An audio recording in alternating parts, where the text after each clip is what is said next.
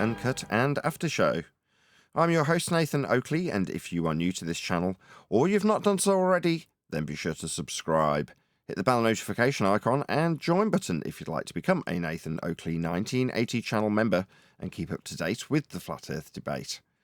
If you would like to support the channel, there is a super chat that runs alongside each of these shows while they premiere, and there's also a Ko-Fi, Patreon, crypto and thanks button in the info box below the video. Speaking of Patrons, I'm going to do a quick shout out to all of you who do support me on Patreon. So a massive shout of thanks and appreciation to Level Playing Poem, Amish, Vitali Z, Colton James, BG, Survive the Spin, FE Patriot, Steve, On the Level, Thomas van der Zander, Gary Hughes, Measured Flat, Chris Wouters, No Smart Comments, Mitch Kennedy, Rod, The Name's Burley, Twad Wazzle, Jason Hornsby, Christoph Fournier, Flat Earth Travolta, JMels24, Unimento, M, Iron26, Endless, Goldie McKinnon, Retro Bill, Michael Kahn, John Kays, Patrick Gunnels, Banter, Mel B. Styles, Hairy Blade, Mobile Max 777, Rob W., Del West Watson, Unbelievable Productions, Blue Ridge Ranger, Abraham Mohammed, Skeptic 936, Texas Mike, Chow Young Cat, David Wayne Foster, and Dank. So another massive thank you to all of you for supporting me on Patreon. In today's live show, I may actually run a GoFundMe, or whatever it's called in YouTube terminology. I think they've got a goal button that I'll look into on today's live show, see if I can actually raise some funds, because my Stream Deck has finally given up the ghost, or so it would seem. It keeps disconnecting and reconnecting to USB, making ding-dong sounds as the stream goes on. So if you do hear ding-dong sounds in this recording, you'll know exactly why. Hopefully, when I press this button, it will actually transition, thank God, to my radar, so I can hand across to whoever is in Google and Discord, so you can enjoy their conversation while I set up for today's live show. It's also comprised of the global earthers too, right? They're part of the community too, whether they like it or not. But the thing is, remember you said this earlier. The only thing that proves is if there's a 24-hour sun or not. That's about it. And that's still good information to have. But they already claimed that. They'd already presented videos suggesting they'd got it already. Now, don't get me wrong, I'm not decrying the people who had a vested interest in a map that I'd already checked and didn't work 10 years ago. They were going around saying, look at these edited videos. Okay, we didn't do that, did we, Righteous? That wasn't us. Well, it's still... You could have gone, actually, so, but I'm not going to go there. For what? It probably would have been like more trouble than it would work. It would probably have been extra cash for you and everything like that, so maybe it's better you didn't go. But still, this is like a lot better than we had before, right? Like we didn't have anybody from the community. We only had like footage, the stuff that they faked, the faked footage that they gave us. So. But I don't care. So this is real footage, Righteous, right now? This is legit enough for you, what you've seen? That they're there? They proved to you enough that they're there and that there's 24-hour sun? You've seen enough? Yeah, I've seen enough to not care.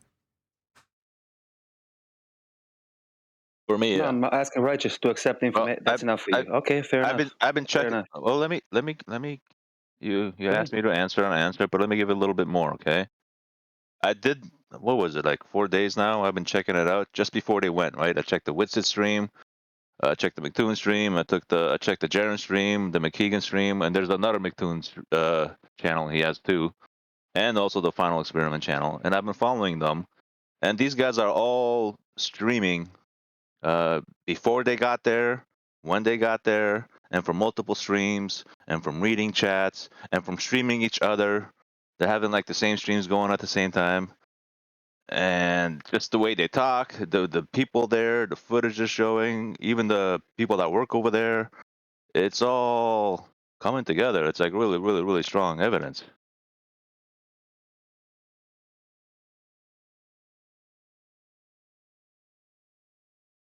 And? Well, I just explained that. I just explained the strength of the evidence. Because Mighty Mush asked me if I really believed it. The evidence for what? Them seeing the sun? 40 24 hours, that they're in Antarctica and that there's a 24-hour sun. Okay. Yeah. Is that it? Well, as was Well, claimed up Moedim was until that asking a point. question, so I answered him. So Fair enough. So can you show me on on the map, whatever map they're using? Can you show it to me where they are, their position, and video that showed 24-hour sun tracker showing the 24-hour sun? well, I already posted the link to you twice. And there's a 24-hour sun tracker there, and their GPS. Oh, not the sun tracker, just the tracker where they are. The tracker where Oh, they so are. we're just taking their word that they did it. Well, they're doing it. They said they had like 8 cameras on their streaming. Of course, they're not going to upload this footage right away immediately to us. Apparently, Will accepted it Duffy, as it he even happened has a already. live stream of the 24-hour sun. It's like a terabyte, nonstop live stream. Like no edits, no nothing. It's 1 terabyte. So that's going to come out too. So they got an uninterrupted 24 hours live stream. That's about a terabyte, and that's going to come out too. So let's just give it some more time, guys. You know what I mean? We don't have to. This is new information. You know, it may be a little bit. New sometimes it information takes. from all known liars, right? Sometimes it takes a little bit extra time for the information to digest. When I came to FE and I looked at the FE information, it took me about 3 months until I reached full persuasion. 3 months it took me of looking at FE nonstop 24/7. So sometimes some information may take a little bit of time, guys. They're So giving let's us be patient. claims. What's that? Adam, was Point that is, you? who cares? They're giving us claims.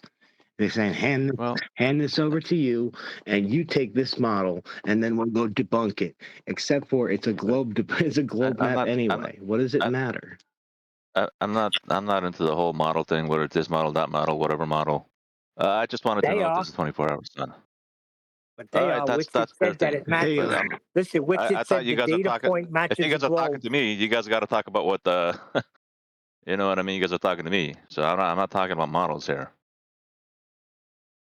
Okay. Yeah, I just wanted to say that Whitsitt has said that the data point where he's at in Antarctica matches the globe.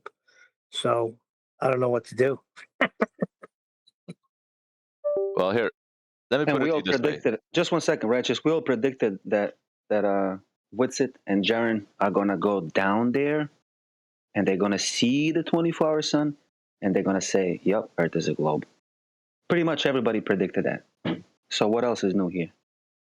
Well, I told you the main thing I was interested in is if there's a 24-hour sun in Antarctica, to have it like really confirmed. It seemed like all things that I've seen about it was pointing towards that.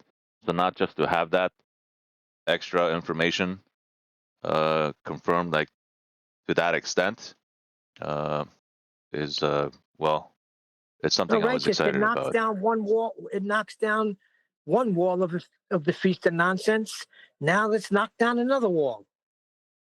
Well, hold on a second, guys. You guys also got to realize that this is new information, and sometimes new information, we should just wait a little bit for the dust to settle, okay? So. The con is on. Hello, everyone. Good morning.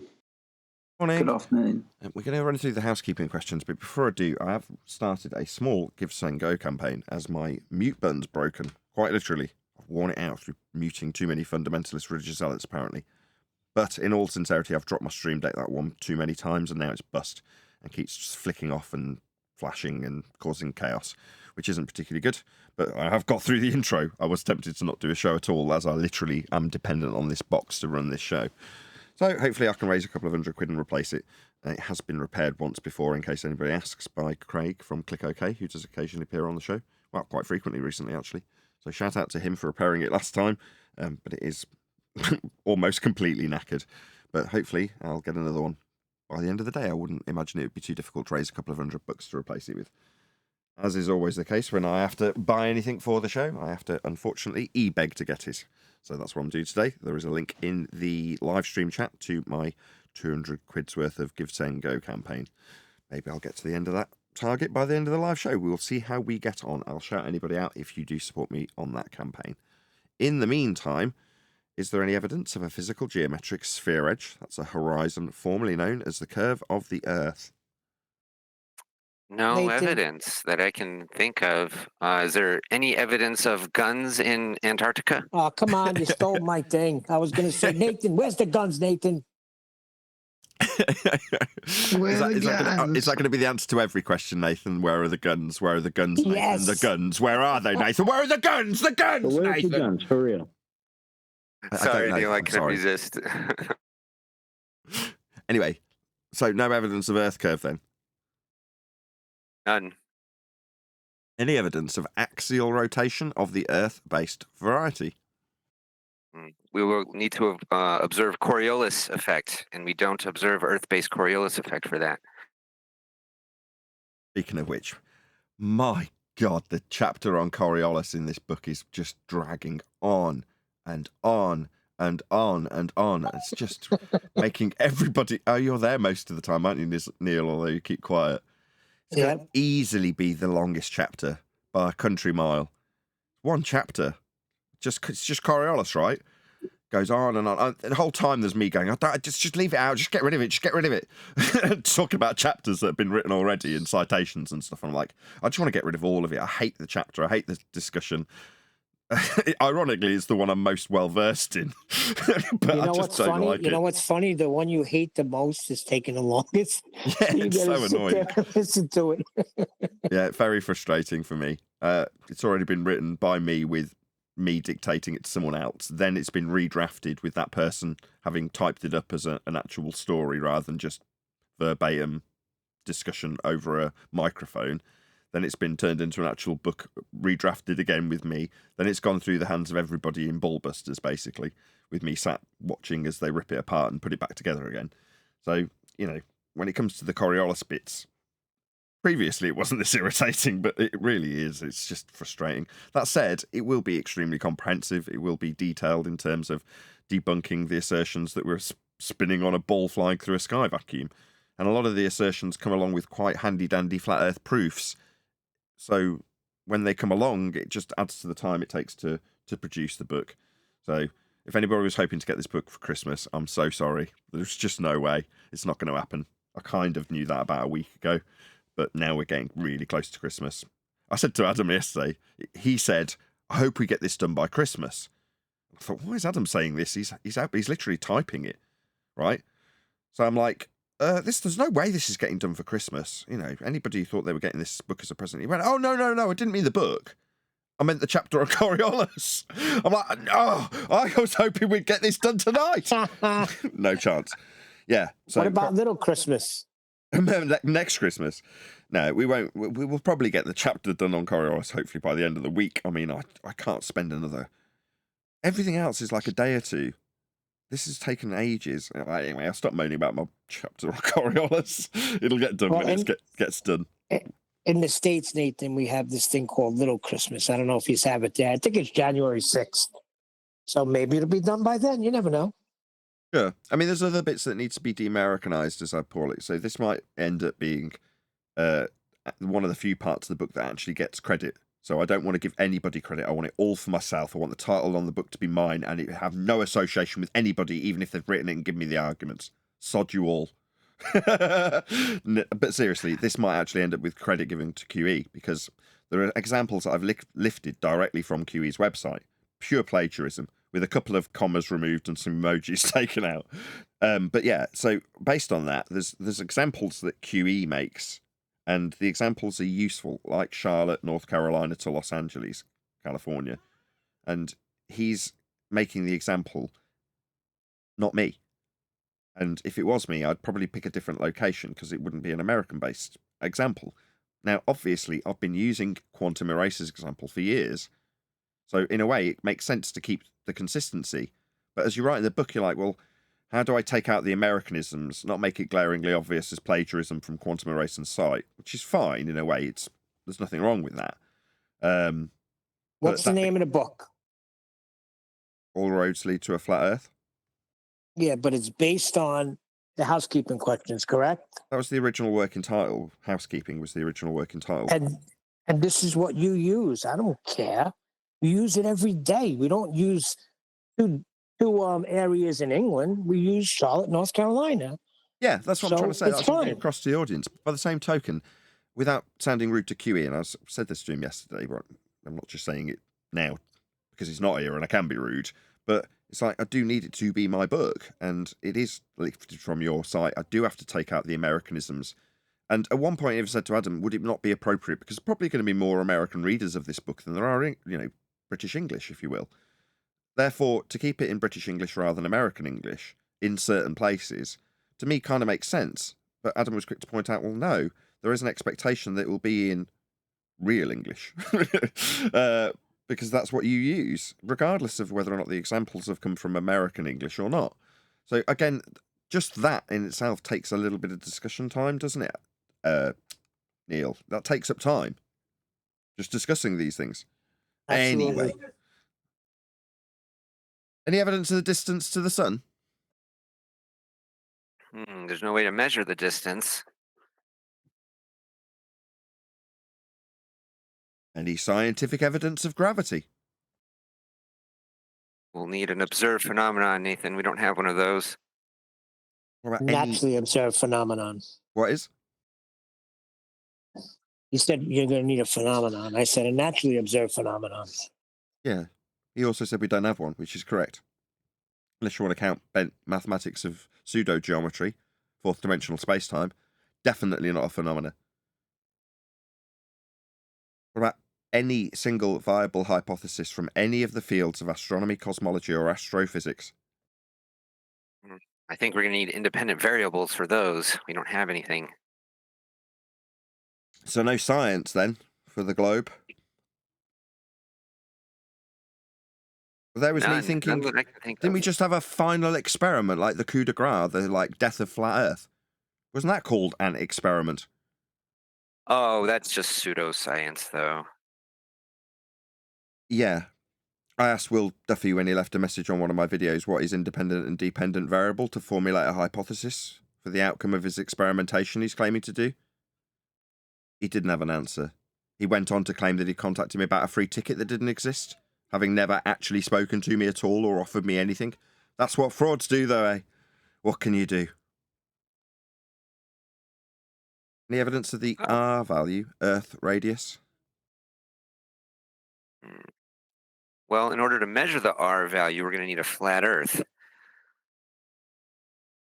So, in other words, the suggestion that we might burn a ball has its origins in flat Earth measurements. Who would have knew? It's like all roads lead to a flat Earth. Isn't that just the case? That's why Coriolis is taking so long, really, because there's so many aspects that are mathematical in nature that require flat planes of reference when you're dealing with Coriolis. Reference frames, for example. It's littered with examples of flat Earth proof. And each time we get to one, I'm just as guilty. I'm moaning like this is all Adam and QE's fault. Like it's dragging out because of their wanting to make it long, where I'm just wanting to get rid of it. Not true at all. So yesterday there came a point where Adam exampled a flat Earth proof in the Coriolis discussion in one of the citations. And up until that point, I'm like, get rid of it, leave it out, hack it out, get rid of it. And they're like, no, we'll just put it somewhere else. This is Adam and QE. But at a point, it's like, Adam's like, should we add to it? In other words, add even more work to the workload by exempling this flat Earth evidence right in the middle of this Coriolis example. I'm like, yeah, absolutely. So we did. Right there and then we added this extra section to the book in mostly, was it all Adam that came up with that? I think it was all Adam. But up until the point, it was just a discussion point. Well, isn't that interesting? Look at this. This is a glaring flat Earth proof. And then Adam detailed why. I'm like, write that down, basically, after a bit of discussion. Write it down, because that's the point of the book. Exactly, Neil. All roads lead to a flat Earth. So when you come across an example where it's in requirement of a flat plane of reference, you're going to point it out. If we're measuring Earth flat, doesn't matter what the chapter's about. That's the whole point of the book. Where were we? Housekeeping. I do want to get them all done today. Any evidence of a self-perpetuating molten iron core at the centre of a presupposed spherical Earth? Earth sonogram. You're talking about P waves and S waves, or are you talking about seismology? Yes. Both require a flat plane of reference, Neil. Not evidence of a molten iron core. Oh dear. And molten iron cannot create a magnetic field. Is there any evidence you can have pitch data on a globe? Pitch from what? From a horizontal plane of reference. Oh, that's flat. Yeah, you'll need a flat Earth for that too. Yeah, that's right. What about any evidence that you can have gas pressure, like we're all breathing, without the necessary antecedent of a container to press upon? That's a tall order. That's a tall order there, Nathan. I don't think so. You'll need a flat Earth to determine how tall things are. Yes.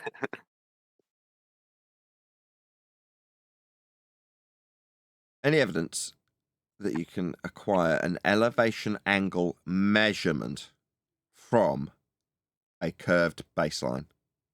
Negative. And that's the funny thing about these people in Antarctica. They keep talking about measurements and heights of things, and they're just not comprehending it. Yeah, I put that in one of the videos from a flatty that I am actually subscribed to. Fisherman in a Box. He was putting various different aspects from... It might have been Fisherman in a Box. It might have been someone else. I can't remember exactly who it was. Either way, if it's you, make a note in the comments section and correct me. I'm so sorry. But there was a flatty that had got involved, I believe, by discussing or having a debate with Will Duffy.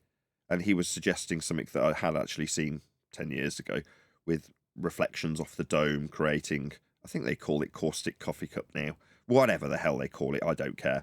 The guy was suggesting that he could model it with the AE map below it and that it all works fine. Now, in many ways, fine, perfectly, you know, your speculation's perfectly reasonable if that's what you want to do. I'm not going to decry anybody their speculation.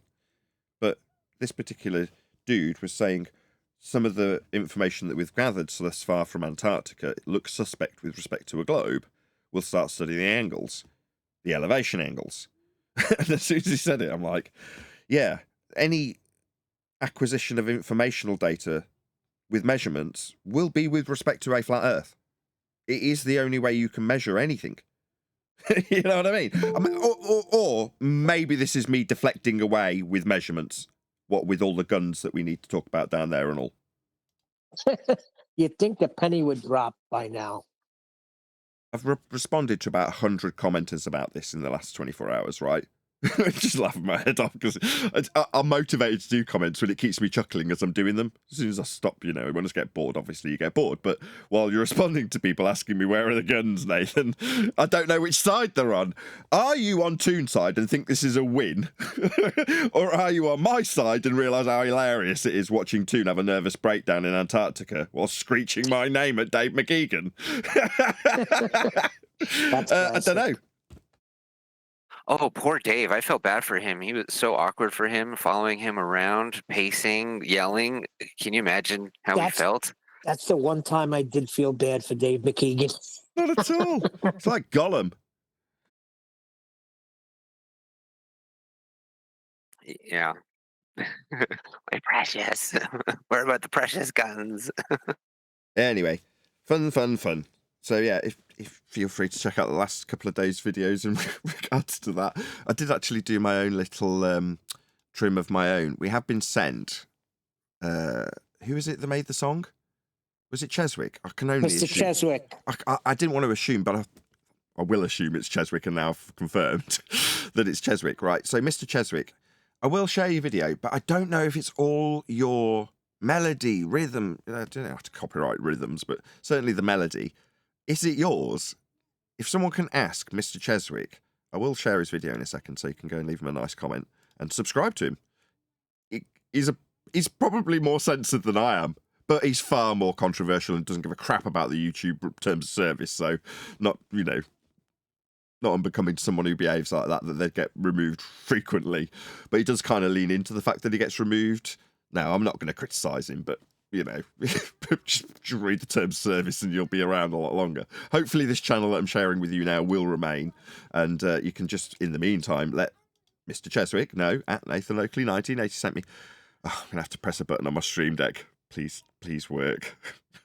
That reminds me, I will do a shout out to my own Give, Send, Go campaign I've got going, and check if I've had any donations. It's only a couple of $100 that I'm actually trying to raise money for, but rather than sort of waiting for the end of the month. I do actually need to replace this today if I want to continue streaming this week, because it's completely buggered and keeps going wrong. So I'll get to that later anyway. I'm shouting out Mr. Cheswick. Let's stop e-begging while I'm shouting somebody out.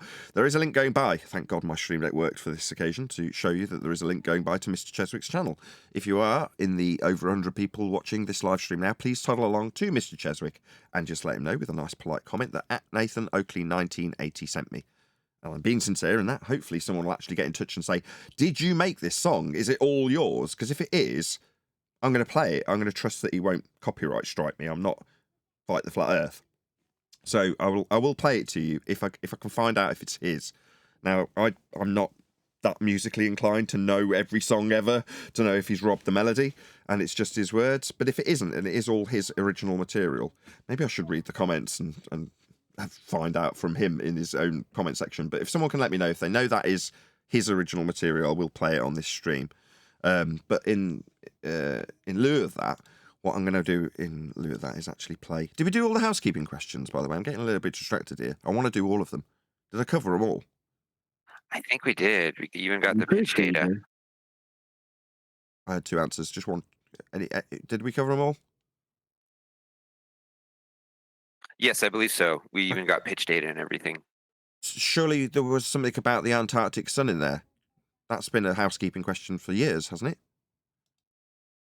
It's never been a housekeeping question. Oh, so I don't know why everybody's coming to us. No, can't be right. Toon told his audience that I've been talking about Antarctica for years. Nay, talking about the guns that aren't down there for years. Surely it's a housekeeping question, because that's the stuff we, quote, always talk about. Like, on a daily basis, quite literally. So it must be in there, Neil. We do absolutely ask people where are the guns in housekeeping, don't we, Neil? No, if anything, we're the ones that do not talk about it and decried it from the beginning. Yes, indeedy. Anyway, so I if got you want to copyright for you. You what? Right. That's why I just joined. I'd seen that and sent it. I just texted Mr. Cheswick to say, can we play this on QE Live and FED? And he said, yeah, you don't even have to ask, man. So yeah, but that's not a good enough answer. Does he own the melody is the question, not can I play it. It's creep, isn't it? It's creep, because I'm a creep. Then I definitely will not be playing it then. I didn't hear that in that. You sure that that's the song? That's not creep. Similar, but not the song. The lyrics certainly aren't, are they? No, it's not the lyrics that concern me. Well. It's whether or not someone will come along and copyright strike me because it sounds familiar or has the same notes as another song, which is what the algorithm will pick up on and go, this doesn't belong to you, and they'll just ascribe all funds of this show to whoever owns the copyright to the melody if it picks it up. So I'm not going to risk it until I know for certain. Someone else publish it. He'd know. If he was asked, he'd know, because it would already tell him on his YouTube, whatever you call it, studio. It would tell him if it was, no, you're not getting any funds from this.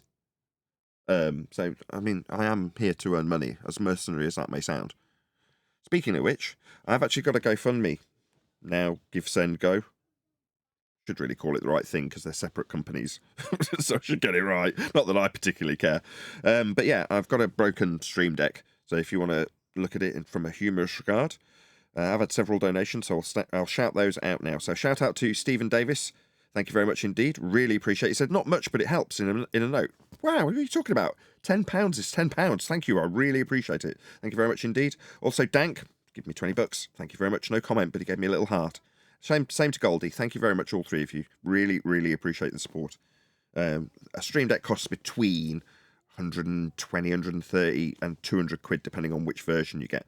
I had a quick look before we started, as soon as things started buggering up in my setup process. So there's a good chance if I can get to that 100 plus mark, I'll just get my wife to order it from Amazon so it arrives tomorrow. I'll mention again, in case anybody said, why don't you just get the one that you've got fixed? Because I already have once, and I keep dropping this stupid thing, and it wasn't exactly perfectly fixed when Craig fixed it the first time. There's things that are a bit wonky with it. But yeah, I just want to replace it. It's been very loyal and very good for the last for 3, 4, 5 years, however long I've had it, but I just need to replace it. So unfortunately, as is always the case running flat earth shows, it's not exactly lucrative, and therefore I do have to put my hand out and e-beg when anything actually breaks and I need to physically run the show with it. So thanks in advance to all of you who do support my, what's it called again, Give, Send, Go campaign. There is a link pinned in the live stream chat if you want to find your way to it and donate. Hopefully I'll get to the end of my campaign total by the end of the live show. We'll see how it goes. Now, this is the community that I'm talking about. This community that you built. Yeah. I was saying it when I was slagging off Jaren yesterday. People come here and expect what the category I've put these videos in is, which is education. Not, well, maybe you guys can figure it out in the comment section, because I haven't got a clue. How very useful, given that there's certain models and rhetoric that you punt that are absolutely dependent on this. Maybe the hundreds of thousands of people that have started following you will give you what you want, which is answers from them. I mean, bloody hellfire. I would expect that people who come to an education channel expect to be educated on the subject in the title. In this case, flat earth and how it's measured as such. That's what we give. Now, in the process of doing that and trying to educate people like Jaren about that process, we get called scammers. That's freaking outrage. No two ways about it. That's what we have to deal with. Why do those two Discords not match? Let's just move that up a little bit, make it match the other one. There we go. Very good. Right, shout out to Kelrick. Where are the guns, Nathan? This is the problem. I don't know if you're friend or foe. Obviously, you're giving me money to say that, but so are the people that are actually on Toon's side who think that they've got a win when he's ranting my name after putting the phone down on me because I've asked him about his 10k challenge measurements of a flat earth. So, depending on which side, where are the guns, Nathan, might be somebody who's got utter disdain for me, or someone who sees what we see, which is how hilarious Toon's meltdown is. Thank you for the super chat. Really appreciate the support. You know what that reminds me of? I was just thinking of, what did that remind me of? Remember Jerry Maguire when he's like saying, "Show me the money! Show me the guns! Show me the guns, Nathan! Where are the guns?" A couple of people. Nathan, anyone that watches your show knows that you haven't said anything about where's the guns in over 10 years. So it's ridiculous. Even the context itself of the 10 years ago comment, I mean, I think it's me sharing someone else's video on Facebook or something along those lines. Now, I had to have somebody contextualize it for me in the comment section because I couldn't fathom what it's about. I can't place what I'd be talking about. But from what I can glean, it's just me doing it, remember, I'm sharing someone else's video, and the context of that video is what's described in my comment. I.e., if you watch that video that I'm sharing on Facebook, now, I could be wrong about this, like I say, it's not me that's trawled through this. I'm not spending months and months trying to find a 10-year-old comment to discredit me with a straw man with. But there we go. I mean, if you actually want the context, that's what it seems to be. Me sharing a video and saying, this is what's in the video, and detailing it. So it's about ice walls, and it's about azimuthal equidistant projections when I first came to this subject 10 years ago. Now, subsequent to that, I've interviewed somebody that went down there, and the context of the guns comment, if you want to know that, again, this isn't me, this is someone pointing it out to me. Talking about if you try and go anywhere without permission, not just Antarctica, but Antarctica more so, because of the Antarctic Treaty. Therefore, if you just try and go down there and explore willy-nilly, you're going to be stopped. That's the point of the stopped at gunpoint comment, which is absolutely the case as far as I am concerned. Now I've had it contextualised for me. But when you just throw in something that you've made a comment about when sharing a video 10 years ago, you're like, what the hell are you talking about? But when you say I haven't said it, no, the words have not crossed my lips, but they might be on a Facebook share for a video that isn't mine. But, you know, take that as you will. If you've been deeply offended by me sharing a video 10 years ago and making comment about whether or not you'll be turned away if you try and go to Antarctica, not by the way, on a guided tour, yeah? Or not if you're Robert Shortman and a plumber down there. I mean, that would be obvious to anybody who watched my stuff 10 years ago. But if you didn't watch my stuff and you just solely came across that comment and nothing else 10 years ago, then there is a solution to your problem. Now, this is tried and tested, no less. So if you're deeply aggrieved by the fact that I shared that video and talked about being turned away at gunpoint, then there is a solution. All you need to do is go down to Antarctica and scream my name at Dave McKeegan. Then you'll be feeling much better about it. There's your solution. Well, I think what people are Nathan, saying we've is got a from reply from Mr. Cheswick. Sorry. Woohoo! You got turned away at gunpoint? I did. What people are saying is that you said at one time that a 24-hour sun will not work on a flat Earth. I never heard you say that personally, so I can't. No, someone speak to showed me a that. video where I think I'm interviewing Robert Shortman at the time, where I'm going over what is and isn't possible based on his testimony. I think there is actually material out there of me saying you can't have a 24-hour sun in Antarctica. Now, okay, either way, if I had or hadn't said it 10 years ago, it still wouldn't make any difference to our argumentation. Now, if someone wants to lie and say that's been Nathan's rhetoric for 10 years, it hasn't. Just go and listen to any show. Housekeeping questions are what we have discovered on our journey through this subject. Now, if you want to hold me to what is perceivably a 10-year-old claim that you say I have made about there being no sun in Antarctica, oh, do you want my humble pie? Oh, no worries. Oh, I was wrong. So wrong 10 years ago. Like I say, if you feel aggrieved, go down to Antarctica, yell my name at Dave McKeegan, and you'll feel much better about it. Because obviously from 10 years ago, all those people who feel aggrieved will seek solace in Antarctica, screaming at the snow. Having hung up their call, they can call into me like Toon did. You know, then put the phone down when I mention measurements. So yeah, if you feel aggrieved, just nip down to Antarctica and yell at the snow. Say my name. I gotta tell you, sorry, go ahead. Mr. Cheswick's got back in touch. I asked if it was original music. He says, yeah, dude, he just wrote it last night. Feel free to play. Absolutely awesome. Nice. Right, so, I knew it. Oh, great. I'll share his link again. Well, you get the extra bonuses. You get people coming and commenting and telling you Nathan Oakley 1980 sent me while they listen to your original music, as should be the case from the bloody algorithm.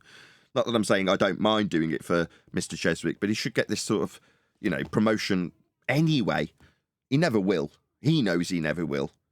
I'm lucky enough to have 50% more viewers than I normally have today.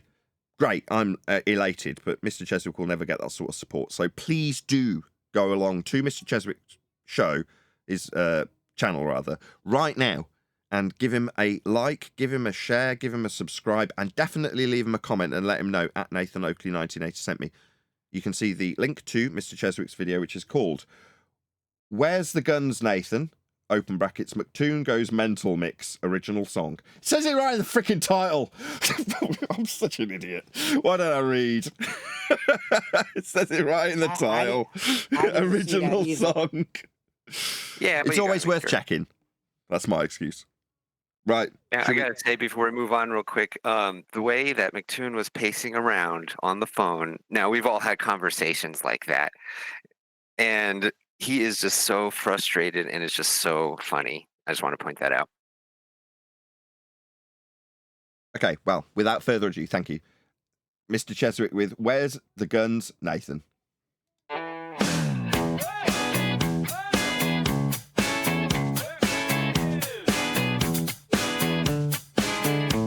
The sun is shining, he's alone, raging into his iPhone, screaming at the top of his lungs as a 24-hour sun.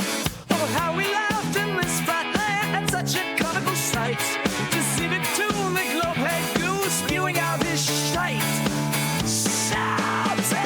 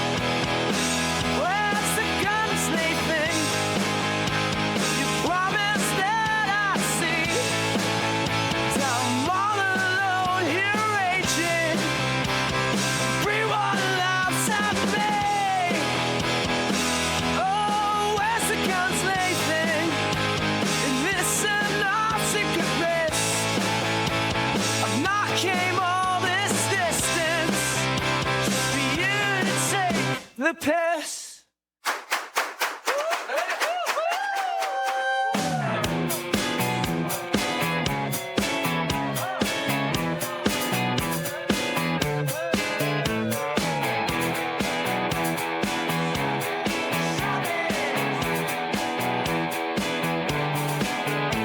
The sun is shining, he's alone, reaching into his iPhone, screaming at the top of his lungs as a 24-hour sun. Oh, how we laughed in this spotlight at such a colorful sight.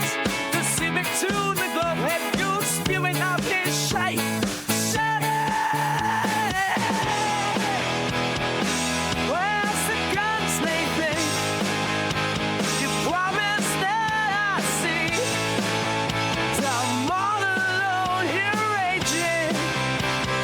Everyone outside me. Oh, where's the guns, Nathan? And listen, our secret bliss. I've not came all this distance just for you to take the piss. Oh, where's the guns, Nathan? And listen, our secret bliss.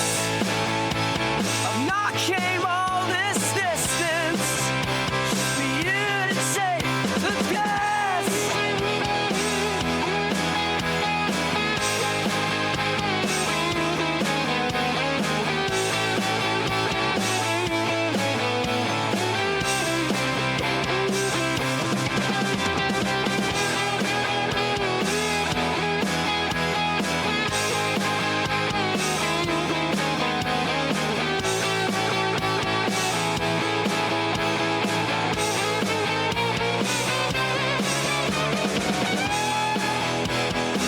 Oh, where's the guns, Nathan?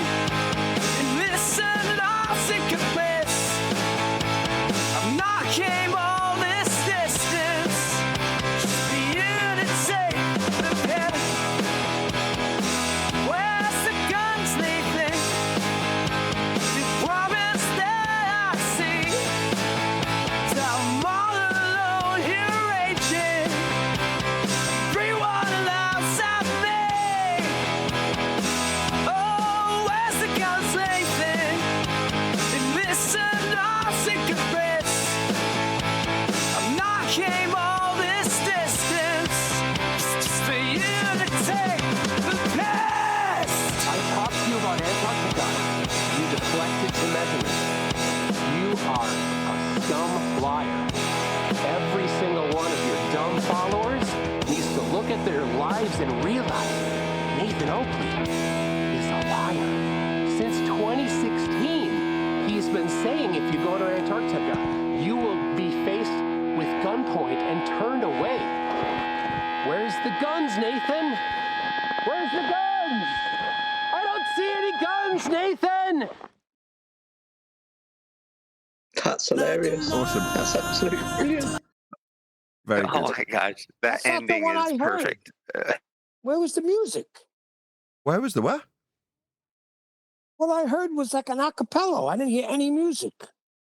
You didn't hear any music? No, I just heard the guy singing. Before I heard a whole song. I'm pretty sure. Okay. I'm pretty sure it was vocal isolation. It could just be my G Plus filter that I've got to stop audio chaos reaching you in G Plus, filtering out some of his music. But it certainly made it to the live stream audience. Everybody enjoy but that you in the heard live the stream music, audience? Please right? let me know in the chat if that sounded great. It sounded so good here that both my kids burst in and started dancing. So I'm like, I'm definitely going to point the camera at that. No worries. Oh, Anyway. okay. You got the music. All right, great. Yeah, because the song I heard earlier was great. This sounded like acapella, but I understand now. Cool. There is another video that I boshed together. So, I mean, whether or not you want to let me know that I sent you is probably not relevant, but I will put a link to this particular video, which I released yesterday as well. Where's the guns, Nathan? Where's the guns? I don't see any guns, Nathan! It's okay. Where's the guns, Nathan? You will be faced with gunpoint and turned away. It's all right. It's just... I don't see any guns, Nathan! Oh my God! I don't see any guns, Nathan! Where's the guns, Nathan? It's all right. It's just... It's a sensitive trigger. I don't see any guns, Nathan. Where's the guns, Nathan? I don't see any guns. I don't see any guns. Oh dear. I'm sure the Antarctic Brigade didn't Hey everyone, really I decided it's time to take a third stab at a reaction video. I'll have to go past Dave. Yeah, so I didn't necessarily... I'm sure if you were down in the Antarctic crew, you didn't intend your hard work, if you want to call it that, to be ruined by a little meltdown by McToon. And have him screaming my name into the Arctic abyss. Antarctic, I should say. And, well, there we go. That's how it ended. Wonderful news for me. Thanks, Toon. All the polar bears know that you're a liar now, Nathan. The penguins know I lied about the guns, don't they? Yeah. No matter how much they try to like smash you or put you down, it just rises to the top. Thank you, Toon. Why is Toon really going nuts? I've heard all the excuses in my comment section over the last 24 hours. Oh, it's because he wasn't wearing a hat. It's because he didn't have his sunglasses on. That's why he went nuts. No, he called up Flat Earth Debate and said there's a 24-hour sun. And I asked him if he stayed up and watched it for 24 hours personally. He said he did. Then I asked him about the flat Earth angles in his 10K challenge. Now, why would I be asking that? Well, I'll tell you. Because I've asked him 100 times. And has he answered me? No. That's why he felt the need to call me. Because in his mind, showing a 24-hour sun proved something. It didn't. But he thought it did, didn't he? So much so he wanted to rub it in my face. And what did he get? He got asked about his flat Earth measurements. And then he put the phone down on me and screamed my name into the abyss. I mean, Dave McKeegan. That's what effect real flat earthers have on people like Toon when he's literally in Antarctica, seemingly with a globe proof, and yet he's screaming my name like a nutter. Yeah, why do you think that is? Is it because there's no guns down there? No. It's because he measured Earth flat and I have pointed that out to him 100 times. That's not an arbitrary number I've made up either. I counted them every single time I put it to him. Personally. That's me telling Toon personally in no uncertain terms. You measured Earth flat for your 10K challenge, Toon. You proved Earth is flat, son. That's why he's screaming my name into the Antarctic abyss. Not because there's no guns. He dug that out from 10 years ago to try and hold it up as a straw man to what, demand I remove my channel? Shut your down, shut. Yeah, I'll endeavour to do that there, Toon. Good on you, son. Well done, mate. Shut your down, shut. You hit it right in the head, Nathan. He knows Earth is measured flat. And when you brought it to his attention, he immediately put the phone down and it was over. Don't you think it's ironic that he runs Katz's channel and Katz ran away because he'd been asked 100 times how you can have gas pressure without a container? Couldn't cope, gave up his channel, gave it to McToon, and here we are with Toon being asked 100 times about his elevation angles in his 10K challenge, about him measuring Earth flat. Yeah, what a coincidence. Seems like that channel's cursed. Hey, Adam.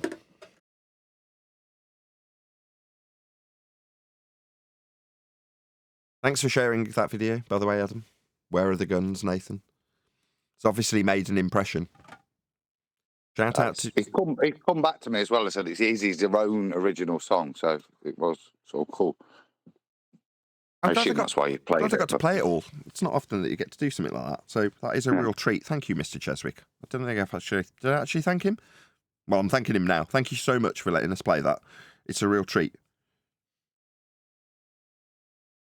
Yeah, it's a great tune, but I got in touch saying maybe he missed a trick or he could do another song about being asked 100 times, and all he could say was, "Where's the guns?" Yeah, people don't know that. They don't know the reality. Now, there's plenty of people in my comment section that are absolutely aware of that, because every time McToon appears in my comment section, what do you think I'm asking him? Toon, you know you measured Earth flat in your 10K challenge, right? That's what he gets told. And then I tell him how many times I've told him previously. I count them off and put a number next to them. So if you're a regular and you watch the show and you comment, you'll have seen it. That's why there's so many people going, no. He's meaning that literally. He's asked him. It's not even a question. I've put it to him 100 times. So there's a few globers that are like, 100 times, ha ha ha. Like stupid lying glurf exaggerators. Or flurf. Sorry, let's get the context correct. It's me, flurf. Stupid flurf liars saying he said it to him 100 times. Yeah, I have. Literally. That's why he's raging. That's why he's screaming my name. That's why the Antarctic sun wasn't enough for him. That's why he needed to call me. Yeah? And what was the result? Him strolling around in circles, screaming my name. Yeah, nothing to do with guns, in case you hadn't figured that out. Nathan, let's do a little history on this. He's come on once before, him and Fight the Tight Shirt Craig, and they came on with some nonsense. They're giving out awards, like a joke that wasn't funny. And then he comes on now, after supposedly viewing a 24-hour sun, just to scream at you. He's in deep pain. That's what it is. He won't come on and have a conversation or a debate about how Earth is measured flat, and he knows it as well. Now they'll come up with this little nonsense. Have fun. Don't need to. Every time I put the fact he measured Earth flat to him in the comments and counted them off, it would inevitably become something he would regret, because he's measured Earth flat. Once you've done that, what are you going to do? What are you going to say? No, my 10K challenge and its flat Earth measurements aren't relevant anymore. Anyway, if you've come along and you want to know what the dealio is with the Antarctic observation, it is no different to what we were saying before it, and I might as well reiterate it now. It's based in a fallacy, one of which I can drop because the flat earthers have been proven wrong with their azimuthal equidistant globe projection. So I won't even reiterate that because it's not worth it anymore. But the globers fallacy is to affirm the consequent. If I assume I travel antipodal, then I will observe a 24-hour sun. I observe a 24-hour sun, therefore I arrived antipodal from when I began? No. So that's the affirming the consequent formal logical fallacy that we've been detailing for about 12 months. Nothing's changed. Doesn't prove anything. Meanwhile, if you want to actually use the sun, you can use it for navigation. You can plot ground positions with it. Yeah, that's how the maps are made. That's how the globe was made. For these guys to reify it into a model that they can put themselves antipodal with respect to northern positions. It's like northern? What direction with respect to a plane? You're going to call south the bottom of a ball? No, idiots. But there we go. We've been saying exactly the same thing before they went, now, and during the time they were down there. As a result, when we counteract their begging the question, affirming the consequent fallacy with actual measurements, they rage and scream into the abyss of Antarctica about where are the guns. It's like, all I did was ask him what about his measurements that he made? The ones that he made on a flat Earth with angles to stars? Anyway.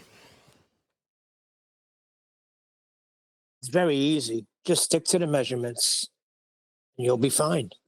Everyone's entitled to their belief. If people want to believe that they travelled antipodal on a ball and then observed the sun, then they're welcome to. And if they want to tell me I'm an idiot when I point out an antipodal assumption that has no validity, in fact, quite the contrary, the journey down there was done on a plane. Before Will Duffy went down there, we suggested to him, I say we, it's not, it's Brian. Brian said, just get pitch data. Save yourself the trouble, save yourself the expense. We've been trying to get pitch data for years and we're told it would cost $100,000.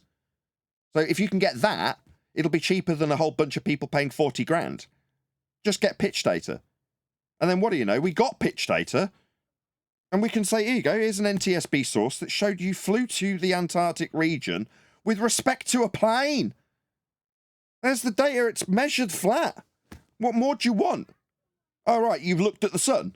And? Well, if I assume I went to the bottom of a ball, looking at the sun means I'm on a ball. No, it means you've assumed you're on the bottom of a ball. Where'd you get the ball from? Oh, elevation angle measurements to the stars to create the ball as a paradigm in mathematics. Yeah, that's a flat Earth measurement prerequisite also, though, isn't it? Your ball requires a flat Earth too. No, instead you got Witsit saying the data point where he is located at the moment matches a globe. That's so. This is what you get from flat earthers. What the globe, that's been projected with respect to the celestial sphere with Haversine conversion, you'll need a flat Earth for that globe. They're just not getting it. Anyway, he's just creating an artificial win and hit piece with this. I don't know what this is. He is so desperate. I think by this, Elvis Kvorvik is suggesting that his Where Are the Guns Nathan video, utilising a 10-year-old comment I made when sharing a video, is the thing he used for a hit piece. Maybe. Thank you for the super chat either way. Really appreciate it. Unitox Femu also. Sunset can't work on FE. No sunset on Antarctica. Okay. Thank you for the super chat. Really appreciate the support. Dead Central. If Flat Earth is dead, as they now declare it because of this final excrement, then surely they're going to close all their channels down, because what are they going to make content about? All they make content about is Flat Earthers. So now there's no Flat Earthers. Bye-bye, McToon. Bye-bye, Dave McKeegan. We don't need you here anymore. Well, no. I mean, what actually happens is a load of people who had a flat Earth belief get eradicated because they depended on having an azimuthal equidistant globe projection to base their belief on. And there might be quite a few people angry with Dave Weiss because he's flogged them that globe projection as a flat Earth map. So there might be a few people asking him for refunds and calling him a con man and a grifter, because that's how it's turned out for Dave. Oh, well, Dave, never mind. Better luck next time.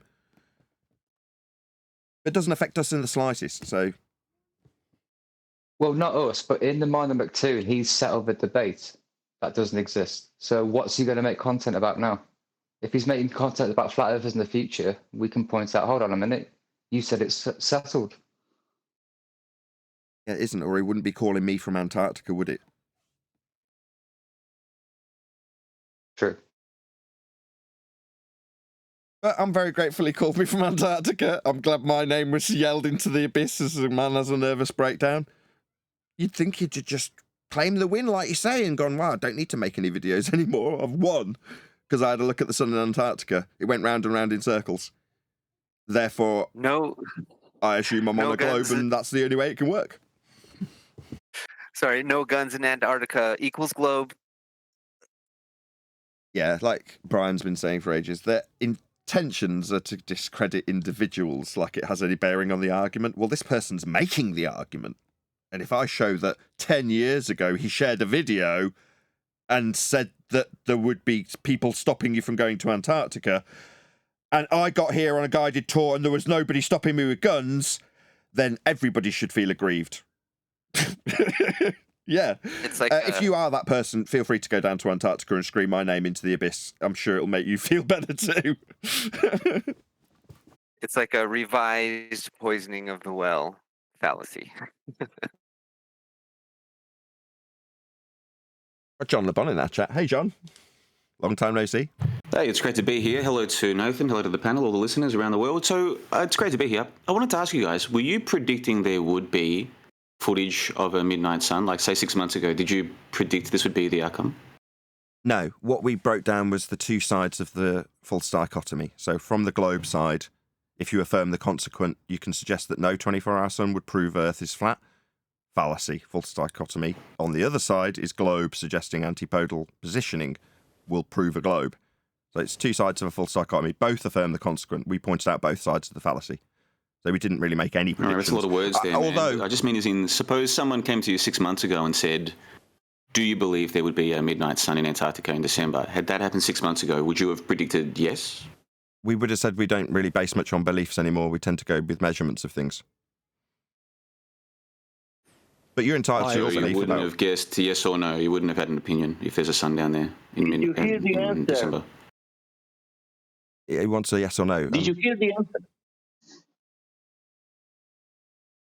I mean, you're entitled to your belief. I would guess yes. If someone said to me 6 months ago, if someone got to Antarctica in December, would there be a midnight sun? I would have guessed yes. But it would have been a guess. I wouldn't have known for sure, but that would have been my best guess. But you're saying that none of you guys would have had a guess either way. No, so when people put it in false dichotomy, we broke down both sides of the false dichotomy and didn't make a prediction. Just because you call it a false dichotomy, that doesn't mean it's a false dichotomy. Yes or no, would there be a midnight sun down there? That's a simple question. I heard the question. It's like yes or no. If you go to the pharmacy today, will the pharmacy be open or closed? It's either open or closed. That's not a false dichotomy. Will there be a sun in Antarctica in December? Sure. I mean, but if it is a false dichotomy, we could break it down and detail the false dichotomy instead of making a prediction. Well, you call it a false dichotomy. That doesn't mean it is a false dichotomy. Is there a sun down there or not in December? Midnight sun. Would you have guessed yes or no? I would have guessed yes. I think you guys would have guessed no. You think that? Did you look at your crystal ball? Did your crystal ball tell you what I'd think?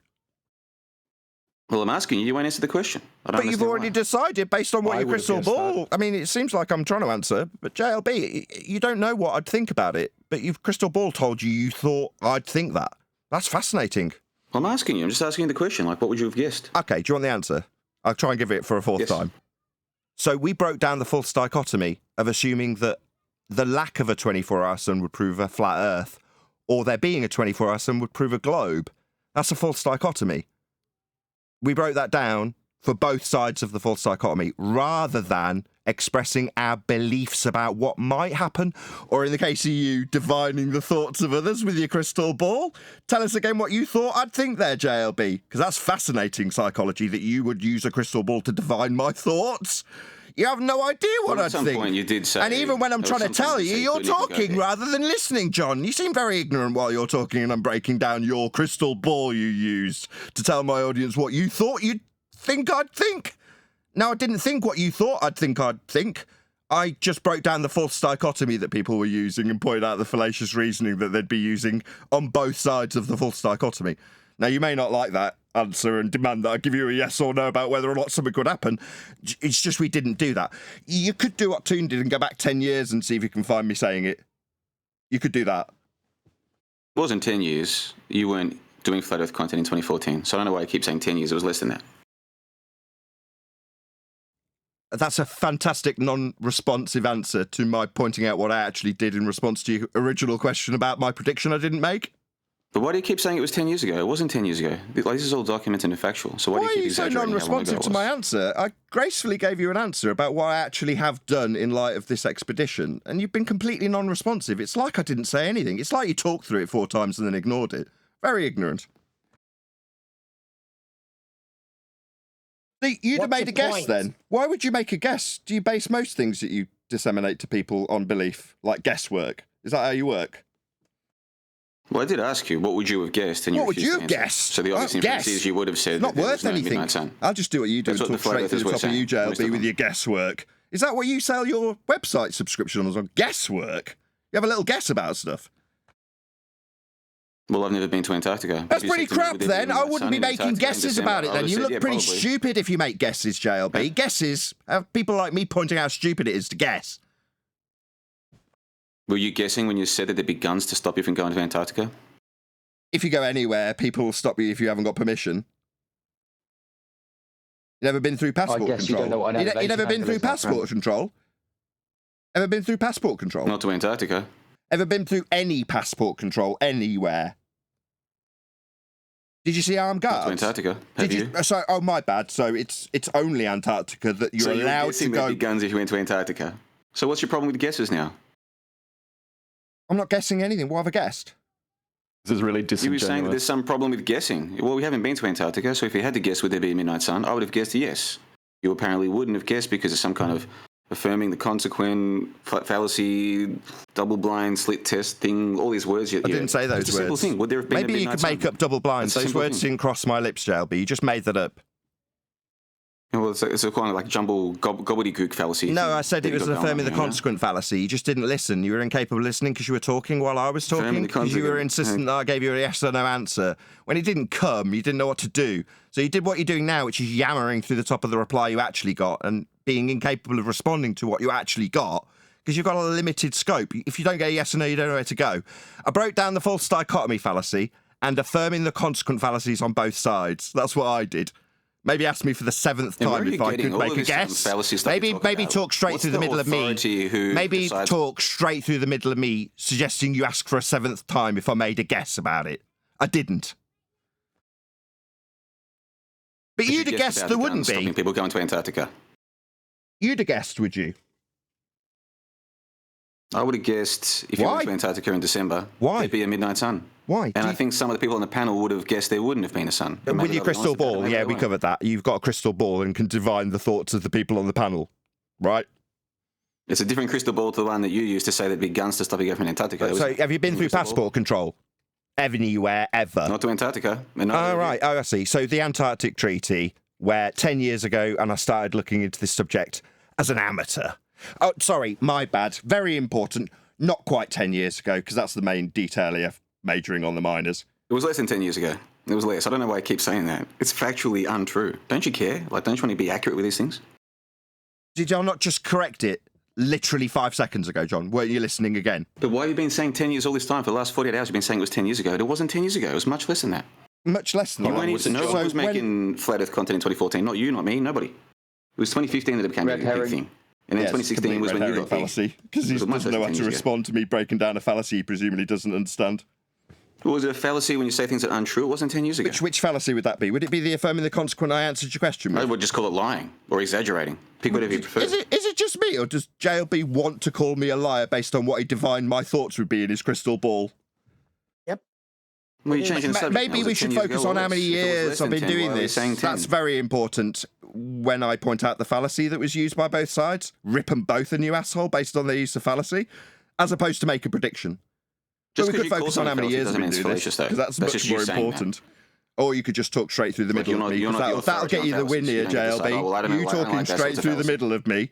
Like, what is it? Do you need to mute what I'm saying so you don't have to listen to it? If someone says something you don't like, oh, that's a fallacy. That's a fallacy. No, I broke down the fallacy. In the discussion. No, I broke down the fallacy. Unfortunately, some people like yourself, JB, don't want to listen. They'll talk while I'm talking. Like, somehow that overcomes what I'm saying. It is an affirming the consequent formal logical fallacy on both sides, flat Earth and globe, stacked up in false dichotomy. Because you say so. If I say so while you're responding before you've heard the end of the statement, yeah, I do say so. What do you say in response to that? That specifically. Or maybe ask me about how many years I've been here. Yes, it is. That is what I say. Yes, I say so. Well, I was trying to ask you earlier, when you talk about these fallacies, what are you basing that on? Like, what's the central authority of fallacies? The definition of the fallacy that I use in detail. It would be based on the definition of the very specific fallacy that I detail within the context of the example being given fallaciously. I'll detail the example. The definition from who? The fallacy being used. Maybe you could just start talking while I'm answering you, JLB. Maybe that'll make you seem really reasonable. Or it'll make you seem like you're losing badly, like your crystal ball didn't succeed here. Okay, so whose definition of fallacy though? When you keep calling you can look up any definition of affirming the consequent. It's a specific formal logical fallacy. Okay, so whose definition are you using? I didn't define it. I am using anybody's. I defined what is being done. So you just made it up yourself? When... Sorry, you want me to detail the fallacy to you? Do you not know what affirming the consequent is? But where'd you learn this stuff? All these things you're saying. Do you not know? Did you just make it up, or have do you not know? From like a so you're suggesting I've made up the fallacy of affirming the consequent, a formal logical fallacy that's well documented? You, where'd you get this information, this idea? While you yammer through the top of me humiliating you. No, that's a formal logical fallacy, JLB. Are you unaware of the fallacy of affirming the consequent, yes or no? I'm asking you, where'd you learn this stuff? Yes or no, JLB? Do you not know what that fallacy is? It was my answer to your question about the crystal ball divination of my thoughts on the matter. Just call things when you realise they disprove it. You just call it affirming the consequent or whatever. No, I detail how it's affirming the consequent and then lay out the form of that fallacy. That's retarded. Laying out the form of a fallacy called affirming the consequent is retarded? No, it's just detailing a fallacy called affirming the consequent. Both sides of this discussion, globe and flat earth, wait for JLB's interruption, utilise this fallacy called affirming the consequent. It's really easy to find out what that is just by looking it up. I'm asking you, while you Google search it, if you know what that is. Yes or no? Second time I'll ask. I don't know what it is. Explain it to me. If P, then Q. Q, therefore P. If I eat 10 hamburgers, I am full. I am full, therefore I ate 10 hamburgers even though I've eaten a pizza. If I observe a 24-hour sun, then I've travelled antipodal. That's the affirming the consequent fallacy they're using. If I can assume that I've gone to the bottom of a ball, I'll observe a 24-hour sun rotation. Shock and awe, I observed a 24-hour sun rotation. Therefore, my antipodal assumption of a ball? That's affirming the consequent. If P, then Q. Q, therefore P. Both sides use it. Flat Earth side used it to affirm that Earth would be flat if they didn't see a 24-hour sun. Again, affirming the consequent on both sides. I didn't make any predictions, just to answer your question that you insisted I gave you a yes and no answer to 7 times. Okay, you finish your explanation?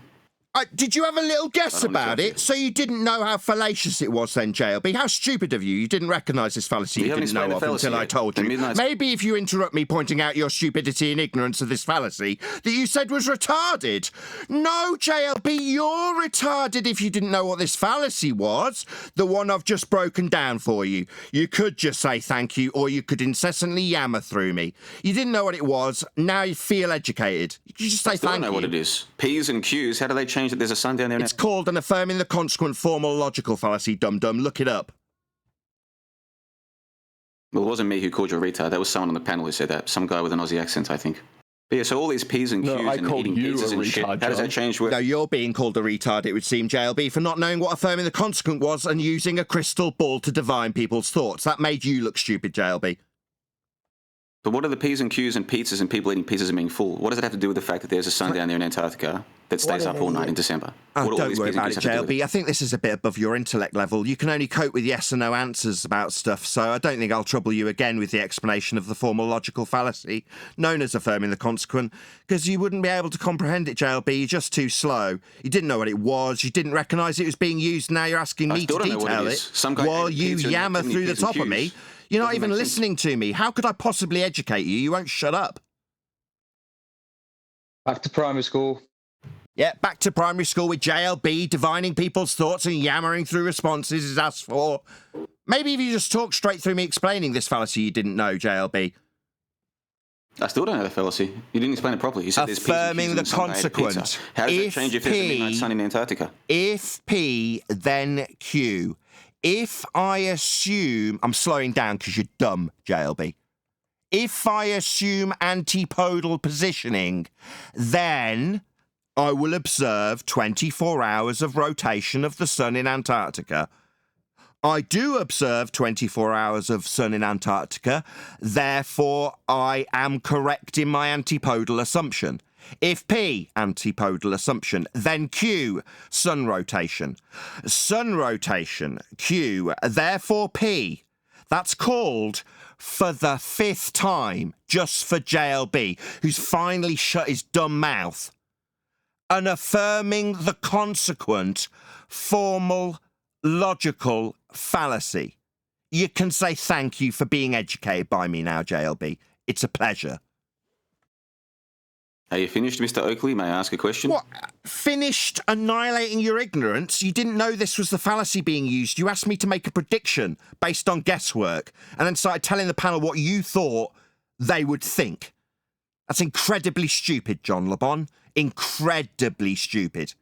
So take your crystal ball and bugger off back to your paying customers who like your guesswork. We don't do that here, as I already told you.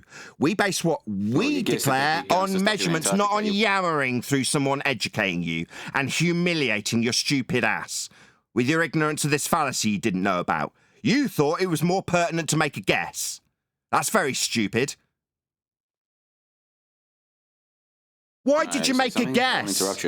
Why did you make a guess instead of identifying the fallacy used? Oh, you didn't know what it was. Well, of course, you're ignorant. What do the P's and Q's have to do with the midnight sun? Go and learn. Why are you asking me to educate you on this fallacy you only found out about 5 minutes ago? You said you would educate me. Bugger off and learn, Mr. Ignorant. I'll talk through you. There's no chance I can educate you. You keep talking while I talk. That's what ignorant people do when they're humiliated, JLB. They yammer through the person educating their dumbass on this fallacy, exactly as you're doing now. You don't like being put in your place about your ignorance. Now I'm telling you what to do. Go and look up affirming the consequent. Yeah, toddle on, bugger off. Take your crystal ball with you.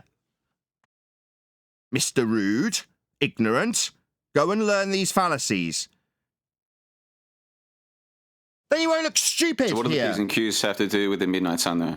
I just explained it to you. If antipodal positioning, then a 24-hour sun. 24-hour sun, therefore antipodal positioning.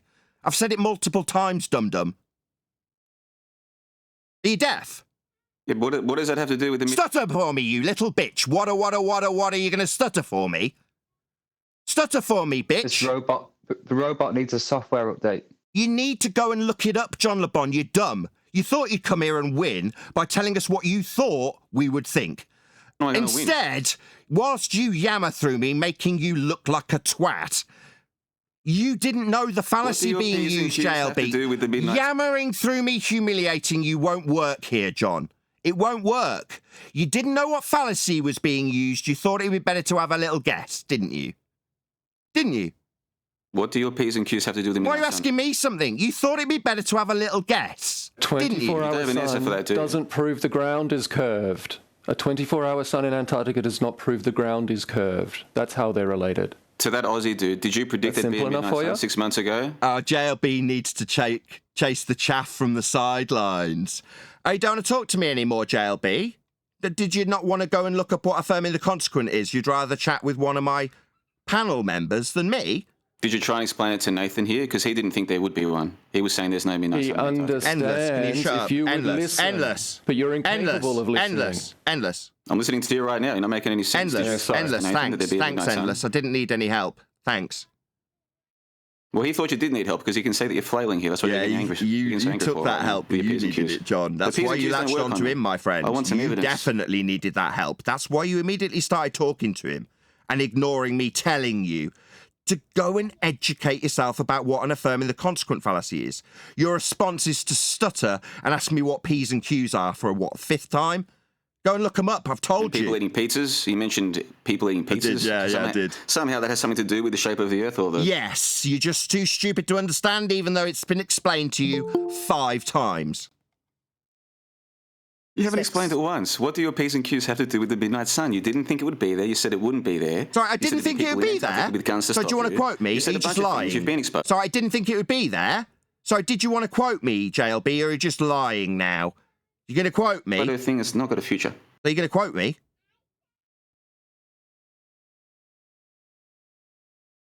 You said I didn't think it would be there. That's what you just told me I said? Quote me. Yeah, you didn't think there'd be a midnight sun. And that's why when I asked you earlier, you wouldn't answer the question, because you're avoiding it. So quote me. When did I say that? Space. What did I say? The P and Q safe space. Quote me. What did I say? When? When you say I said it? 10 years ago, when you didn't even have a channel about flat Earth. But somehow that's sorry. When you Do you feel aggrieved? Where did I say it? Where did you read it? I saw a video on Will Duffy's channel of you saying that there is no midnight sun. Now, did you or did you not say that? 10 years ago, before looking into it. After it was less than 10 years somebody, ago, Nathan. Please I'm answering your question. Is it just me or am I answering him? It's just me. Is he talking? Do you want to answer for me? Oh, sorry, John. I didn't realise your crystal ball had the answer already. Go ahead. So you did say it. You thought there'd be no midnight sun in Antarctica. I've got first-hand testimony. Even though your Aussie friend over here There's me trying to answer the second attempt. Probably yelled at him too. Second attempt to answer his question. He's just divining my answer that he asked for from his crystal ball. Sorry, John. I didn't mean to interrupt you with my answer there. You carry on. Yes, as I was saying, you've got this Aussie dude on your panel who was trying to tell you that there would be a midnight sun. Why didn't you listen to him? That was his guess, you idiot. You asked if he'd guess if there was. He said yes, he would. Now there's an English guy getting angry. Why are you talking? Why are you guys getting angry? This is JLB shtick, right? Get someone wound up?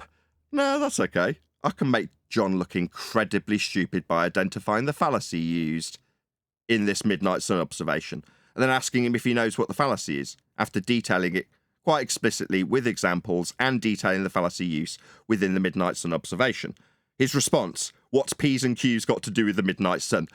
John's being embarrassed quite severely by me, so he needs help. The help is coming from the sidelines. He wants to talk to the peanut gallery, don't you, John? Are you calling your own panel the peanut gallery? Yes. I heard you calling the flat earthers numpties yesterday on your stream yesterday. You called the flat earthers numpties. Yes, that was good. yes. The ones who made predictions like you did were called numpties. Maybe you'd like to accuse me of making this prediction 10 years ago after interviewing a man who gave me first-hand testimony of not seeing it. Maybe that's unreasonable.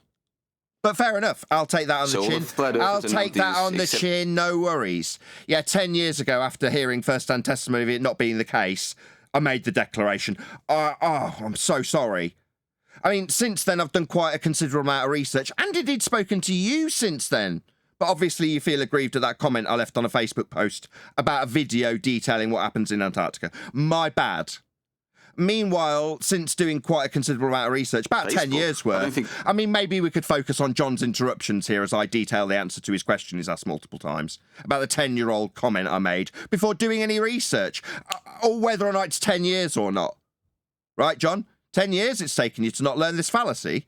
I learnt it after 10 years. How come you're still ignorant and stupid, JLB? I bet you most of your panel... Is it just your questions and then your yammerings when you get asked something there, JLB? It's only you that's allowed to ask questions, right? If I ask you anything about your ignorance of these fallacies being used, you'll just yammer straight through the top of me, right? Can you just pick one of your panel here and see if one of them can explain this P&Q fat man pizza fallacy? See if can you explain it? Did you understand what affirming the consequence was? Have you looked it up? Let me see if I remember this properly. So if P then Q... If Q, then not necessarily P. Is that what you're trying to say to me? No. I explained it at least 4 times, and you still haven't understood it, demonstrating that you can't even listen to me. I'm trying my best here, man. But and now, while I'm explaining to him that he can't listen to me, it would seem that John Le Bon, completely triggered, is talking straight through the top of me, explaining that he's too dumb to listen to the same thing being explained to him on multiple occasions, right here, right now. He's still talking. I haven't taken breath yet, but maybe if he talks through me pointing out the embarrassing truth that he's had it explained to him in the last 10 minutes 4 times, it won't matter that he still didn't hear it and couldn't understand it, even if I explained it to him. If I reiterate that I've told you to bugger off and learn it because I've attempted to explain it to you and explain that you're too stupid to understand it in the face of someone explaining it multiple times, I'm just being proven right, John. Even after explaining it to you with examples, you're still seeming to feel the need to interrupt me like it's going to make you look any less stupid and ignorant of this fallacy that's been explained to you multiple times, and you still can't even repeat. Well, we can test how good your teachings are, see if one of your panel can explain it, without you helping them. Okay, no worries. Who from my panel wants to have a bash?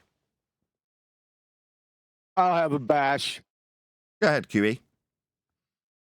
Hey, JLB. You gotta have a JLB if you want to be with me, you clown. Hey, a star's still spinning in opposite directions, you freaking dumbass cracker. There's Get back my to the P's and Q's, bro. Can you explain Nathan's P&Q fat man pizza fallacy? I'm looking forward to this. Piss off. I'll try. He didn't do a very good job there. Was that your best candidate? That was not a very good attempt. Next, what he actually did... Come on, explain the P&Q fat man fallacy. Come on. What he actually did was point out where you've used that fallacy there, JLB, but you didn't pick up on the subtlety. You're too dumb to realise he exampled where you'd used it, but you're too stupid to realise that, aren't you, John Le Bon? Well, I asked you to... Stutter for me there, John Le Bon, that's right! You used that fallacy, John Le Bon, and he detailed where you'd used it. Did you not pick up on that subtlety there, stupid? But he didn't explain it, though. He can't explain it. No, he just detailed where you'd used it and then told you you're a numpty and sang about you with a little song mocking you. That's right. You didn't pick up on it because you don't know what this fallacy is. You're too dumb. Can any of your panel explain it, actually? Like, just explain it without getting angry and yelling and shouting and carrying on? Why? So you can talk straight... Maybe if they do... Maybe as they do, you can talk straight through the middle of them so you don't sound so stupid. Maybe that'll work this time. I'm happy to sit here on mute. Just can one of these panel members who listen to you day and day have to do that. I'm really enjoying listening to you stuttering like a complete clown, John Le Bon. Like when you stuttered for me, I laughed at you for how stupid you were and how ignorant you declared yourself to be when it came to this fallacy you don't understand. You thought you would be more... None of your panel understands Maybe talking through me will make you win, John Le Bon, make you seem less stupid. No, you thought it would be appropriate to have a little guess, didn't you, John? Correct? Yeah, I already know you've confirmed. So none of your panel can actually explain this P&Q. You thought it'd be appropriate to have a little guess there, didn't you, dum-dum? The only one here who can do this with the P's and the Q's and a fat man eating a pizza, the only one here who can do that is Nathan Oakley. Really? The rest of you just sit here and let him yell at people. Is anyone going to step up to the plate? Explain to me how your P's and Q's have anything to do with the Midnight Sun. That's the only answer you're going to get. Then Libon, tomorrow, when you hear the roosters making the noise, that means the sun will come out. If roosters don't do the sound, the sun will not come out. Okay? Don't waste your time with him. He's a moron. So the midnight sun in Antarctica has something to do with a rooster now. So we've got fat men, pizzas, and roosters. This is good. No. See, that's what I'm saying. He's a waste of time, Nathan. No. Let me. Is that explained? He doesn't get it still. Hold on, Sasha. Thank you, Sasha. No, what it's explaining to you. Thank you, Sasha. It's a consequent relationship that isn't necessarily appropriate. So if you say, because every time the rooster cries, the sun comes up, you can say that it's because the rooster cries that the sun comes up in an affirming the consequent fallacy. He's explained it to you with an example. Now, by the same example, they're saying, if I assume I go to the bottom of a ball, then I'll see 24 hours of sun. And I do see 24 hours of sun, therefore I'm on the bottom of a ball. That's how it works. What does that have to do with me, though? I just asked you, is there a midnight sun in Antarctica? And would you have guessed there would be one? That's all I asked when I first came here. Okay. Jesus Christ. I hope he's a baller. Yeah, he bases it on north, south, and south, north. Leave him, Nathan, with that enigma, and he will have pain in his life. Leave him with that question in his life. Do you understand? Can I ask you something, in all seriousness? Don't answer him this question ever. This same fallacy has been committed by you, right? JLB, are you aware of that now? You've had the detailed explanation from several people. Yeah, the P's and the Q's and the roosters crowing at the sun. Yeah, I get it. You know, I've been exposing the space fakery, like outer space as a host, since some of these people were in this. Quick, change the subject. You've used this fallacy, JLB. Let's try it a second time. Maybe we could talk about space for a bit.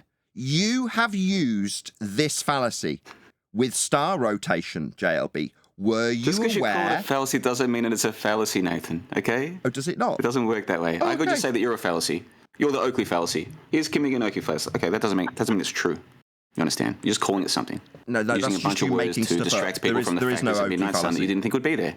It's a distraction. There's no Oakley fallacy. That's what you might call a red herring. You're just making stuff up. The red herring fallacy. When you're done. No, you've just made that up. There is no Oakley red fallacy. Herring fallacy. I'll wait till you're all tuckered out there, stuttery. Let me know when you're done there, stuttery. The fallacy. There's a whole bunch of it's fallacies all the way down, bro. But it doesn't change the fact that there's a midnight sun in Antarctica that you didn't think would be there. I didn't think he's done it again. I didn't think it would be there. What, 10 years ago before doing any research? Well, you're going back to the 10 years thing again. Are you intentionally gaslighting your own panel just to see if they won't call you out? It was less than 10 years, Nathan. Come on. You're a dumbass. Shut up. So you've used that fallacy. It's the third time I've put this to you. See if he talks through the end of the statement the third time. You've used this example with star rotation, affirming the consequent, JLB. Were you aware of your fallacious reasoning in this regard? No, you're using a fallacy. It's a red herring fallacy. No, you're using a fallacy. There's a midnight sun in Antarctica. Why can't you just focus on that? There's a midnight sun in Antarctica, and there's no flat Earth map or model that can possibly explain that, which is why you guys were all denying it for so long. Right, all maps are flat. And Will Duffy has exposed every one of you. Will Duffy has exposed every single one of you. And you know guys in G+. Don't let him trigger you. It's all good. So you said... Hey, I'm not triggered. He's a little moron. You are triggered, but that's just your natural state of being. It's okay. I don't take it personally. John LeBon? I can talk just as fast as you, John LeBon. Are the stars spinning in opposite directions still?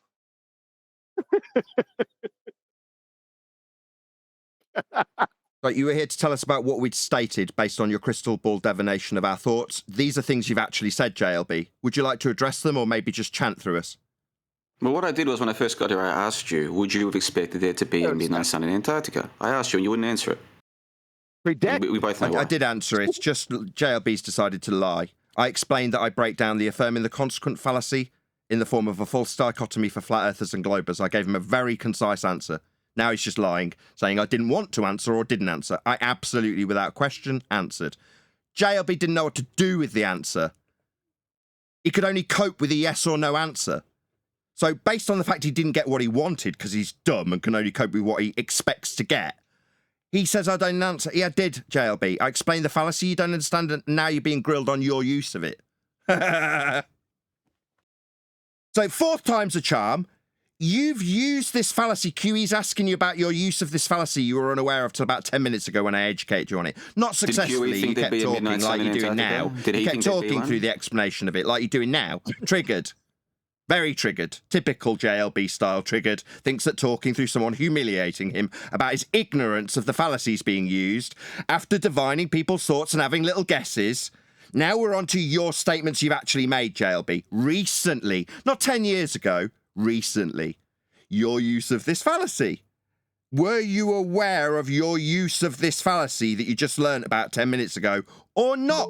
Because we're more than happy to educate you on your use of this fallacy. We've tried many times previous. Maybe you're familiar with being asked about star rotations in opposite directions. Sound familiar? These are words you've actually said, claims you've made, JLB. I didn't mention the stars today. Oh, sorry, you mentioned it 9.3 years ago. Sorry, everything within the last 10 years is on the table, JLB. Everything within the last 10 years. You definitely said it within a 10-year window, so it's on the table. What did I say? There's opposite star directions in North and South Hemisphere. Were those my exact words? Yeah. No, they weren't. You know that. Come on, man. Don't do the straw man thing. You're better than that. Let's get back to you. So did you give me my exact words when you divined my thoughts by way of crystal ball? Did I not just ask him 5 minutes ago to quote me, and he didn't? Oh, it's perfectly reasonable that you demand a quote now, JLB. No, you did say that, JLB. Absolutely. It was verbatim. That's your verbatim words. I'll just make up shit that you said verbatim and then demand that you justify your logical fallacy use. Everybody here knows that you've claimed North and South Hemisphere, star rotation opposite directions. That's the basis of your claim, regardless if it's a verbatim quote that you demanded of me, in spite of not giving me any what you just quotes. said, I agree with. What you just said there, the general gist of it, I agree with, yeah. If you do like a long it's fallacious. Dumb shit. Photography of well, that makes you stupid. And where you're in the world. Well, that makes you dumb. Are you deaf? Or are you going to keep talking? Yeah, it's reasonable to you because you're stupid and you don't understand fallacies. Stupid man.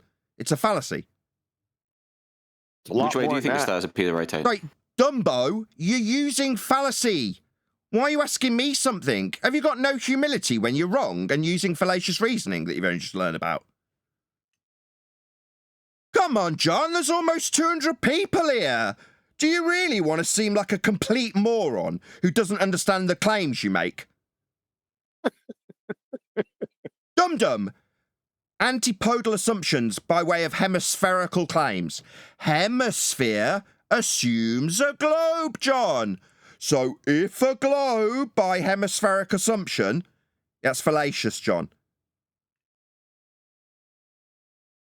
So what word would you prefer instead of hemisphere? What would you prefer?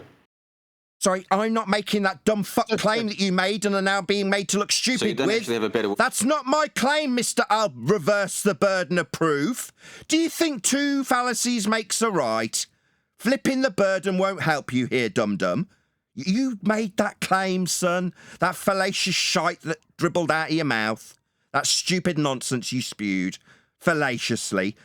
No, I didn't make any claims. You did. You said hemisphere. It's fallacious. It's assuming you're out.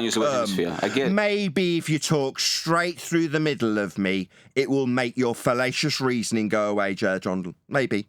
Keep talking while I'm talking there. It'll make you win and look less stupid. So hemisphere is taboo. We can't use that word. What word would you prefer? No, it's a begging the question fallacy. It's assuming sphericity in the first instance. Do you understand circular reasoning?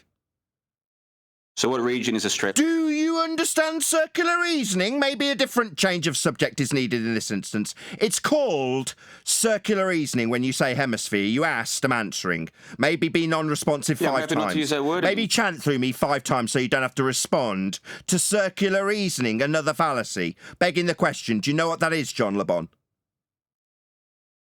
So you don't like the word hemisphere? Right? It's not about what I like. We don't discuss feelings here either, JLB. Your crystal ball and your feelings can be left at home. Do you understand circular reasoning? I've asked you 4 times. Again, if southern hemisphere is not okay around it's begging the question. Yeah, you've got your it's begging the question. It's begging the question. Do you know what that is, Dumbo? It's begging the question, Dumbo. Do you know what circular reasoning is or not? Do I have to ask you 10 times? It's 6 so far. Circular reasoning. Do you know what it is? No, explain it to me. Assuming your outcome. Like if you want to prove you're on a ball, assuming you've got hemispheres. The kind of dumb shit fallacious reasoning morons like JLB utilise to assume that we've got hemispheres when you're trying to prove hemispheres. It's called circular reasoning, aka the fallacy of begging the question. Okay, great. So instead of the word hemisphere... No, it's not great, you stupid idiot. It's fallacious. Why would you think that's great, you utter moron? Do you think fallacious reasoning is great? You dumb shit. Do you think fallacious reasoning, the fallacious reasoning you use with hemispheric assumptions, aka circular reasoning, do you think they're great, John Le Bon? You dumb shit. Well, I'm asking you, Southern Hemisphere is... Do you think they're great?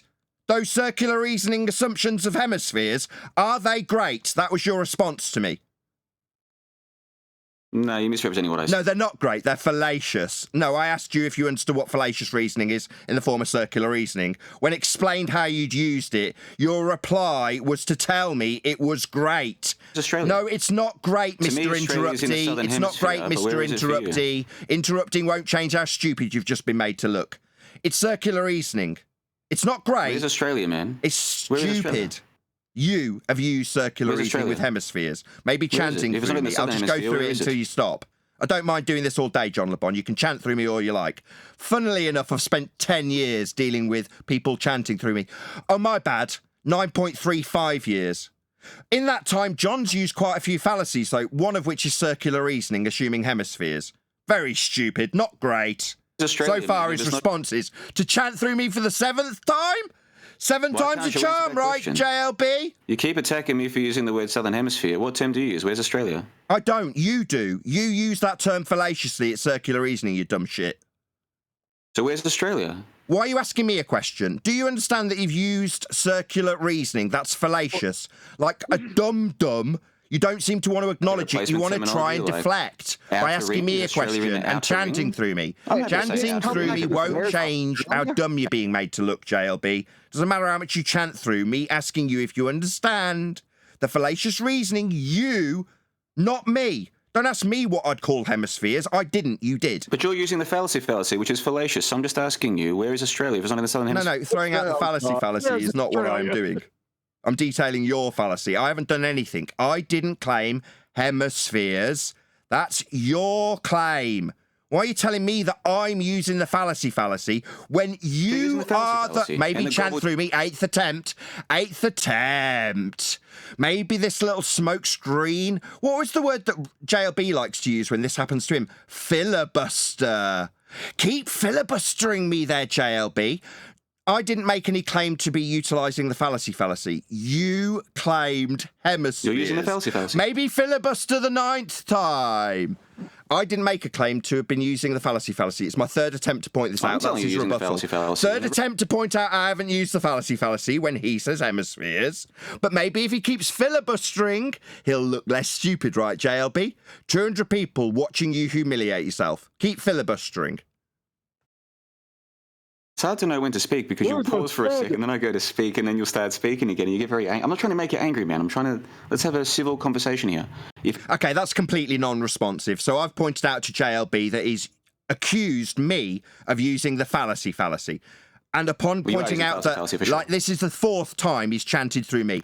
It seems like he's just levelled at my door that whenever he's talking, he doesn't know that he should be because I am, and then he's interrupting me. Now, this is also a subversion technique because I'll try again for the 5th time. He's laid an accusation of use of fallacy at my door. I've addressed it by pointing out I didn't claim anything when I said hemispheres. I didn't say it. He did.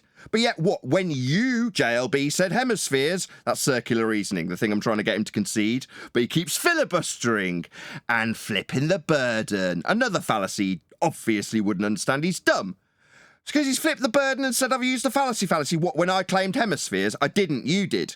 Maybe we could move on from your filibustering and ignorance of what you've levelled at my door. Maybe you can apologise for claiming I used fallacy when we're detailing your fallacious claims of hemispheres. I ain't claiming Jackson. Do you know what the fallacy I ain't claiming Jackson. Your 8th attempt to filibuster me won't work. But do you know what the fallacy I ain't finished there, JLB, and your audience will hear you filibustering me, you bleeding coward. No, JLB, I haven't used the fallacy. It's the 9th attempt. 9th attempt. I haven't used that fallacy. We were detailing your use of fallacy, son. Let's not flip the burden. 10th attempt. 10th attempt with this filibustering coward called JLB. 10. You don't know what the fallacy is, do you? I haven't used any fallacies because it's your claim of hemispheres, not mine.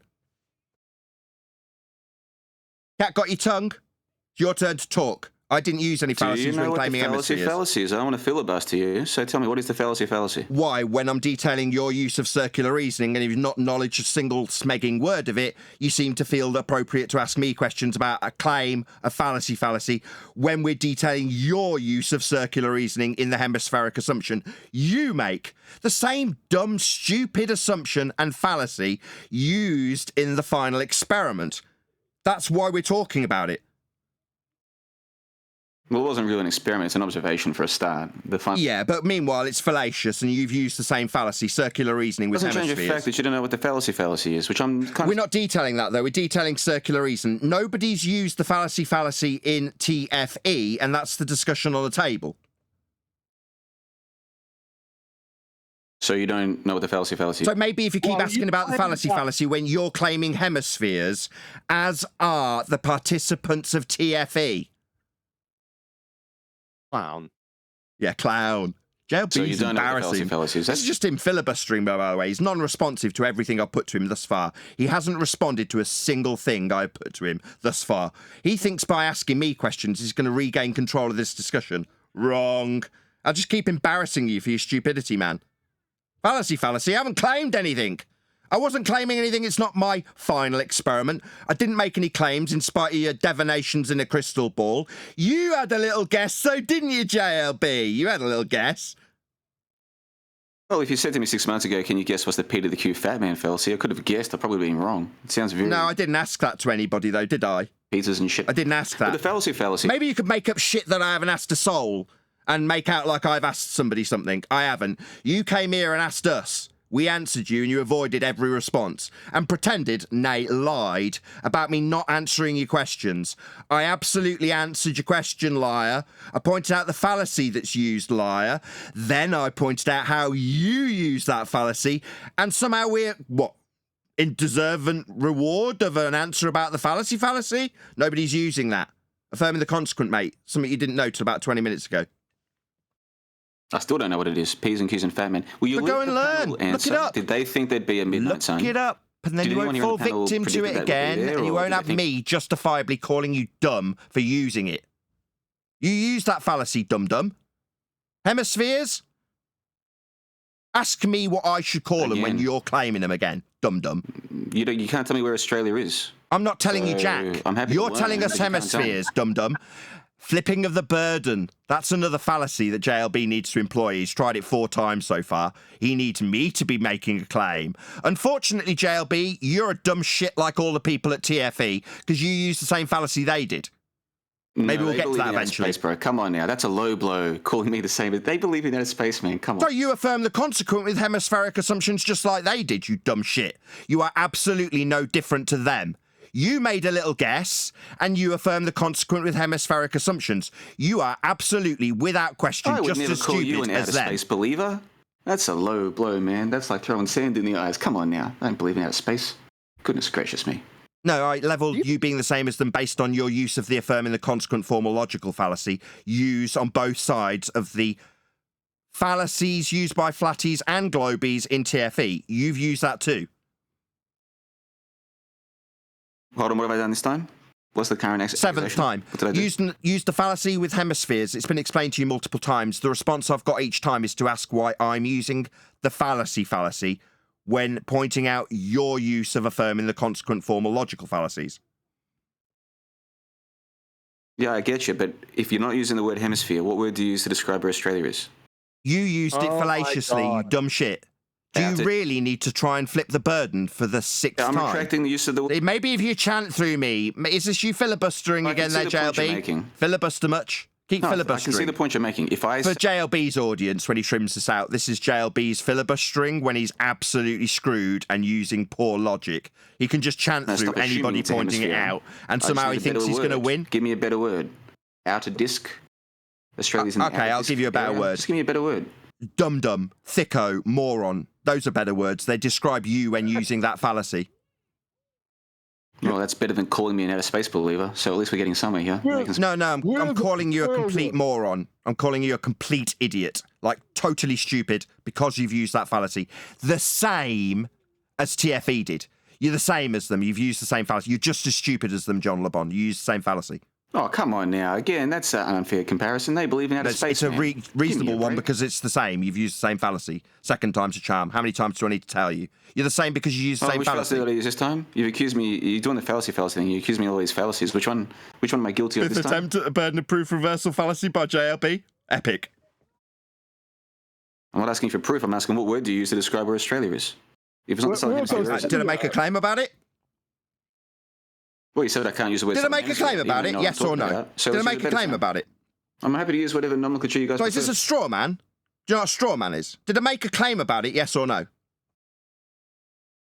About what?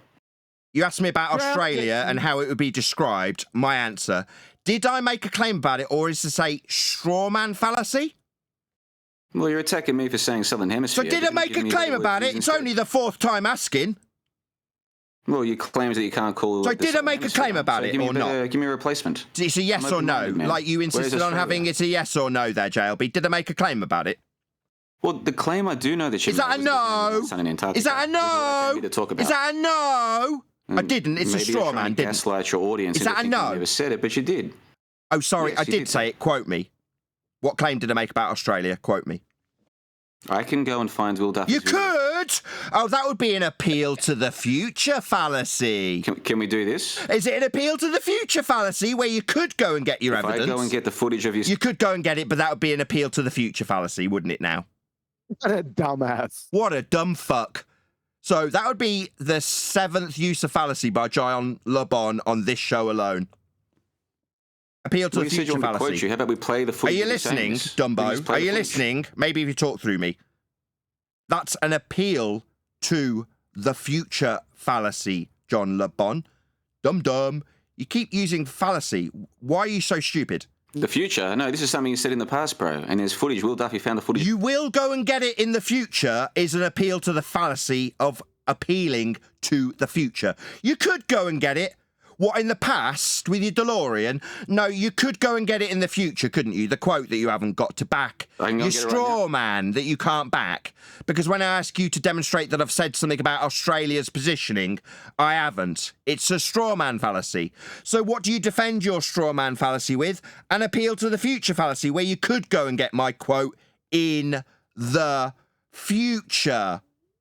I can do it right now. What? Right now, you can get a quote of me detailing a claim about Australia's positioning. We can play the video footage of you. I'm just detailing what you'll be getting there with your appeal to the future, because we're now moving on from when you said it, aka we're now in that future that you appealed to. So I'll be making a claim about where Australia's positioned. Will I? Why are you trying to change the subject? Because that's what you specifically strawmanned me with when you asked me about Australia's positioning, and I asked you if I'd made a claim about it. Have you been gaslighting your audience? So is this gaslighting a non-responsive rebuttal to the fact you've strawmanned me with Australia's positioning when I'm not making a claim about it? Is that me gaslighting my audience when I point out a strawman fallacy? I haven't made a claim about it. You could do it right now. Okay, right now. What did I claim about Australia's positioning? Go, lest you be a liar. I'm not talking about Australia's position. I'm talking about... Oh, so when you asked me specifically about Australia's positioning and then said you'd got quotes about me detailing it, and it wouldn't obviously be a straw man... Straight from the horse's That's mouth. you not saying it. I see. No, John Le Bon's just using fallacy after fallacy after fallacy. It's a so straw can man. we play the footage of what you said about the Midnight Sun? Or is that No. You asked me about Australia's positioning. So you're a liar. Where's Australia? Do you need to lie about what you specifically asked me about and what I asked you to give me a quote about what I was claiming about it? Because you asked me about Australia. Well, where's Australia if it's not... Is it just me, or is he just chanting through me, pointing out what a fucking liar he is? No, JLB, you specifically asked me about Australia's position, and I asked you if I'd made a claim about it. And when I haven't, it becomes a straw man fallacy. Yet another fallacy that you're using there, John Le Bon. He's not responded to anything you've said since I've been listening. It's just this really monotone. Come on. Where's the ice cream truck? I'm very annoyed. Please, QE, stop.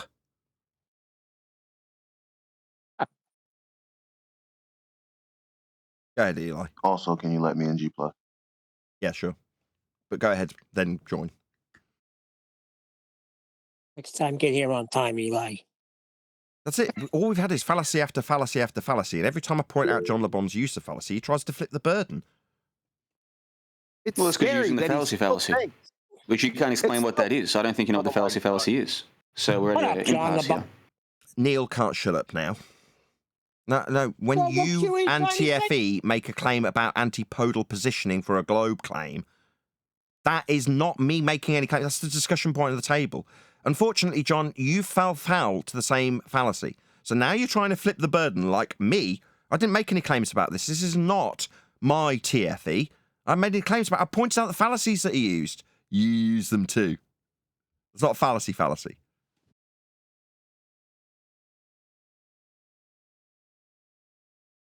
Anything else? Has your audience seen the footage of you saying there's no midnight sun or not? Because if you 10 years ago, secret, I don't have to. Yeah, 10 years ago. Yeah, 10 years ago. Before actually looking into the subject at all. Maybe not. Maybe we should focus on how many years it is. Not 10 years. 9.35 years. Sorry. Yeah. Then I looked into it. You, in much more recent times. Well, it only took an hour, but at least you're finally admitting you were wrong about something. So we're making progress here. Okay. Excellent. Let's see if you can make any progress, John LeBon. Will you concede your use of fallacy in the affirming the consequent with hemispheric assumptions that you made when noticing that stars move in, quote, opposite directions? Do you concede that you... Well, yes, because I used the word hemisphere. And maybe we won't get any concessions out of JLB. I won't get to put anything to him. Maybe his filibustering will mean he doesn't have to have an ounce of humility. As he filibusters the question, he won't concede Well, to. I'm being humble. Progress. I'm telling you that my chat with you guys a few years ago, where one of you got angry and said, that's assuming, like when you use the word hemisphere, you're assuming you're on a ball. I was like, okay, that's a fair point. So I'm trying to avoid the use of the word hemisphere, but you won't give me a better word to use. So we're at an impasse here. That's flipping the burden of proof. Don't need help. No, I don't need help. No, that's flipping the burden. I don't need any. Whoever that is causing audio chaos, it's not welcome. It's not welcome. No, thank you. They're trying to help you, Nathan. Let your friends help you. They can see that you're in trouble here. Let them help you. What am I in trouble with, JLB?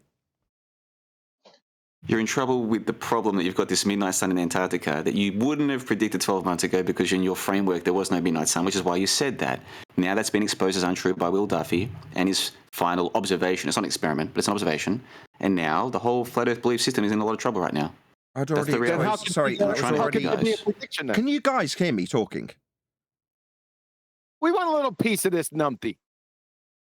Unfortunately, JLB, right. I'm going to be unable to communicate with you because too many people want blood, given how many fallacies you've used. Who wants blood? I do. You went Well, I'm first. happy to chat with QE. It's too early for him to be drunk yet, so hopefully we can still have a nice civil conversation. Drunk? You little ad hom little piece of shit. You think that that's going to work for you? Go on, say what you want to say. I'm here. I'm listening. Drunk, your little sister will destroy you. That's your excuse me, JLB.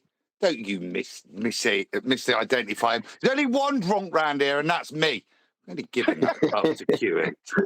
Well, to be fair, it's about 4 p.m. where you live, bro, so you've got an excuse, but QE's in America, so he better not be on the bottle yet. That'd be sad. Anyway, guys, sorry. Let's get back on track. Let's move past JLB's drunken projection. How is the drinking going, by the way, JLB?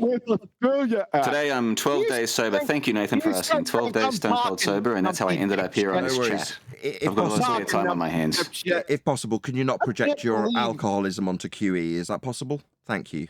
Well, he's an alcoholic, though. That's no, you're an alcoholic. Can you not project your alcoholism, Mr. 12 days sober? I admit it. 12 days sober, yeah. We know you're an alcoholic. It's okay. You don't need to project that. It's okay, JLB. Just chill. Take a chill pill, Mr. Alcoholic. We know you're 12 days sober. Well done. I'll give you a little sticker for your 12 days of sobriety. I appreciate that. Thank you. Well done. Thank you. Don't project it onto QE just because you're an alcoholic. No need. This is the 5-year-old stuff I'm talking about. Like every time somebody tries it, now we're talking about alcohol. I don't even see him as a person who knows what alcohol tastes like. The dude is aware like 100% of the time. They're coming out of the woodwork. So QE. Hey, Mr. Ad-hom fallacy. You know what's really scary? Look how angry he gets, man. This guy gets so mad and starts yelling. Hey, friggin' diarrhea to mouth. Mr. Star rotation in different directions. See what I'm talking about? Do you still believe that? After we rubbed your nose in it You still think the stars spin in opposite directions, you numpty dipshit? Did you think there'd be a midnight sun, bro? Like, say, 6 months ago in Antarctica? Oh, my God. I will go over that one next. Do you understand what the implication of your star rotation claim? Let's go over this again. Then in one of your hemispheres, if the stars are spinning in opposite directions, because all the stars... I don't use the word hemisphere anymore. I retract that. I retract the word hemisphere. All the stars, sun, No, I've already and moon, conceded that point. You were right. I shouldn't use the word hemisphere. I've already conceded that point. So why are you going over it again? He will not let it go. He won't let it, right? You little friggin' punk, you dumbass. With the implication of your claim in one of your hemispheres, the sun is rising in the west. I don't believe in hemispheres anymore. Rising in the west and setting in the east, you retard. No fallacy. You're just a retard. Yeah. You understand okay, that? That's great, but where's Australia? If it's not in the southern hemisphere. I'm still waiting for you to explain it to me. Where's Australia? He's not listening. He's incapable of listening. That's all. The opposite directions bit is the bit you're being asked. Do you still believe opposite directions?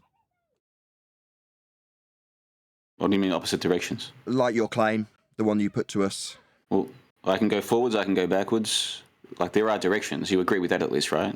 The star rotations. Or is that a direction fallacy? Star rotations, my God, I can't believe it. Well, the stars don't rotate, but if you use long time photography, they appear to move, but it's just an apparent movement. It doesn't mean the stars are actually moving. You do know that, Forward right? and backward are not objective directions, you clown.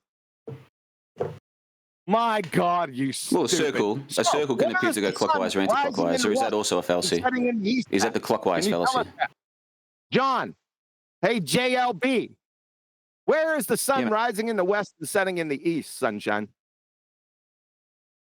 Where? Yeah. Yeah. Well, when I wake up in the morning, the sun is in the western direction, right? Or is that also a fallacy? We're trying to tie down your claim that it moves in opposite directions, depending on hemispheres that you now relinquish because you were wrong. I don't want to use the word hemisphere anymore because I can see that's verboten around here, but I'm just looking for a better word. I've asked you like 20 times and you won't give me a better word than the hemisphere. So where is Australia? You where the sun rises in the west and sets in the east, John LeBon. Opposite directions, right? Well, is west a real thing or is that also a hoax? Like, is that a fallacy? Just trying to tie down your claim here. Trying to tie down your claim. You told us, quote, opposite directions when talking specifically about star rotations, right? Do you mean a couple of years ago? That wasn't today, was it? I don't know. Maybe it was 10 years ago. I think it was 9.3. Which part are we? What are we maybe 9 point. Maybe I'll answer and just get talked through. 9 years ago. Does it matter? So the sun rises in the west. Are we on the same page, or is that? We're just trying to figure out what you meant by opposite directions. We're trying to tie it down with the sun and how it comes up and goes down again. Does it go in opposite directions or what?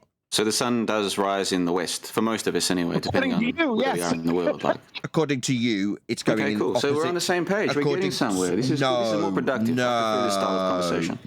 No. You actually think that's the case, do you then? So you're saying, yes, you think that's the case? The sun rises in the east. You sure? What about when you told us about west. these stuff going in opposite directions, though? What's that all about? No, now I've got myself confused because if the sun does rise somewhere, I'm going to double check. Let's have a look here. Let me get this straight. You don't fucking know which way the sun comes up, you stupid dick. Well, I don't even know if there's direct... You need to look it up, do you dumb shit? Are you serious? In the east. Do you? I can't quite believe my friggin' ears. JLB's been asked how the sun comes up and goes down. He's having to look it up. Well, I just want to make sure I've got the directions right. Yeah, I just make sure you. I just make sure. It's how old are you? Are you kidding me? This is the problem, JLB. When you use fallacy, you get confused because you say stupid shit that you then have to go and look up. You have to question reality based on the stupid fallacies you've used. And then you end up Google searching how the sun comes up. Yeah, JLB, you're pretty stupid, mate. Go and look it up. Let us know how the sun comes up, mate. Let us know how your Google search got on. My God. Well, it says here it's west-southwest technically. Is that what you're looking for? Like where the sun sets? So when does it go in? When does it go in the opposite direction? What do you mean by direction? I don't. You the sun told rises us. in one area of Sorry, the let me get it sky, straight. and then it sits in the Hemisphere, opposite directions. Was it? Maybe it was me using a fallacy, you fuckwit. You said it to us, you stupid man. What did I say? That when you go into different hemispheres, you'll observe these lights going in opposite directions. Well, I've already told you, I'm not using the word hemisphere anymore. You're the one using that term now. Yeah, what about those opposite directions then? So, yeah, we got that bit. Yeah, we got the stupid affirming the consequent that the TFE and you are in a line with because you're both the same, both stupid. We got that. You relinquish your hemispheric assumption because you're not. Dumb fuck like them. Yeah, thanks for that. You can thank me later as I'm the one who got you to relinquish your stupid idiocy. It's okay, I don't need any help, JLB. I can make you look stupid without any help. Or filibustering from the moron who's just looked up which way the sun comes up. Yeah, we know. You're telling us about how they move in opposite directions. Like, I wasn't, you were. Maybe you could explain that without filibustering the question, because you're the one who claimed it, you dumb shit. Well, again, you're using the word direction. You're the one bringing that up. Am I? Oh, there was me thinking it was you talking about opposite directions. That was me, was it?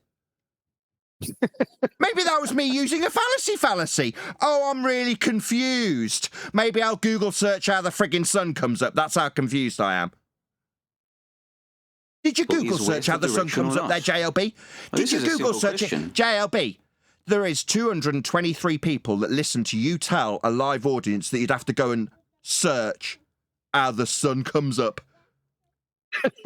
Is west a direction? Because you're no use here. Yeah, I'm good. I don't need it confirmed by you after a Google search there. Thanks, JLB. I'm all right, thanks.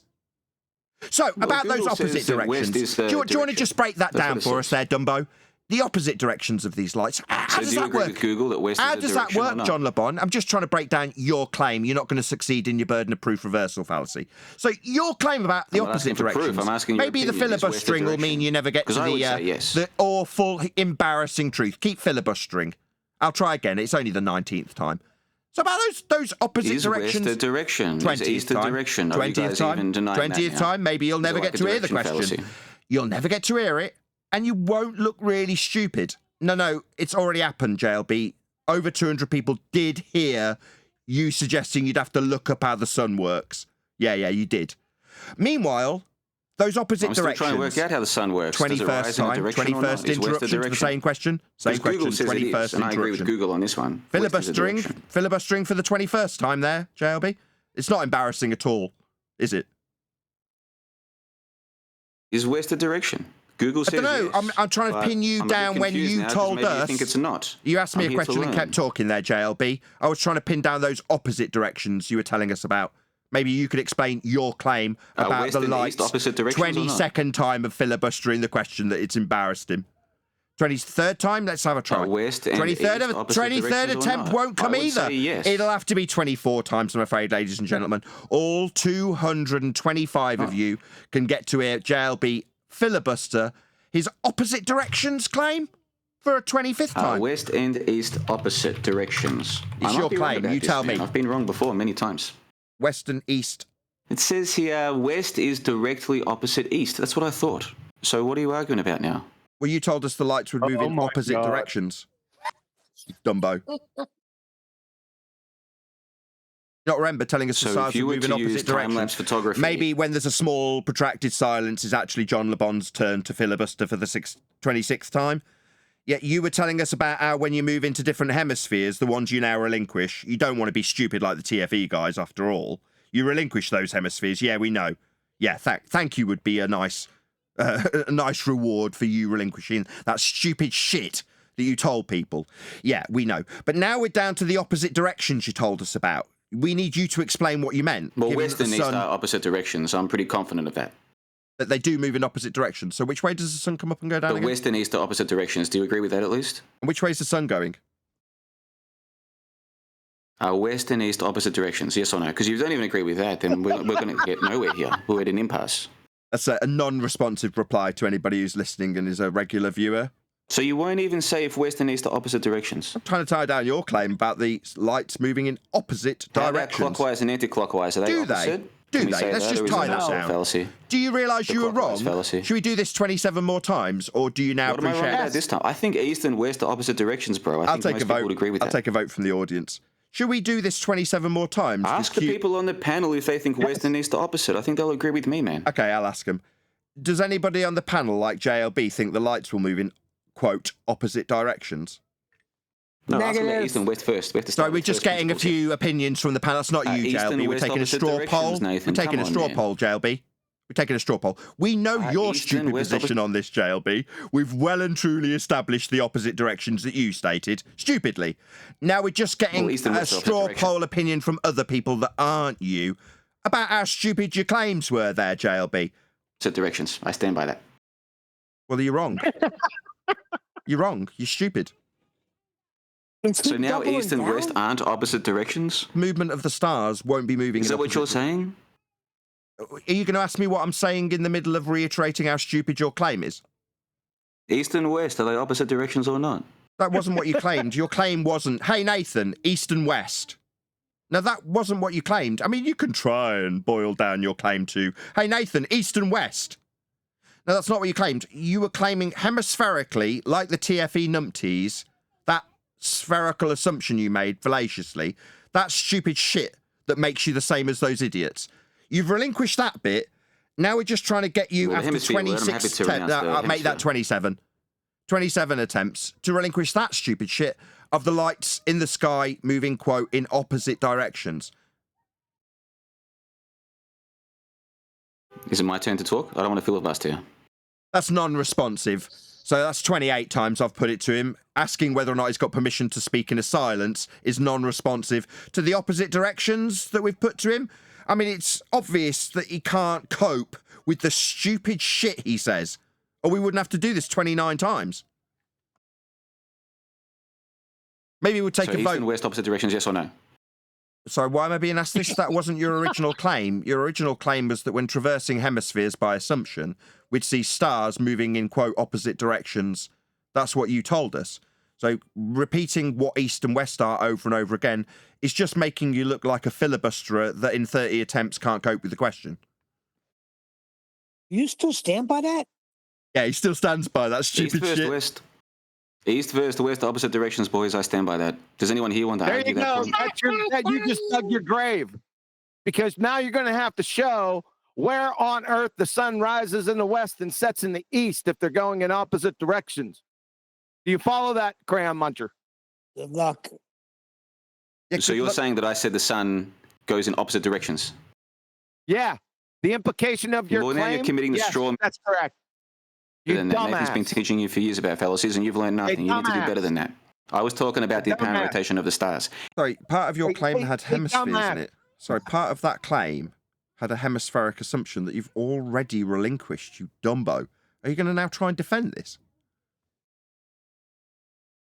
Do you want to defend it? You need to start with first principles. Sorry, how are you going to defend it? You've already relinquished hemispheres, dum-dum. I'm not using the word hemisphere anymore. I'm not using that term anymore. So how are you going to defend this claim, you stupid man?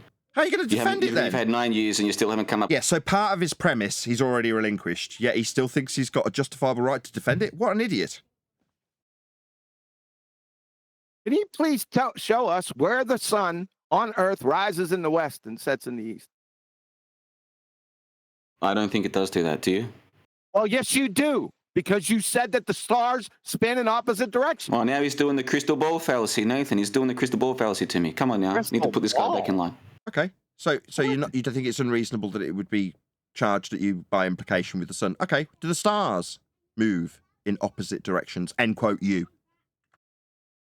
Okay, so suppose someone is in Sydney and some other guy is in, yes or no Sofia, question. Bulgaria. Yes or no. Are you dumb? Do you not understand a closed question? Is that also a fallacy?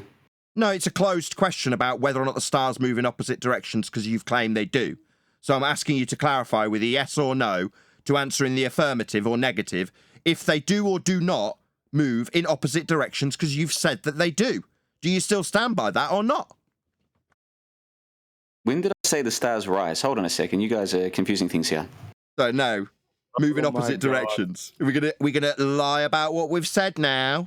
Are we going to change it to rise? Just rise. No, move in opposite directions, end quote you. Do they or don't they? Well, I don't think the stars move, to use your terminology. It's your terminology. Rotation. Your terminology. And this I've been my using claim, that it's yours. for He's just going to straw man me and burden of proof reversal fallacy me, isn't he? It's not my claim we're talking about here, John. It's yours. You may not like it is that. all your claims. You may not like that you get held to task on the stupid shit you've said, but we are absolutely discussing your claims when you say opposite directions for the star movement. Do you stand by that still, you dumbo? I don't stand by your straw man of me, no. It's not a straw man, it's your claim. That's what you've told us on multiple occasions. That's definitely not a straw man. That's me detailing your claim that you make. Like the stupid idiots over at TFE, they make the same stupid, shitty claim. This is all very straightforward, and I think you know all of this. But to be honest, the stars aren't even that interesting anymore. We've got a midnight sun in Antarctica that you can't explain, and you wouldn't have predicted. In fact, you said it wouldn't be there. Explain. Is that a scientific prediction since we're off the sun rising in the west and setting in the east, you glue sniffer? Was that a scientific prediction? You can't even tell me if east and west are opposite directions. Was so that what are you a doing by into this scientific debate? prediction? Nathan needs help, but not from you. You're weighing him down like a 100-pound anchor. He can't cope. Questions at him, he can't cope. He hasn't answered anything yet. I can say the east is opposite of west. You guys can't even answer that. Nobody asked you that, though. But what, you can only answer your own questions that are non-relevant to your claims. Wow. John Le Bon's answered his own questions that aren't relevant, nobody asked, and are as a deflection to the actual questions he hasn't answered. Wow, what an achievement. We can move on I'll from answer your any train question wreck you've got, sunrise man. and You have to give me a chance to answer it, move though. on from that. Okay, you can't be filibustering do the stars. It's not constructive. Okay, as you previously claimed, do the stars move in opposite directions? I don't claim they move. It is an apparent motion with timeless photography. Oh, my God. Dude, you made this idiot claim for nearly a decade. When I first come out here, you made this dumbass claim. You, Professor Dave, is still making it. Not just once on a comment. Not just once on a video that I shared. You've made it multiple times verbally. He stood by it here today. I'm standing by east is opposite of west and clockwise is opposite of anti-clockwise. You guys won't even put your own position forward on that. Anti-clockwise are not it's all word games and P's and Q's and fat man with you, but in terms of the actual evidence, you're trying to evade it. Hey, like idiot, you're trying to those evade aren't this directions. Antarctic midnight sun. They're not objective directions, are they? They're not objective directions Antarctic on sun your exists, and that's been demonstrated. And no amount of P's and Q's and fat men are going to change that. Just filibustering you. Yeah, he projects this shit out when he's talking to other numpties that believe his musings as he divines people's thoughts. He's just filibustering everything we say to him. You're a dumbass cracker. Back to the, is that a scientific prediction with TFE? You said prediction.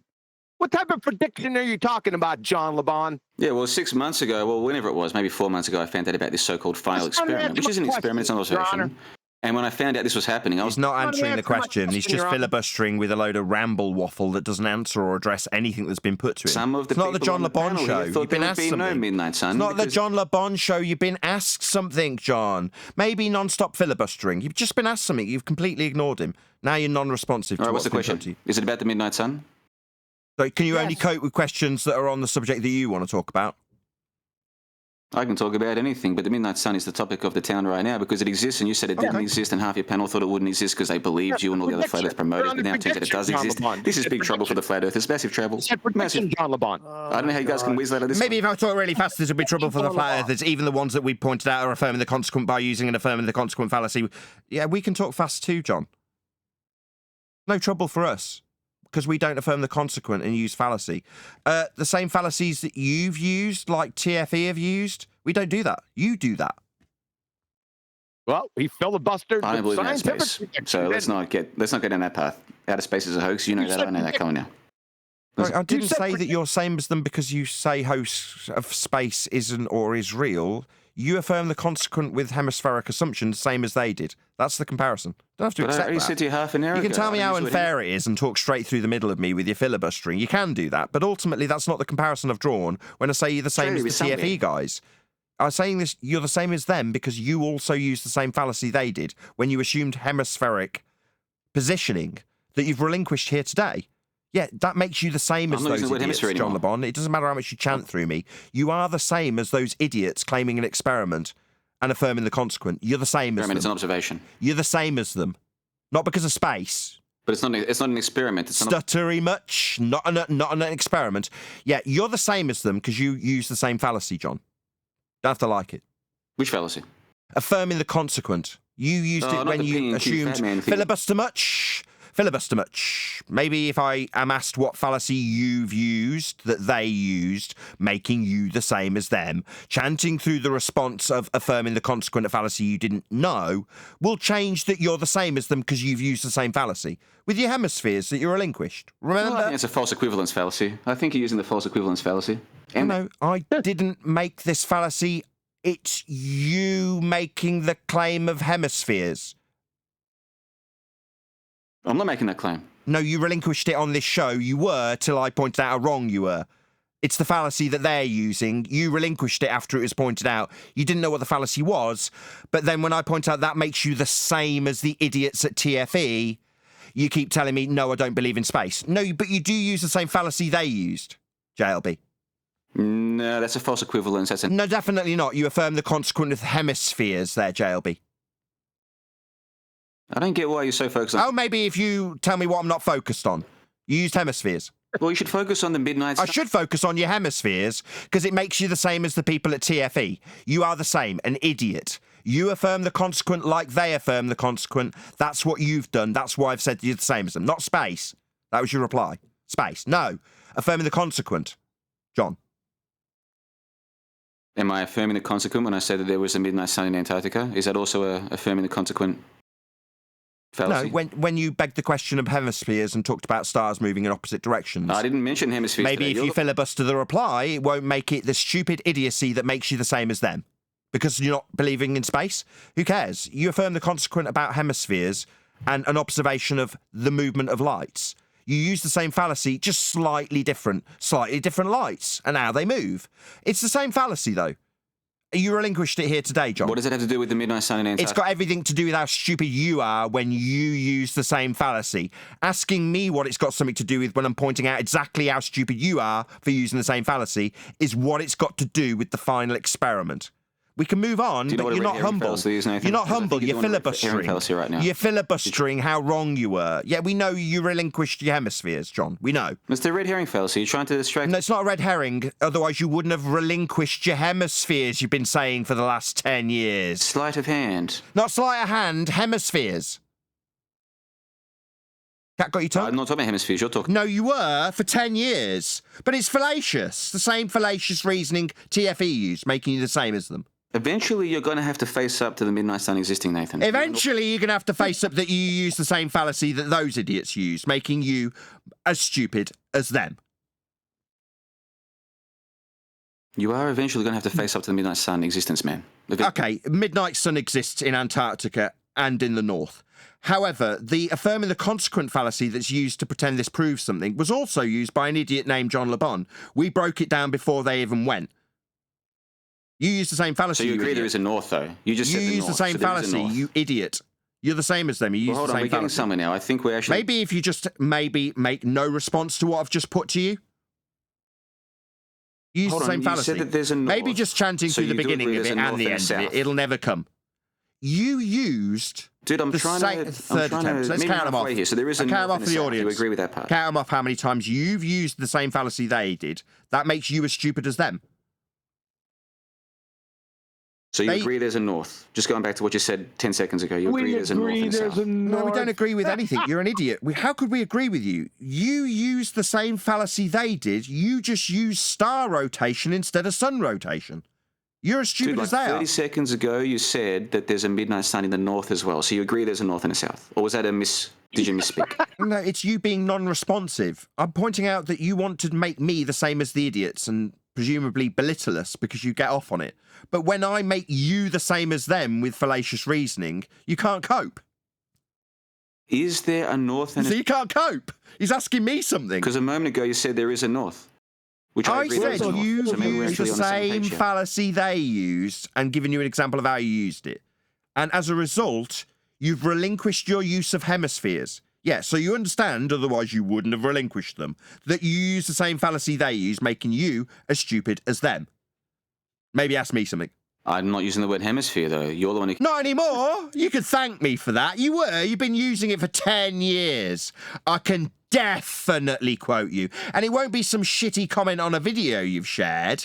It'll be words coming out of your mouth that are fallacious and the same as TFE stupid words. Like the FE black belt. There's an FE black belt on the panel. Does he believe there's a north and a south? He's a black belt. I want to learn from him. Is there a north and a south? Been made to look stupid. You're as dumb as they are. You've used the same fallacious reasoning they used. You wanted to come and say you made predictions like they did. No. We break down the fallacies here. Same one you used, Dumbo. We get back to those predictions, by the way. Do the stars move in opposite directions as you've claimed? I don't claim that the stars move. You're misrepresenting me. You're in opposite directions. You're better than this. In opposite directions. End quote. You a moron. A quote from when? Hold on. When's that quote from? I'll dig it out in the future. Perfectly there you go. You're making it up. Come on, bro. You're better than this. I'm not claiming. Sorry, this is not a fallacious appeal to the future. It's not a fallacious. Sorry, this standard that I'm using isn't the same as John's earlier. How could this be an appeal to the future fallacy? I'll get it later. I've definitely can, by the way. I can dig it out. I've got recordings of John saying it to us. It's not a comment on a video from 10 years ago. I can absolutely, without question, get quotes of John that are my own recordings on my own show of him telling us the stars will move in opposite directions. I can quote you. Yes. Do you stand by that? I'll trim it out and put it next to your answer now. Well, here's a quote for you, okay? I'll read the quote. Non-responsive. I don't need a quote reading. I just need a yes or no. Do the stars move in opposite directions? Yes or no? Do you still stand by that shit? Do you stand by it still? The evidence is in the making of that. Their victory is just around the corner. So is this? Why are you waffling about someone else's quote? Why are you doing this? Accusing me of? Why are you doing this? Because you accuse me of a fallacy that I haven't even heard of before. You've claimed the stars move in opposite directions, and I'm asking if you still stand by that stupid shit that I can absolutely, without question, quote. Evidence that you're using the fallacy. Yeah, I'm not. I'm asking you about your claim about stars moving in the opposite directions. I'm not using a fallacy when quizzing you about your use of the same fallacy TFE use. Opposite directions, right? I'm not associated with TFE. I don't even think it's an experiment. So, again... You are, because you use the same fallacy they used. But for the fact that you use the same fallacy they use, you wouldn't be associated with them. You are, because you also East and West isn't a fallacy. With star rotation, and no amount of filibustering will change your use of the same fallacy they used. Except I don't agree with them. If they're saying that they think that there's outer space, that's not true. Sorry, that's a non sequitur fallacy. Nice diversion. To realise it. It's lost badly. No amount of obfuscation, filibustering, and non sequiturs will get away from your claim to answer if of stars moving in the opposite directions that you said they did. I can quote you. What's next so we're making some progress. What's next from him? What is next from this guy? Aunt Jenny's tomatoes in Tupelo, Mississippi? Bro, I had Sasha earlier talking to me about roosters crowing at the sun. Okay, this has been quite an interesting conversation, I have to say. Yeah, it has. It's completely non sequitur. So I've pointed out that his use of the same fallacy TFE used makes him as moronic as them, and all he keeps doing is obfuscating and that's a false equivalence fallacy. That's all he can do. Come on. Yeah, he doesn't like the fact that he's made to look as stupid as them with his star rotation in opposites. That claim that he's made, and I can quote. Yeah, absolutely, without question. I'll dig it out in the future. And your inability to either confirm or deny by pure filibustering, whether or not you stand by that stupid shit you used like TFE did. Just a second, Nathan. He said my name. Did you ever hear Sasha speaking about elevation, not about rooster? Thanks, Sasha. No, explain the elevation to me. I'm here to learn. No, okay. See, what he's doing, this is his cry for help, Sasha. Sasha. This is his cry for help, and you're giving him a little lifeline as I absolutely nail him to the wall by how stupid he and TFE are by association. They're the same. They use the same fallacies. You're using the guilt by association fallacy now. Is that right? No. I'm pointing out you used the same. No. maybe too dumb to listen again. Yes. That's what you're doing. No. What I'm using is your use of fallacious reasoning with star rotation in opposite directions. Same fallacy that TFE guilty by used. association. No, about Yeah, filibustering. Like, I understand that you're... Yes, you are filibustering. Yes, you use the same fallacy. Yes, you're stupid like them. John Lee Bond, is it space, though. Sorry, was it guilt by association when you tried to peg us down on what predictions we made like they made? Projection much? Well, I didn't predict that you'd slip up and use the word north. That was a bonus a few minutes ago. So I'll be clipping that one for future use. What the hell does north have to do with anything? You said there's a north. You said that there's a midnight sun in the north, which means by implication there might be other directions as well. So you kind of conceded room there, which I'm happy about, because to deny directions, to be a direction denier, that's even worse than being a flat earther. Denying directions, John LeBon, you clown. But you think when I point out the fallacious reasoning with examples you've used, exampling the fallacy with detail of the fallacy by example, that you telling me I'm denying directions is the best rebuttal to you being the famous if you refuse CFE? to admit that west and east are in opposite directions, then yeah, you're kind of denying the directions. Like directions denying is a new low even for you, Nathan. Come on now. West and east are opposite. JLB. You're a clown. You're very silly. Why do you keep using fallacies? You've used dozens of them here. Why? Well, there is a midnight sun. Is that a fallacy? Oh, it's the P and Q fat man fallacy. Don't worry, folks. There is no midnight sun. It's the P and the Q fallacy. Just ignore it. Ignore the midnight sun. Just go back to bed, America. Everything's going to be fine. The flat earth survives another day. Did you want me to... Because we've got the P and the Q fat man fallacy. Let me know when you're done, JLB, and I'll try and unpack your straw man when you're done. I'm good. Are you done? Can I unpack your straw man, or will you interrupt me immediately? Well, it's your show, dude. I'll shut up and you can speak. It's your show. Well, we'll see how... We'll test that theory. We'll see how triggered JLB is when I unpack his straw man fallacy. So, is it the suggestion that just seeing the sun is a fallacy? Because that's what you've just stated. Seeing the midnight sun, that's fallacy. No, I put their fallacy into the form being used by them and you.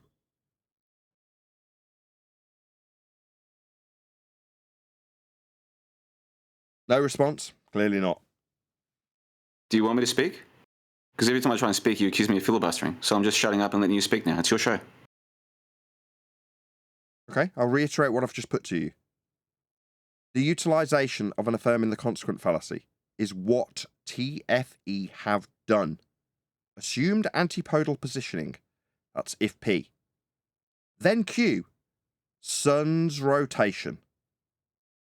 Sun's rotation, that's Q. Therefore, P, antipodal positioning.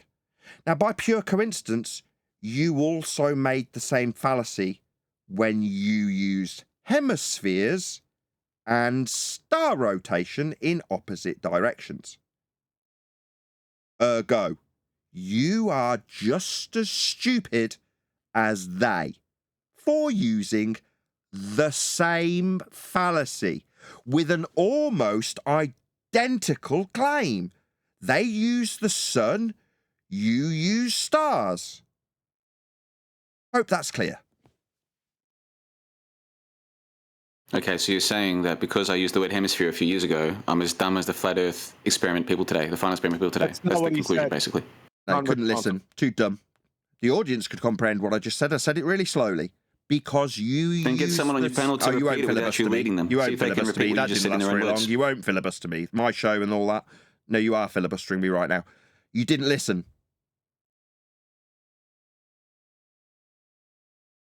You couldn't cope with what I said. You didn't comprehend the words that came out of my mouth because you didn't repeat them back accurately. That means you are lacking comprehension skills. Did you want me to repeat? Or maybe your communication skills aren't. Would you like me to repeat that which you failed to comprehend the first time? No, I'd rather someone on your panel see if they can repeat it. No, it's okay. I was talking to you, Mr. Idiot that can't listen. Well, if you your can't communication respond. is so good, So there's no point continuing the discussion with you, JLB. JLB, you don't want me to repeat it. You want someone else to. So you're an unreasonable man to talk to. You don't want me to repeat it. I can't continue the discussion with you. You don't seem reasonable. You can't be humble and acknowledge your lack of comprehension of the words coming out of my mouth in spite of no interruption and filibustering on this occasion. You failed to repeat them back accurately. You misrepresented what I put to you. Pathetic. So now I can't continue the conversation because you didn't comprehend what I said and you don't want me to repeat it. You want someone else to. What a dick. Anything else? Anybody else? We're done with JLB. Can't comprehend the words coming out of people's mouths. We're done with him 7 years ago. Meanwhile, apparently JLB thought that a little comment I put when sharing a video on Facebook was worthy of holding me over a barrel. That worked out well. Meanwhile, JLB's really stupid. He used the same exact fallacies that the final experiment used when affirming the consequent for a hemispheric assumption. Very stupid. Totally ignorant. Perhaps JLB will learn something here today, like what an affirming the consequent fallacy is. I mean, he got halfway there. He relinquished his hemispheres that he'd been assuming for quite some time, verbally, not in some comment on some video he shared 10 years ago. He's been saying it for years, like actual words coming out of the Dumbo's mouth. With these fallacious reasonings he only learned about today. I mean, it begs the question why on earth he hasn't learned about these fallacies earlier. I don't know. Some people are just really stupid. It's fun having you, though, JLB. It was nice trying to get this stuff through to you in a couple of hours of filibustering. Hope you realise how just as stupid as them you are now, given we've explained it to you. I know, you'll have to listen back to the recording. You couldn't comprehend it in spite of listening quite closely with no filibustering. Did you think you'd be mocking us here today, JLB? No, I came to ask you questions, man, and you couldn't answer them, which is kind of sad. But I think we did make some progress. There is a north, at least. So maybe next time I come back, you'll agree there's a south, and then we can just step by step get you to understand that directions are real. And then from there, we can move on to clockwise, anti-clockwise, and you'll get there eventually, Nathan. I'm confident in you, man. I have high hopes. I'm glad you've relinquished your hemispherical assumption by way of an affirming the constant fallacy with star rotation. That stupid shit was really idiotic every single time you said it. I'm glad you've made progress and relinquished some of the dumb shit you say. We've all made progress today. I've learned what north is. I've learned that there's going to be filibustering regardless of what I summarise on my show in spite of the lies of JLB not filibustering me. Apparently his misrepresentation of what I've learned is what north and south are. I think anybody with half a brain will realise that I definitely know what north and south are. With respect to a flat plane, of course. Obviously, you can't assume spherical anything when you're talking about directions with respect to a plane. They're flat earth proofs. But obviously, idiots like JLB that go around babbling about hemispheres by assumption in affirming the consequent fallacies, they will actually learn something here today. Me learning what south is, no, that definitely didn't happen. I already knew. You so just thought hemispheres were worthy of... Is that of... how you would describe it? You thought that filibustering would change how stupid you were. Because you absolutely came here to mock flat earthers. But instead, it turns out that the fallacy we've been desperately trying to point out to you every time you came was the same fallacy TFE were using. What would you know? And you subsequently relinquished your hemispheres as you dumb shit. Good! You've learned something, haven't you, JLB? Good lad. Years ago, man. Good lad. You don't use the hemispheres anymore, Mr. Filibuster. Good lad. You've learned something. Not around flat earthers, anyway. Good lad. Good lad. Keep off the drink, and you won't be saying stupid shit like TFE do, like you have been. Just keep off the drink, you frickin' alcoholic, and you won't be saying those stupid things anymore. You won't have me, the flat earther, humiliating you with your hemispheres. Will you, JLB? Just keep off the pop, lad. Yeah, I can add hom too. You frickin' alcoholic. No, I know you can. It's one of your main go-to tactics. Yeah, what, like you did with QE? Like you opened with QE? Like the tactic you opened with QE, you mean? Yeah, there's only one alcoholic here. It's you. You don't have any self-control, JLB. That's why you're talking through me now. The same reason you're talking through me is the reason you can't cope with drink. You have no self-control. That's why you filibustered me the whole time. Lack of self-control. No discipline. That's your problem. That's okay, I can help you with that. Come back any time, JLB. I'll whip you into order, son. Point out the fallacies you've been using all these years. Yeah, we'll get that filibustering out of you, son. We'll hopefully educate you on something. Like the use of hemispheres. Is that a serious invitation? Like the use of hemispheres, son. It's okay, son. You're not in charge. I am. When I tell you what's what about hemispheres, was that just it's all right, son. It's all right. We don't need you to be telling us about hemispheres that you'll just relinquish 10 years later. after babbling about them for 10 What about years the Midnight non-stop. Sun? 10 years non-stop come of and this talk about the Midnight Sun? filibusterer. Some people are incapable of learning and will remain stupid. They lack self-control, the discipline to learn. Those people become alcoholics like JLB. 10 days sober? Was it 10 days sober or 12? 12. Wow. Meanwhile, us on the sober train, we can cope with things like fallacies. We learn about them, and then we don't humiliate We ourselves know in without front of getting flat angry, earthers. though. Maybe you could use a drink. It might help calm you. No, I'm good, thanks. I'm all right. I can drink as and when I choose to. I don't like it very much, so I don't choose to. You just prefer to yell and get angry and rant? No, I have a drink if I want to. I might get absolutely shit-faced. But of course, it won't cripple me as a person like it has with you, and make you say stupid shit like TFE do, and then be humiliated by flat earthers after accusing somebody of drinking when you're only 12 days sober. Projection much? Well, no, QE is an alcoholic. I'm pretty sure he is, though. Oh, really? Is that not your projection, Mr. 12 Days Sober? I'm pretty sure that's you projecting your own inability to have self-control when it comes to drink and making the use of fallacies like TFE did. You just don't have any self-control. I'm not judging alcoholics, man. I'm in no place to judge. Well, why would you accuse QE of being one, given that you're only 12 days sober? It seems like your fears about your own lack of self-control were projected onto QE there, JLB, Mr. Alcoholic. No, it's not projection if it's true, though. Yeah, it's absolutely projection, you dumb shit. You're an alcoholic. Yeah, but I'm 12 days sober. Yeah, but you're 12 days sober. Yeah, you're projecting. I think what you need to do is sit back, try not to drink for a couple more days. I am trying not to drink. Then, when you're nice and sober and can cope with a reasonable conversation, Mr. Self-Control, you can learn what fallacies are. Now, I know that being sober makes you think that filibustering will make you win. You're delusional. What do you think filibustering means, Nathan? Because that's what you've been doing all call. What do you actually think filibustering means? Definition is JLB. I'll look it up. It says JLB's an alcoholic projector that doesn't know how to use decent arguments and projects his own fallacy use onto people when he says they use the fallacy. I think that's what it says. When it says filibuster, it says you're a moron. It's got your face right next to it. Well, you can't drink in Australia. It's too expensive, mate. You're not in Australia. Your self-control made you poor. You kept drinking all your money away, didn't you? So you had to move to some shitty country that was cheap because you couldn't afford to drink in Australia. That's not a very nice thing to say about bulk. You're only 12 days sober. You left Australia to find cheap booze, didn't you? I left Australia 6 years ago. Stutter for me, you alcoholic little bitch. You left Australia because you couldn't afford to feed your alcohol problem.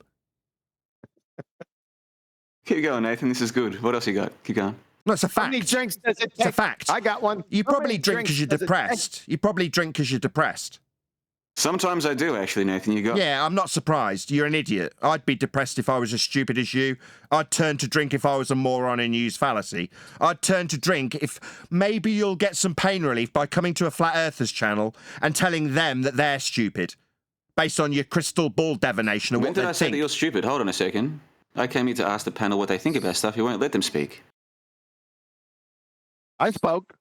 How many drinks does it take to have the sun rise in the west? How many drinks do the stars? Is it 10 drinks they go in opposite directions? Hayes it over there right now. Is it 10 drinks they go in opposite directions? How many drinks before they go in opposite directions? What position you are? How many drinks? Rises in the left I've got a or the question right, for JLB. depending on He's which way very you face. reasonable. He won't filibuster. How many drinks before the stars go in opposite directions? Yo, fuckwit alcoholic. How many drinks do you have to have before the stars go in opposite directions, JLB? Or maybe you'll tell me what north is. Drinks like water.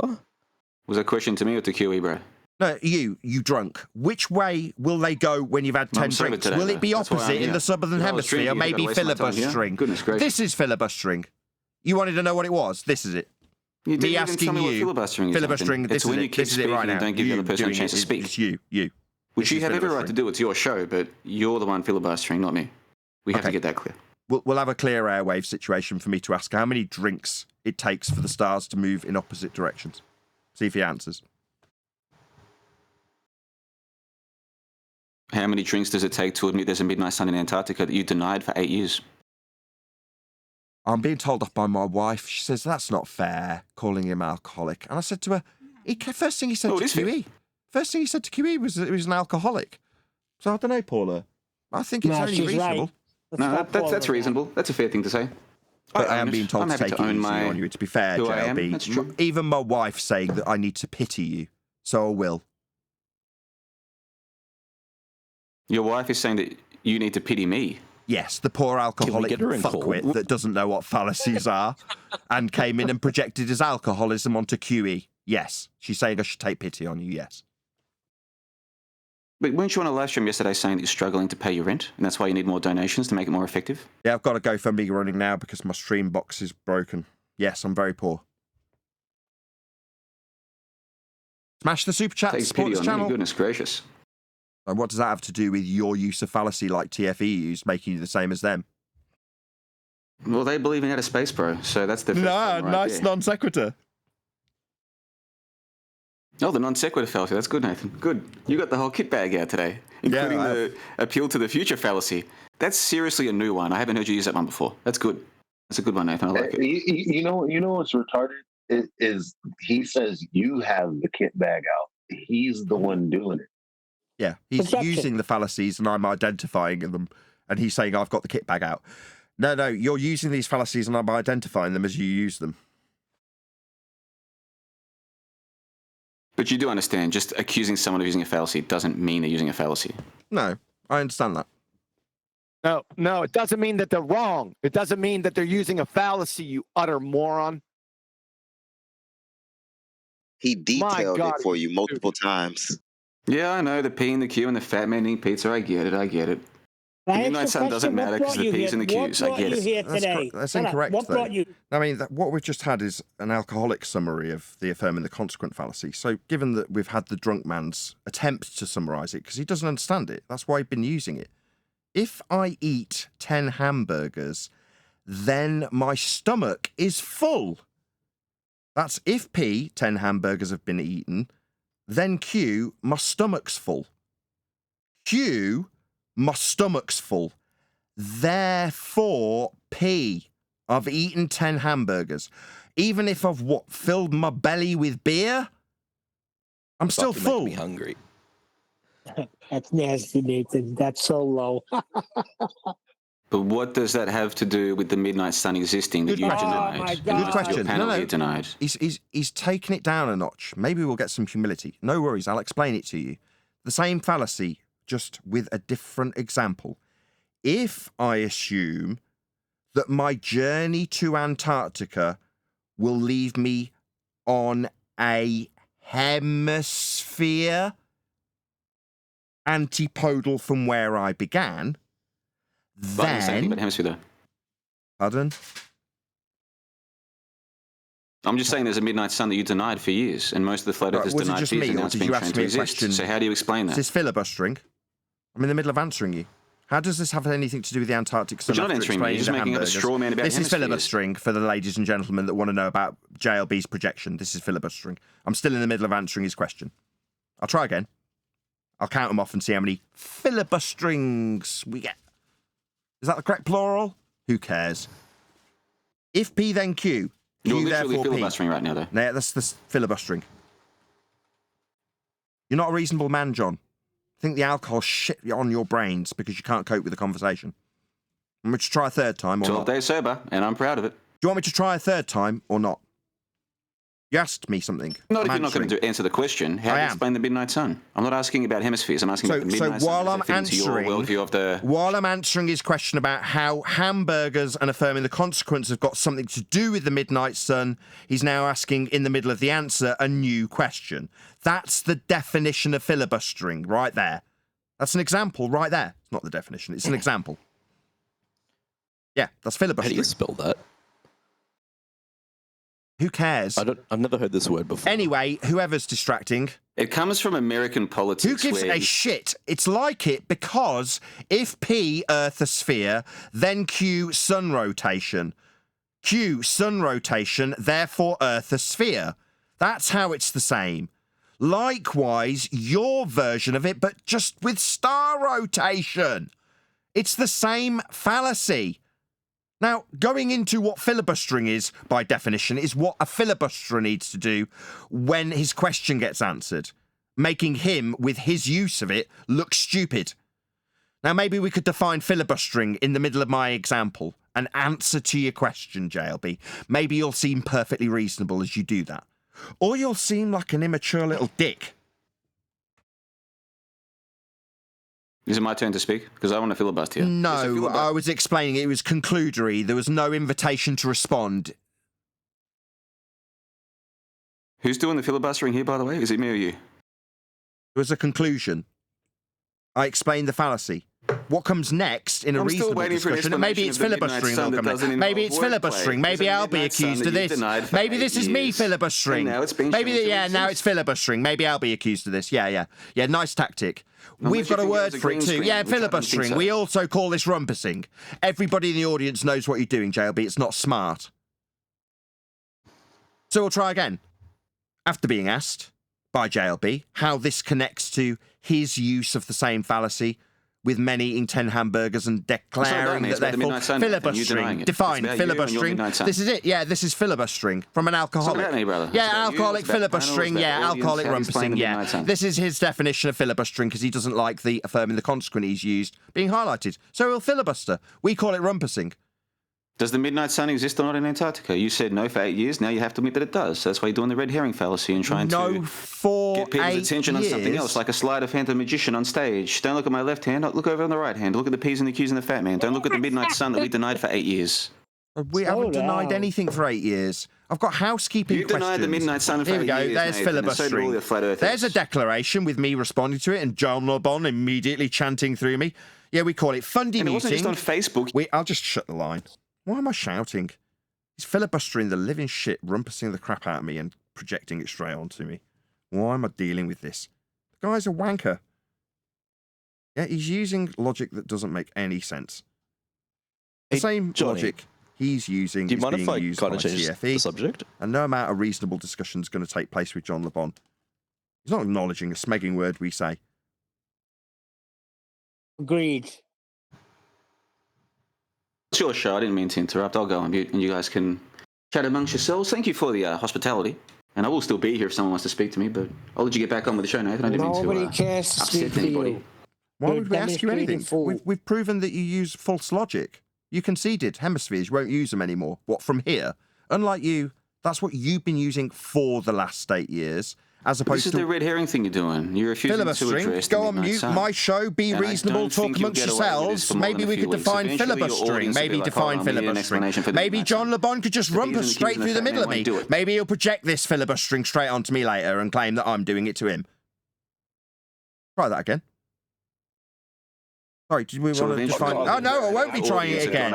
It's John LeBon's filibustering immediately. This tactic won't work, John LeBon. We all know what you're doing. It's pathetic. Sad. What am I doing? Tell me. Filibustering. What am I doing? Filibustering. What does that mean? Talking straight to the top of me. We call it rumpusing. We also call it the fundy mute button.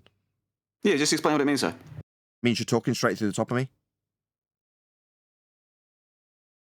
That's not what filibustering means, man. You're talking straight through the top of me when I explain your use of fallacy and compare it to TFE's You're use even of using the fallacy. term filibuster. Like wrong. this. This is Maybe you I gave talking too much straight through the credit, top of Nathan. me. It's an obfuscation tactic. We call it rumpusing. You call it filibustering. Obfuscation? That's what you've been doing with the midnight sun, bro. I came here to talk about the midnight sun, and you want to talk about hemispheres and fat men and P's and Q's and shit. I'm like, how do you explain the midnight sun in Antarctica? Why are you here? Didn't make a claim about it. Oh, right, you're going to hold me to a claim I made before I did any research 10 years ago and maybe talk straight through the middle of me talking. I got about half a breath out. You're an unreasonable prick, JLB. You don't want to listen to my responses, even in being told how unreasonable you're being. You're chanting straight through the top of me. Midnight sun, in the further south you go down in Australia. Who is this asshole? So I come from... Nobody gives a shit. Nobody was talking to you. JLB's far more famous than you stupid dick. Shut up. Sorry, JLB. Somebody decided that they wanted to chant straight through the top of me, rumpus the living crap out of me, fundy mute me, pointing out how stupid your use of fallacy is, and how it's the same as TFE's use of fallacy.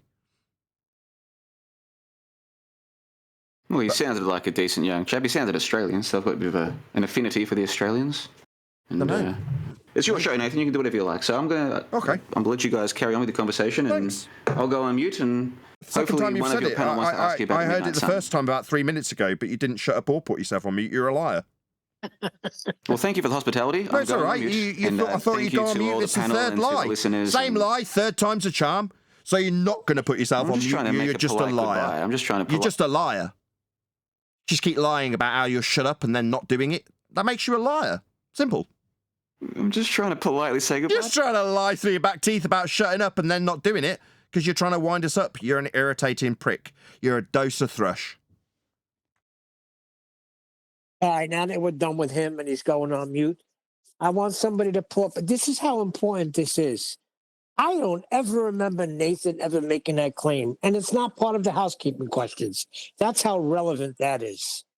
Yeah, if you want to look at what we've been talking about for the last 8 years, feel free to check out the housekeeping questions that we repeat basically at the start of every single show, so that the talking points we do actually talk about all the time are pretty clear.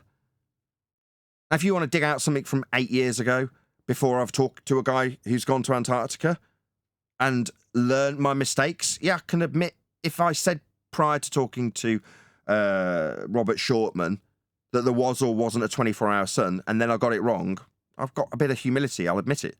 Okay. Did I make a declaration that there wouldn't be a 24-hour sun in Antarctica? I was wrong. Doesn't prove anything unless you affirm the consequent, like JLB did with his antipodal positioning and star rotations. I mean, I can concede that as well. But the talking points we actually talk about are the housekeeping questions. They're on the table and have been for 10 years. I know I'll be told it's 8 or 6 or 3. Who gives a shit? Those are the talking points we actually talk about here. If someone else has different talking points, like Antarctic suns, then we talk about them based on the use of logic claimed to prove something with those observations. In this instance, people are claiming it proves they're on a ball. Oh, no, definitely not. Like when JLB thought he'd claimed that we've got hemispherical positioning with the star rotation. The sun rotation is exactly the same in terms of its fallacious logic. It definitely won't prove you're on a ball. Like star rotation wouldn't prove you're on a ball either, unless you assume it. I mean, it'd be stupid to do so. And we point that out. And if asked what our opinion was on the sun in Antarctica, we'd point out the fallacious reasoning that's being used by the people who do make that argument, and that ain't us.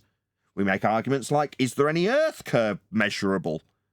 Can we get elevation angle measurements from curved surfaces? Can you have sky vacuums next to gas pressure? Those are the things we'd actually ask about. At no point are we asking about whether or not you can have a 24-hour sun in Antarctica, because it's inconsequential. And even though people stab us in the back, we still try to go educate them. Didn't you go to Jiren and try to explain this to him? Yes, I did personally. So did many others. There you go.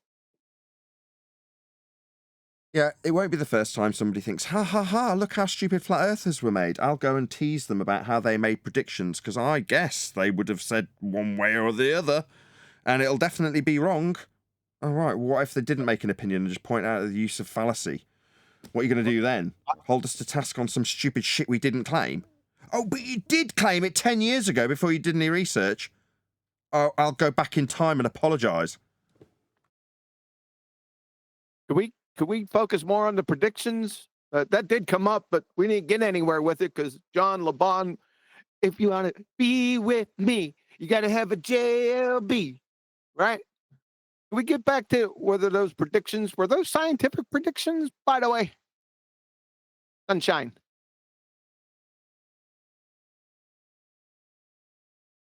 Were those scientific predictions of a sun in Antarctica? You brought it up before. Is he still here? He's talking to you, filibuster. That quick, sharp look. Do you want me to scientific. Speak? I said I was going on mute so you guys could speak. I feel like I've spoken too much this chat. This is a flat earther chat and I'm not a flat earther, so I feel like I've already spoken too much. So out of politeness, I'm going on mute. Too much. No, you've spoken just right. Thank you very much. Now answer the question. Nah, let him go. He's done. He was done, what, 3 years ago, 5 years ago, 7 years ago? Mr. Star Rotation. Shout out to Professor Dave for carrying that flag. It turned out the same for him.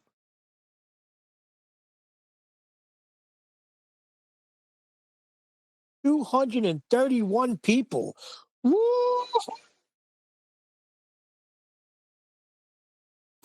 And they had to listen to that obnoxious book. Filibuster, noun, as in obstruction of progress, especially in verbal argument. Delaying tactic, obstruction, procrastination. Like rumpusing. Does it have a picture of JLB smiling and waving? It's supposed to. To be fair, I didn't know. I just used his context as he uses it. I hadn't actually looked the definition up until now. What about Aunt Jenny's tomatoes in Tupelo, Mississippi? Wait a second. I remember you saying you used to like this guy, and Q didn't Still understand do. why. JLB's freaking awesome. You kidding me? What makes you think I don't like him? On the contrary. Arguing strongly with someone that you dislike is really hard. Arguing with someone you like is much more fun. I like JLB. What would give you the impression that would change as a result of his interaction today? Quite the contrary. I never said change. I'm just trying to figure out how you started to like him in the first place. What's not to like? For the record, I still like Nathan too. I mean, this is all these debates and what have. I hope that people enjoyed the show this last hour and a half, and I hope they support Nathan, and I hope the people who like his channel continue to support him. And for me, this is I wasn't trying to get into that kind of argument, but hopefully people at least enjoy it. And I learned stuff today. I learned about the future fallacy. I've literally never heard of that before. I learned something today. And also getting into these back and forth, it does force you to think about, like, what do I think? Why do I think it? So it might come across like we hate each other, but if I get an email from tomorrow from Nathan saying, because I sent him an email a month ago saying, do you want to come back on the Conversations? And so far he hasn't taken up the invitation, but if he ever does, he's going to be a VIP on the Conversation. The last Conversation was fantastic with Nathan Oakley. I recommend you go and check it out, conversations.com. So I would still recommend you, JLB, wholeheartedly. I was a bit mean about you drinking. I am sorry. That was a bit of a low blow. No, I was mean to QE, and I probably shouldn't have said that to him because it is a bit judgmental of me to say that, and I do drink too much, so I shouldn't have said that to QE. So I apologise, QE. You didn't deserve that. I take that back. If I ever come back to the show again, I won't do that again. That was wrong. Yeah, well, low blow by me too, so. Oh boy, we're going to sing Kumbaya now. Indeed. This is the problem. People don't want us to all get along. They actually enjoy the show more when it's the arguments. If people are actually getting along, people tune out. They can't stand it. So the animosity, real or kayfabe, that's not it. It's when people can't yield and when people can't admit to something. That's the problem. I admitted I used the word hemisphere wrong a few years ago, and QE and Nathan explained to me why it was wrong to assume, and I have not used that term in that context since. Like, I have admitted that was wrong of me years ago. So you used it today, you idiot. Who was that? And then he stops talking when I stop talking. Eli's trying to get something in. Go ahead, Eli. That's so unreal. People don't like. I forget what people don't like. It's very weird. Ever since I've been out here trying to, figure out what's going on, where the measurements of globe Earth was, come find out it just measures flat. And all that time, you had Globers just trying to be friends, have hot dogs and beers, and it's cool that we go back and forth and reach absolutely zero solutions, and come back the next day and do the same thing over and over again. Unfortunately, that day is long gone. No, we're tired of people like you coming in and committing logical fallacies and not addressing that that's a problem. And then saying, hey, good talk, guys. This is the way that we should all be. Happy is like, no, we're not happy. We're annoyed with people like you.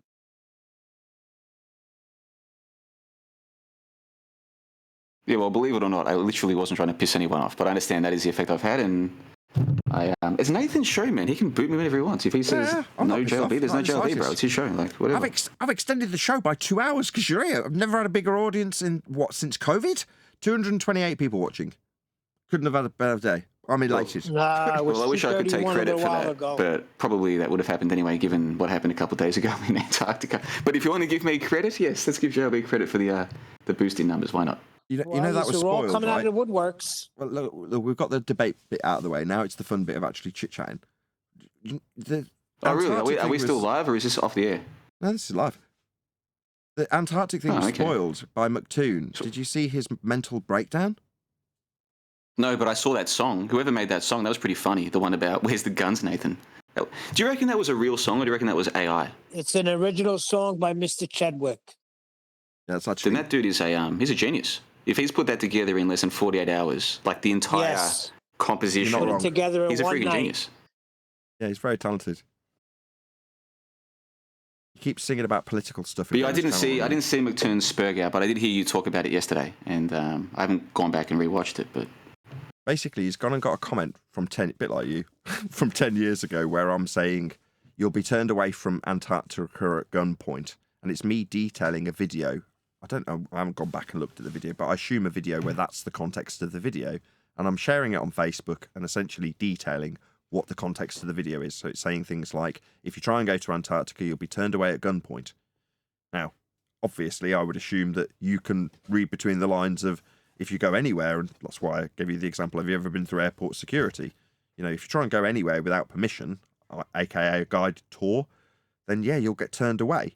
Now, you said, well, I haven't tried that with Antarctica. Neither have I. In fairness, would I admit that's a stupid comment from 10 years ago? Yeah. When it was put to me yesterday live, QE said, man, you were dumb 10 years ago. And I went, yeah. Because even though it's me sharing someone else's video where they're making that sentiment, by putting it as the share comment, I'm ascribing myself to that sentiment. I can't avoid that, and it'd be weaselly for me to try and dodge my way out of it. But based on that comment from 10 years ago, McToon's in Antarctica going, where are the guns, Nathan? Where are the guns? And walking around in circles after coming here, while he's there, joining the show from Antarctica to tell me that I'm a liar and there's no guns in Antarctica. I kid you not. And then screaming my name into the abyss of Antarctica. There's no guns, Nathan! Where are the guns? Oh my God. Okay, there's no guns. Okay, it's okay. I'll tell the nurses. I'm telling nurses, show me the money. So that's kind of tarnished it. One of their number having a mental breakdown. Anyway. Fun. There's a lot of names I don't recognize in the chat. They're coming out of the woodworks, Nathan. Probably why there's 200 people here. McToon screaming my name because I've driven him absolutely nuts to the point where he's screaming my name in Antarctica. What the hell? Why? Well, because it doesn't prove it's a ball. And that's what we've been pointing out here ever since they came up with the idea. So even though he's there, standing there, literally looking at the sun going round and round, it's not enough. Because he knows it's not proof.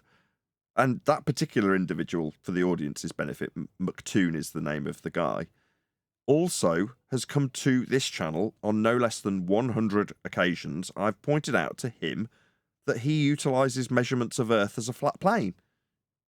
The specific example is his 10K challenge, where he's using elevation angles measured off a flat Earth. So why did he put the phone down on me in Antarctica?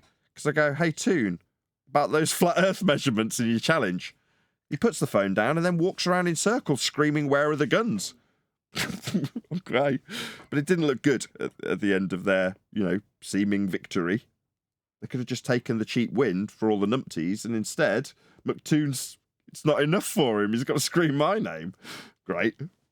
That's why there's 220 people watching. Yeah, because he knows the measurements of the globe are all flat. Yeah, basically.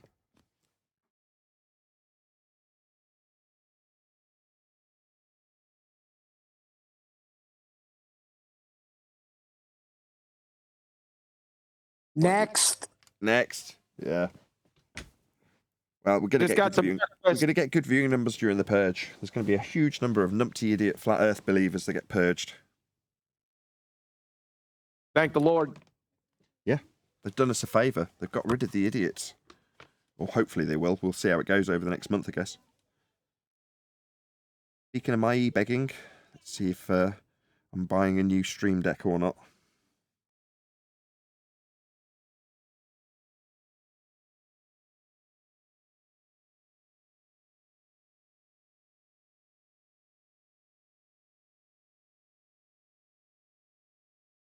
Right, shout out to Campaign dashboard. Where does it give me the list of people? Bear with me. I'm sure there's at least one other person that I've got to shout out. Just can't find their name. There we go. Shout out to Jerry Marshall for boshing me 50 quid. Really appreciate it. What's my total? 100 of 200. I'm pretty sure I can order a stream deck with 100 quid. Right. Thank you very much to all of you supporting my GoFundMe campaign, or whatever it's now called. Give, send, go. Really appreciate it. Anything else anyone wants to add before I round out and ask people to stay tuned for the after show? Round out. They don't want you to round out and chat. 4 more hours. Round out. I just got breakfast. I need some entertainment. Yeah, and Adam just came in. You'll have to tune in for the after show, won't you? QE live later on. What time's QE live, QE? As we're actually live to advertise it properly. 1 p.m. U.S. Central, 7 p.m. UK, and sometime in Australia, but we don't know where that is. That's funny. Here we do.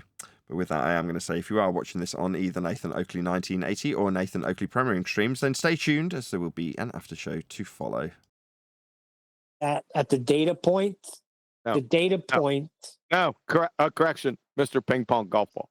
Ping Pong Golf Ball said, where I'm standing, the data point matches a globe. There you go. That's it.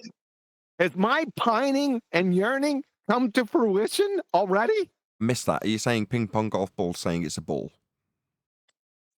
He said, where I stand right now, at this data point, matches a globe. It's almost here, Nathan. Very sad, isn't it? My pining and yearning has not gone in vain. Well, I'm disappointed. I wanted these people to be our friends.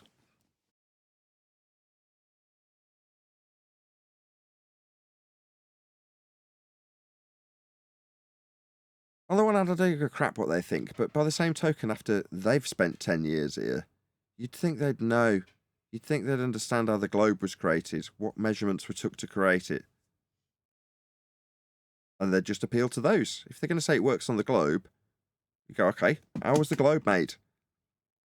Let's have a look at the measurements for the globe to exist. No. Just, oh, it works on the globe. No, they didn't come here for that. They came here to grift. They're the grifters. Who are you talking about? They ain't flat earthers. They never were. You finally catching up now. What do you reckon? What are you, an alcoholic? What do you reckon will happen to Dave Weiss's app then? Do you think people will start demanding refunds? Oh. No. Big Globe Dave got some big problems.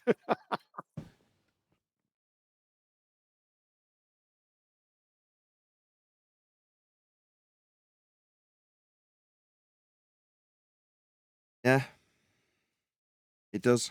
Yeah. Is that all you got to say? Listen, I'm gonna refrain from conversation during gestation. I find it coarse and vulgar. So I'm gonna eat. Okay. That's Eli's job to do that anyway. If they would have just stuck to the measurements, stuck to the points, not even arguments. I mean, celestial navigation is not even an argument; it's just a fact. And then we came out with the pitch data, which is not even an argument either. It's just a fact. And they'd be okay. That live stream had over 1,000 views. Wow.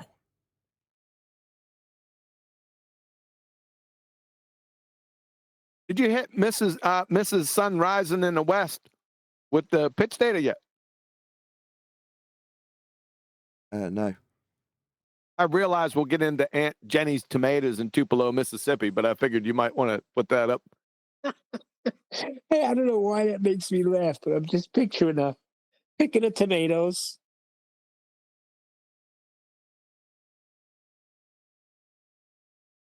Hey, Mrs. Sun Rising in the West, how can you acquire pitch data off a Globetard?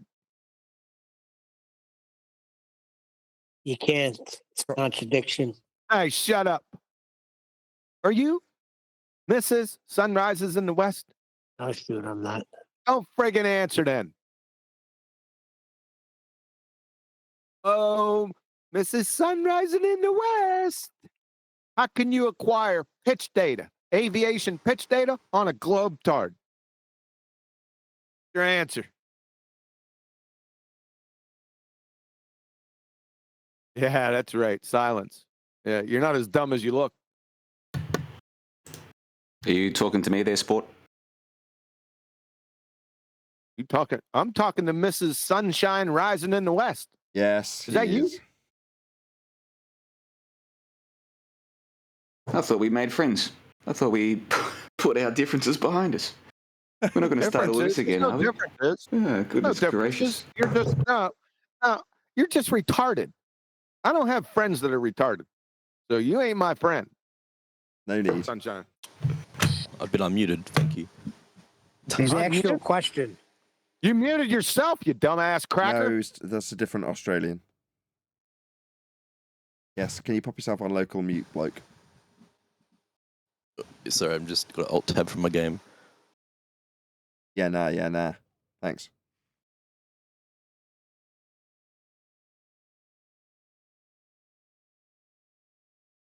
Are these after shows also recorded, or is this just like an off-the-record chat? I am always recording. I do this for a living. This is the only reason I'm here. Huh, okay. Fair enough. Is this like a bonus show for the patrons or something? Precisely. Or is this also on YouTube? Exactly. Precisely. It's for members, yes. Oh, okay, cool. Hold on, but the public does get it eventually. Yeah, in weeks when it's not relevant on the second channel. Oh, well, not when it's not relevant, when it's less relevant to the moment. Like when this Antarctic stuff comes out, it'll be like the 6th of January, and no one will give a toss, will they? No, not true. Not true. I used to wait for the Uncut and After show when I was just a listener on YouTube. Couldn't wait for it.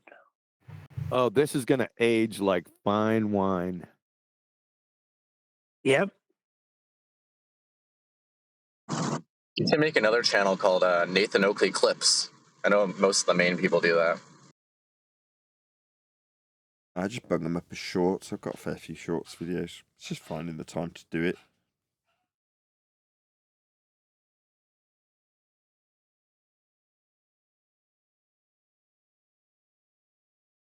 Where's the Guns is going to be the ultimate short clip. What JLB did that was much smarter than me was recognised that if he put his material behind a paywall and only appealed to the people that saw value in his material, he would do better than appealing to every Tom, Dick and Harry numpty and their comments on YouTube and trying to turn that into a financial success. So in many ways, JLB's been more savvy with his material than I have. So hats off. I disagree, man. Look at how many people you've got here in the room and like how many viewers you get. Like your channel gets way more traction than mine all these years later. And it's actually impressive what you've done here, man. It really is. Like, even if we disagree on the shape of the Earth, whatever, you've built up a proper audience of, people who believe in what you're doing. It's good stuff, man. If I could go back to 2015 with the Baller Skeptic Round Table, if I could go back and, counsel that version of me, I'd say to him, listen, man, I know you're sick of the flat Earth topic, but the audience isn't. And so you can parlay what you've got here into a comfortable live streaming career. If you leave the flat Earth now, it's going to keep growing without you. And, you might look back and think you didn't play your cards right. I mean, look at David Weiss. He was on the Alex Jones show with Eddie Bravo a few months ago. David Weiss was on the Baller Skeptic Round Table with me. So you look at how our online paths have veered away from each other. He's gone on to Alex Jones' show, and I'm still doing little, I do a video and it gets 500 views, 1,000 views maybe. I've got a little website. I've got no traction is what I'm trying to say. Whereas David Weiss is on freaking Alex Jones' show because he's stuck with the flat Earth. You're promoting David You've triggered Weiss. everyone with that name. Hold on a second. You've mentioned Dave Weiss, so everyone's annoyed. Hold on. Don't chase this. John LeBon, your first statement just showed you as Mae West. You said, even though we disagree on the shape of the Earth, see, agree and disagree are subjective in nature. Are you saying the nature of our reality is subjective or objective? That's a good question, man. That's a very philosophical question. I like it. I mean, when it comes to the empirical evidence, it's objective. I think if I came to your part of America or you came to Bulgaria, we'd experience the same objective reality. So in that sense, it's objective, which I think is what you're asking. Yeah. So you're in a category. So if you and I went to Antarctica, we would see a midnight sun together. Now, you would want to talk about the P's and the Q's, and I'd want to talk about how to explain this, but we would both see the same sun. Wasn't done yet. So you're in a category error at a fundamental level. Even at the base fundamental level, you can't get it right. So why would anyone listen to you? Follow? Well, you don't have to listen to me. You can just ignore me if you want. I mean, no one's forcing you to listen to me. I want to ignore you. We'll just expose you every time you open up that incoherent blowhole of yours. It's a lot of fun. He also said, believe what you believe. We don't believe. Right. What does believe mean, John LeBon? Is that a serious question? Yeah. Hurry up, look it up. No, I'm like, do you want to have a serious conversation about what words mean? Are we going to have like a semantic argument or discussion? Is that the plan? Oh, semantics, really? Do you understand what the Socratic method is, John LeBon? I think I do, but I'm happy to learn. You? Yeah. What is it, John LeBon? Hurry up, look that up real quick. Do you want me to look it up for you? John, look it up. No, I already know what it is, you clown retard. Then tell me. Then tell me what it is. Time waster. So what are you going to do? You're going to throw the Socratic method under the bus, Baltard. No, he's asking you to tell him what it is. You're the one who just brought the Socratic method up. So if you want to talk about it, tell me. Why is it important? Explain the relevance here. Yeah, it's the semantics. People say, oh, it's just semantics. Well, the Socratic method from Socrates went about argumentation in defining words that you use in an argument. You see, John LeBon, if you're talking about apples and I think you're talking about oranges, then we can't successfully communicate with each other. It's the basis of all communication. So when you threw semantics under the bus, like some Evo-tard idiot, you threw the Socratic method under the bus. Your parents must be proud and game roosters at this point, John LeBon. Clown. If they saw me chatting with you, no, I think they'd be embarrassed. But as for Socrates, do you think he was a real person? Do you think he actually existed in real life? Picking up cans alongside of the road. Supervised, John LeBon. Thanks. This is a serious question. Do you think there was a guy called Socrates who existed thousands of years ago? Your sister didn't seem to mind. It's a simple question, man. You brought up Socrates. Do you believe there was a dude called Socrates who actually existed thousands of years ago? Yes or no? Red herring. Your sister. You're saying your sister because it's a red herring. He's the one who brought up Socrates, and he's talking about throwing some Socratic method under the bus. Okay, great. You want to have a conversation about it? Let's do it. Socrates never existed. Never did Plato. Use the word neither did Herodotus. In the nature None of these people ever existed. Stop. Hold on, ever. Neil. Let him get this out. Just hear what JLB has to say. It is a red herring, but fine. Go ahead. Well, I'm not the one who brought up Socrates, bro. So to me, it's not a red herring. Someone brings up Socrates. I'm like, okay, let's talk. You want to talk about Socrates? Let's talk about him. What do you know about this guy?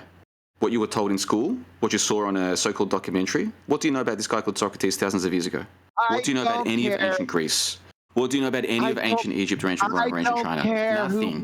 Just what they told you in school. So how can you be smart enough to realize they're lying about outer space, but you haven't worked out they're lying about history? It's the substance of what was stated. Do you get that? Not arguing Socrates' favorite color or whether he existed. Do you understand that the basis of all communication is defining terms, dumbass? It's a genetic fallacy. Just drop it in there. The basis of communication is defining terms. Is that what you just said? Yes. Yeah. What about in non-verbal communication? I'm doing some non-verbal. You've got no answer to that because you're saying dumb shit. Come on, man. Who do you think you're talking to here? Goodness gracious. Dumbass. Can you see the basis of all communication is defining terms? How about non-verbal communication? You can't answer that. Hey, dumbass. Because you opened your mouth before you thought about what you were saying. What about Aunt Jenny's late summer tomato hole? You're doing the same dumbass shit again. Are we looking at each other right now? With regards to NVC, okay, it supports your point, QE. If I shrug my shoulders, has to have been a previous agreement that means I don't know. Otherwise, me shrugging my shoulders, you could think means, please come and put your hands in my pockets or ruffle my hair. There has to be an agreed methodology of what shrugging shoulders means for it to have an influence and for you to do it to somebody, knowing that bit of NVC will actually imply some knowledge to the person. If that has not been prior agreed, why are you doing it? For the risk of misinterpretation? No. I just want to drop this in just because there's Agreed. Sorry, go ahead. So you think humans all agree about what certain body language means, do you? It's an agreement? Oh my God. Hey, I'm sorry to interrupt you, QE. Please, before you answer, I'm really sorry. Just wait 1 sec. Adam and QE, just 1 sec. You can have your turn with it. I just want to drop it in because it's contemporaneous if I drop it in here. So a genetic fallacy is a logical fallacy that occurs when someone judges a claim based on its origin rather than its content. For example, rather than looking at the Socratic method, look at the person who first penned it and whether or not they exist, as opposed to what the Socratic method is and what it entails in verbal communication. Which is fine, except with the Socratic method, he's making an appeal to the authority of Socrates, right? Oh, it's a special thing. Why is it so special? Because someone told you some special guy thousands of years ago was the first philosopher who came up with this. No. But what if he wasn't? So you're failing to use the very method that's named after him. Because if you use that method, you'd realize he never existed. This is like a meta-irony that I think will be lost on you, probably. I'll just say it again. That's a genetic fallacy. Go ahead. Can I have an address to that? It's not. It's just nonsense. It's idiocy. Because when we use the term Socratic method, we're not invoking whether or not Socrates existed. It's a phrase for you to imply the conditions of what the Socratic method are. It is not relevant for you to ascribe to whether Socrates was real or not, for you able to understand what the Socratic method is, and then ensuring your conversation with people is something a standard you hold to, so that you both understand what you're both talking about. Socrates' life and death is irrelevant.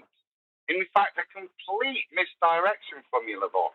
So why even invoke his name? We can just ask each other questions and then try and understand where each other's coming from. Which is what I was doing when I first got here, by the way, 2 hours ago. When I got here, I asked questions. So the Socratic method. Just ask people questions, see what they think. They can ask me questions. I can do that without anyone mentioning Socrates. There's no need for this appeal to the Socrates name. You're prepared to be such an arrogant tosspot. You'll argue that when clearly you're wrong, and actually it'd be beneficial for everybody for you to just go, recognise the point and move on and have some beneficial conversation. But your ego's so big you won't even concede that point. Sounds familiar. He's Elmer Fudd sophisticate. Which point am I failing to concede? Right? Clown. Which part? Every part. Mr. Sunshine rises in the west. Just put it back to him. Seriously, so you're not even paying attention then, John LeBon? Nope. Maybe it makes sense in your head, but not to the person you're communicating with. Dude. Maybe you should take the chip off your shoulder, and stop making yourself look ignorant and non-attentive. That's all you've done since I've joined this conversation. Demonstrate you've not listened to what I put back to you, and you're not prepared to. You'll dig yourself another hole instead of just admitting you were slightly wrong, proving to everyone you're a bit of an ignorant doofus. What was I wrong about? I mean, prove my point again. What was I wrong about? I'm trying to share with you useful information here. We've been lied to about our history. Our entire history is a lie. We've been lied to. So I'm trying to share with you useful information. I know the shape of the earth is very important, but other things are important too. The history hoax is very important. I'm trying to share that with you guys, and I ask nothing in return. History is a hoax. Socrates, Herodotus, all of these people, anything more than a few hundred years old is fake. You've been lied to. We've all been lied to. So yes, the shape of the earth is important, but that's just one part of a bigger pie lie. There's a big lie pie going on. You guys have one slice of that pie lie. Somebody who's less read than him. How dare you come to me and think you're educating me and talking about history being fake? What are you on about? What's that got to do with anything? Why is that supporting your point as to whether or not the life and death of Socrates existed for us to make a statement about Socratic method? Because there's no need to invoke Socrates' name when we're just talking about discussion with questions. Your mind's flipping, which is what I was already doing when I got here. You're stoned or pissed? Before you even got here, that's what I was doing. I was asking questions. Pissed? Is that what you said? You're pissed? Is that why you can't stay on track? 12 days sober, brother, and I'm proud of it. Let me tell you right now, you live in little Plovdiv, Bulgaria, and 12 days sober is quite an achievement. Let me tell you right now. 12 days sober, I'm proud of it. That's brilliant. I'd suggest to start drinking Thank you very again. much. Yeah. It's not going well, John. Your coherency rate's gone down since you stopped drinking. No, because I just rolled you with your Socratic method thing, and you're trying to talk about being educated, and now you're like, oh, JLB, you're so proud, you're so full of ego, whatever. Look at you, you got triggered as soon as someone suggested to you not as smart as you think you are. You used genetic fallacy. You didn't even concede it. You didn't even know what a genetic fallacy was 2 minutes ago, bro. Nathan just taught you that one. Shut your mouth. 2 minutes ago, you never heard of that thing. Elmer Fudd, sophisticate, retard. Makes a question. If you didn't understand, if you just came in asking questions and you didn't understand each other, how could you ask a question? Are you asking me how can people ask questions of each other? Was that the question? What is question? What does question mean? Guys, I get some of you are mad at me, but just take a deep breath and relax. Like when Mad I at you? No. some of the stuff you guys We're are saying feeling is sorry for your when you listen dumbass. back to this, you realize you were making a fool Oh of yeah, yourself. we There's will. no need for it. Yeah, there'll be about 18 shorts out. Yes, we will, John. Don't you worry. You didn't agree to the Socratic method, you won't be able to ask a question. What is wrong with you? Whoa. Neil, You can call it whatever you want. You can call it We the were doing teapot so method. well. Why do you need to appeal to Socrates? Yeah, now we've taken Can we the have a bait, word? Neil. Can we have a Well word with done. Neil? Yeah, go ahead. I was about to have the same word with him. Well done, Neil. I'd just like to take Neil. Have you not realised you can't engage in conversation that invokes the Socratic method if you don't admit that Socrates was real? If you think he's fake and history's fake, you can't engage in conversation using the Socratic method. Because you don't believe that I was Socrates already existed. asking. So the Socratic method, right? It's this No, idea mate, of that's asking how dumb questions you and are. engaging I'm with just each other's summarising ideas. your dumb I've been shittery doing that that the whole you've time I was here. I don't need someone to talk about some Socratic method named after some guy who never existed. Just for Adam and my audience's benefit, that's what he did to me the whole show. Every time something embarrassing comes up and you summarise the embarrassing defeat, it'll just filibuster you to all hell. Sorry, Adam. Well, so filibustering, though. You're using that term. That doesn't mean what you think it means, bro. He just defined it a few minutes ago, dumbass. How would you know?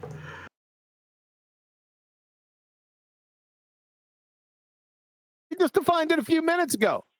Is LeBron trying to be Socratic about what Philip Oh my God.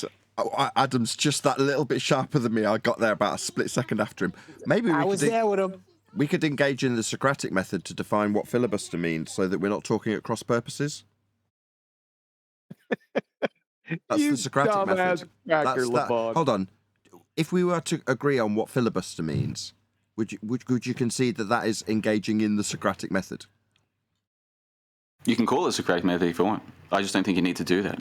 And would you also agree that it is irrelevant whether or not the person ascribed to that description of agreement in defining things is irrelevant to whether or not we agree on what filibuster means, aka engaging in the Socratic method? Well, again, you can call it what you want, but I'm glad that you do want to find out what filibustering is, because it's used in a context in politics and American politics where basically there's only a set amount of time where you're able to ask questions or try and pass legislation, whatever. So sometimes people will be given the job of filibustering, where their job is just to read like a 300-page document and just waste all the time talking. So there's literally no pauses in what they say. That's filibustering. So it's nothing to do with the bloke in the back pass called Philip Buster, then? I don't know if it was named after a guy called Filibuster. It might have been. I can't remember, man. We're going back to college. We're talking 15 years ago. It's not a pub quiz, lad.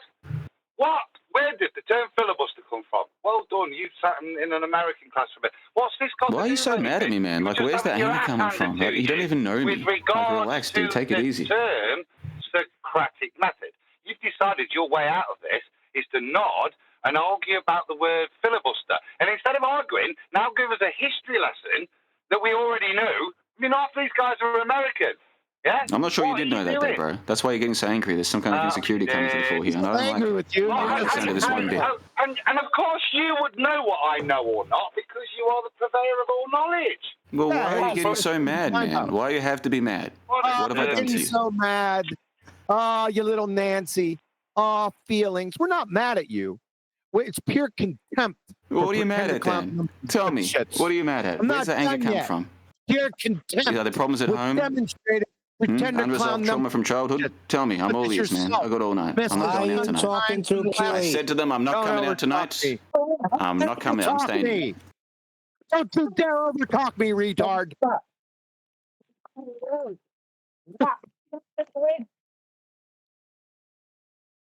Can't hear you, Adam. Take Adams off mute. Hello, come on down.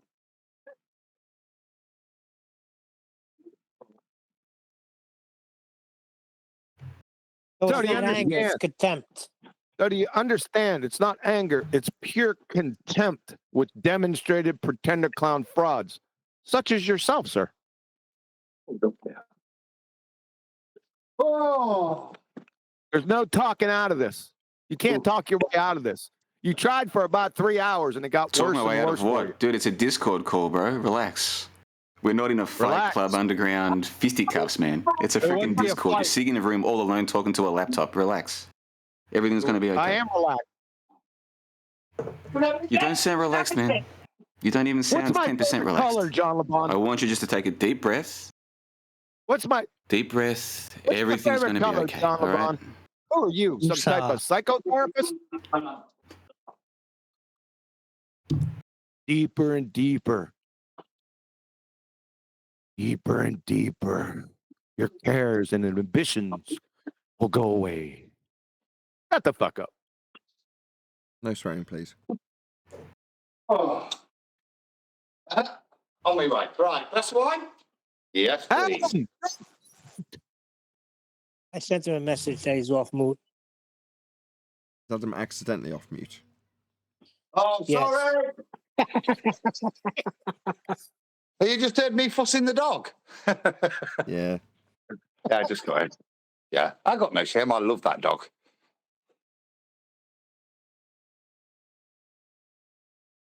Dog? What does dog mean? John LeBon, what the hell's a dog?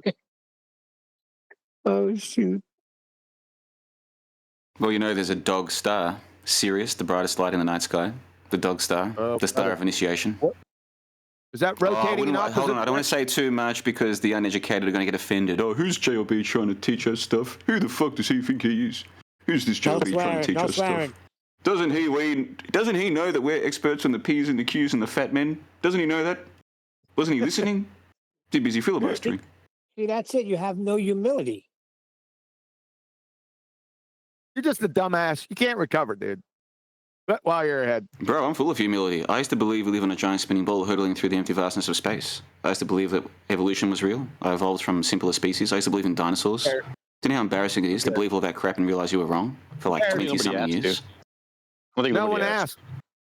No one asked for your Well, that guy was just talking about humility. And I'm like, well, you have to be humble to admit you were wrong about all that stuff for so long.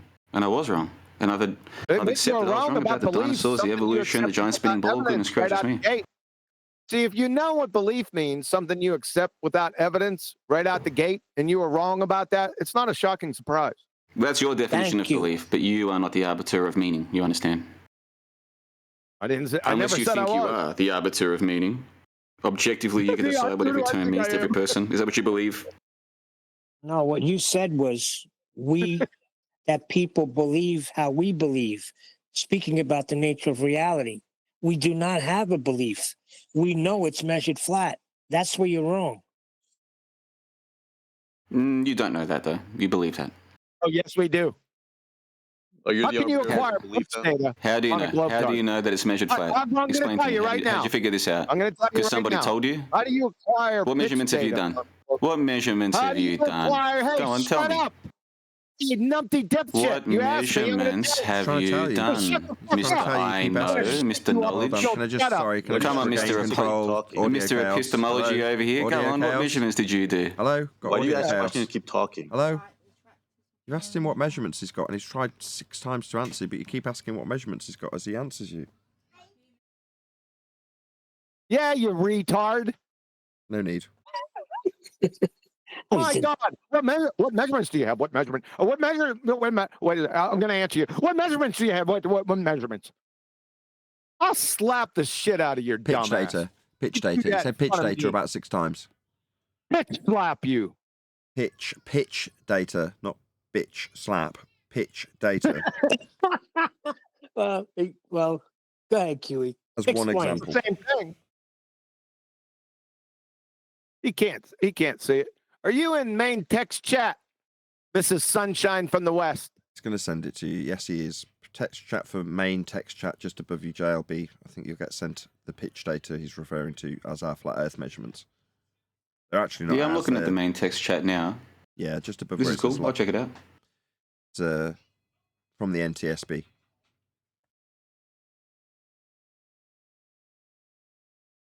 Okay, so I'm looking at hashtag main text chat, and someone has added me. This is how we know. Okay, there's Quantum Eraser. Okay, so he's sent me an image.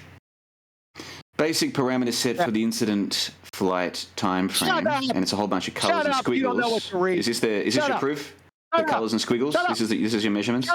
Yes, that's a measurement. This is from United Airlines. So you were a United Airlines employee, perhaps? Oh my God. No, it's come from the NTSB. Oh, okay. So you got this information from some website, and now this is your measurement that you did. Your measurements are just taking someone else's squiggly coloured lines. Is that it? Relax. Oh my God. Relax. Hold on. No, I'll try that once more. I did say it once before, but maybe you didn't hear me.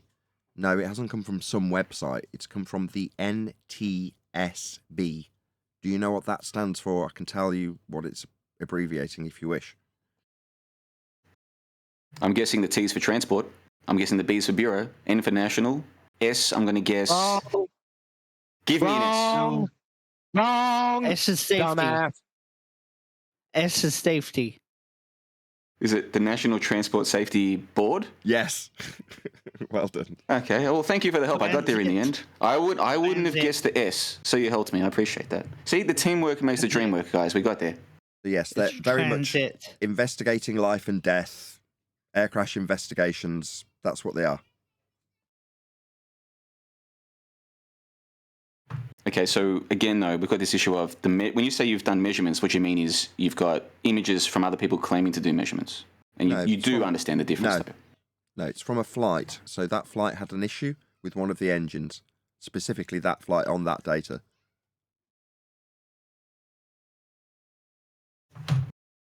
Yeah, okay, again, though, we've got this issue when you say measurements, you're not actually doing the measurements, you're just taking data from somebody else, though. No, they're measurements. No. It's still measurements. Okay. So you see on the x-axis, it says, do you know what an x-axis is, John LeBon? You're not addressing his point. I suspect I've done more mathematics than you have. Stop, everyone, stop. So carry on. Stop. You suspect you've done more mathematics than me. Hello, How do you please. know? Stop, please. Delve into that topic, Oh, my you God. clown. QE, please. You're not answering him, right? He's saying, did you acquire this data?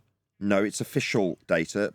However, by we, in this case, it's Adam and a couple of other people, have personally acquired the same data manually themselves on aircraft to validate that which is provided by an official source. So we do have it acquired manually if you prefer to look at that. However, I would assume you'd decry it for being acquired by a flat earther. This is far more official. They're both the same in terms of pitch, which is what we're specifically looking at on this official measurement data. But no, it's acquired by a flight. It's the aircraft black box data and their measurements used when investigating life and death scenarios like aircraft crashing into the ground, killing people. So it has to be very accurate. There's no mucking about with this data. We do have our own if you want to call us on, oh, you didn't get it. We have. Just so that's clear, moving on.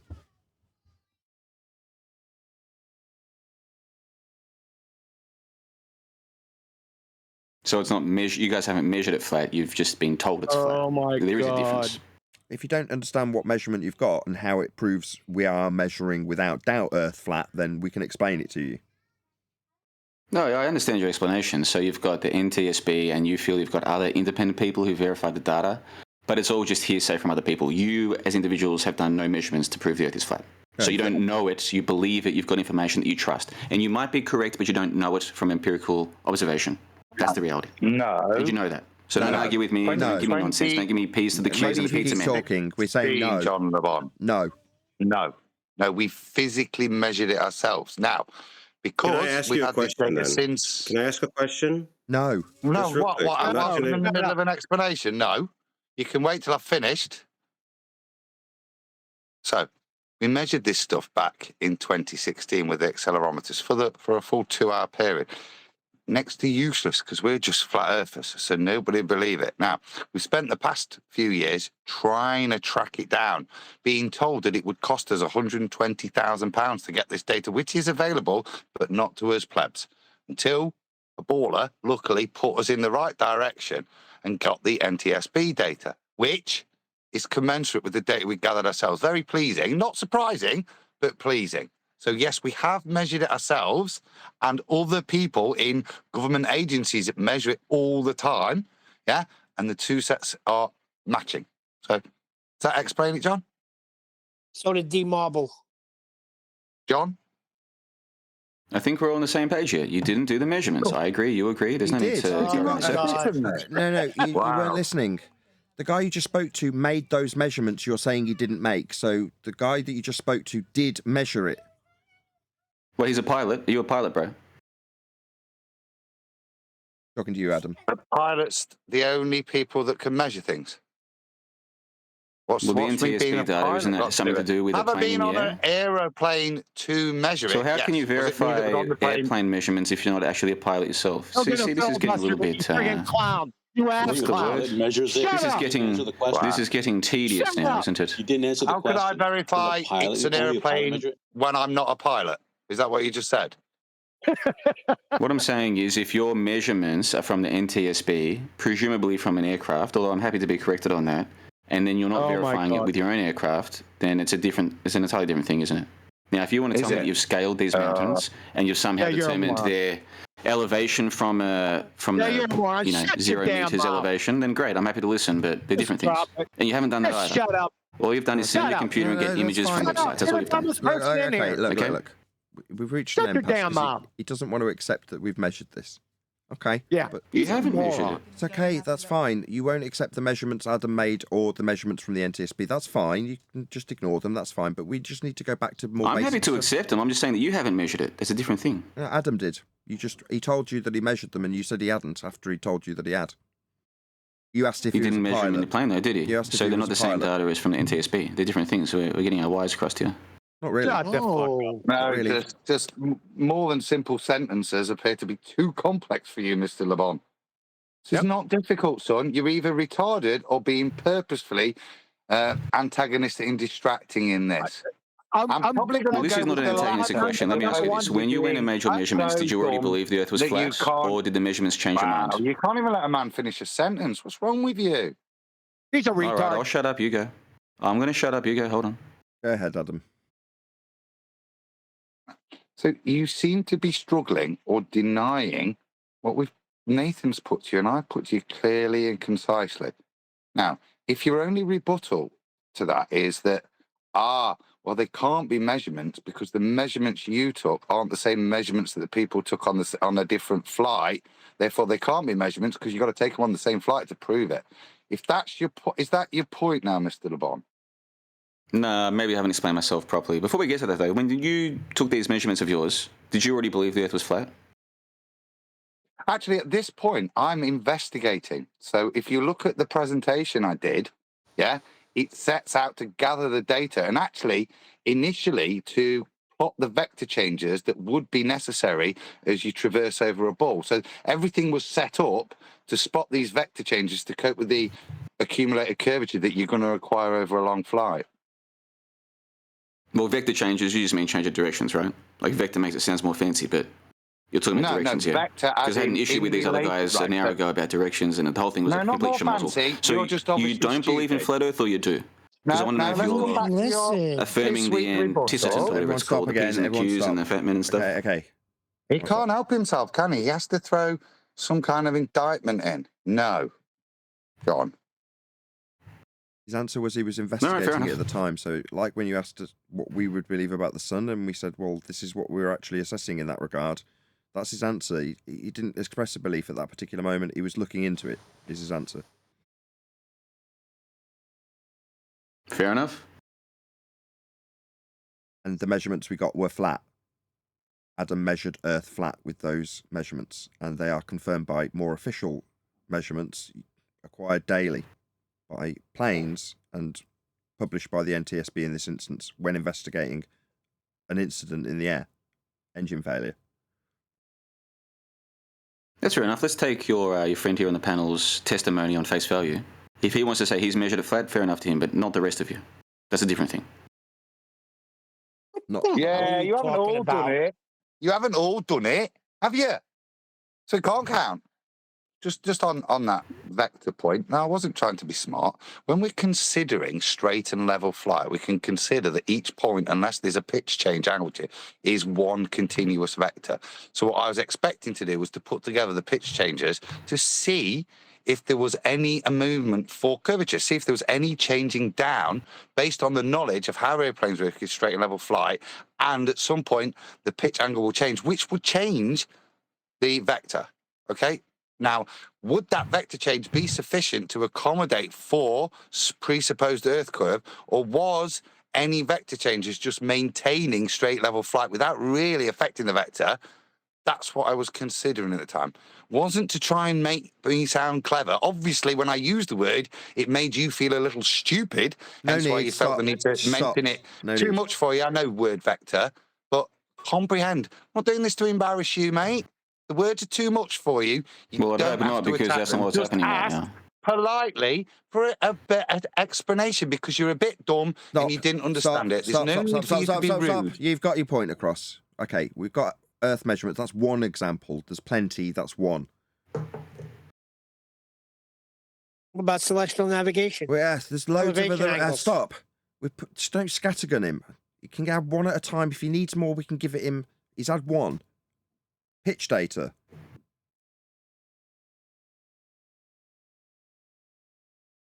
I think we can agree the majority of people on the panel here haven't done their own quote-unquote flat measurements. Now, that doesn't mean the Earth isn't flat. It doesn't mean you can't believe the Earth is flat.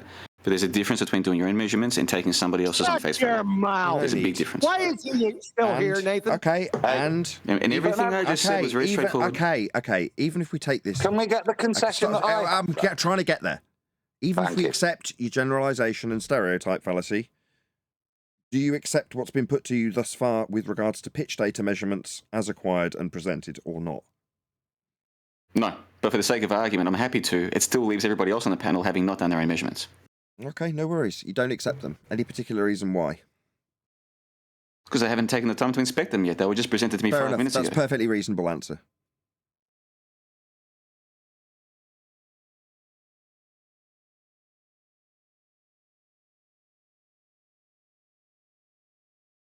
What are you doing here? Off you go. No. Go do your inspection. No.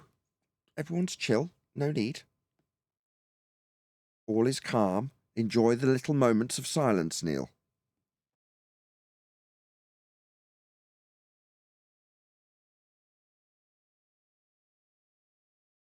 So sure, yeah, obviously it's going to take some time to digest pitch data. Took me a while to have explained to me by multiple different people. And even then, I'd still look at the graph and get it wrong. So yeah, it takes a little bit of time to digest, but it's just a measurement of Earth with respect to a plane and the angle of the plane with respect to the gyro that's measuring it. And the data's recorded in a little black box. If there's ever an issue, the NTSB assess that black box, and it shows the plane flying over a flat surface. Pitch, the nose is slightly up with respect to horizontal for a couple of hours, and it shows it in that graph.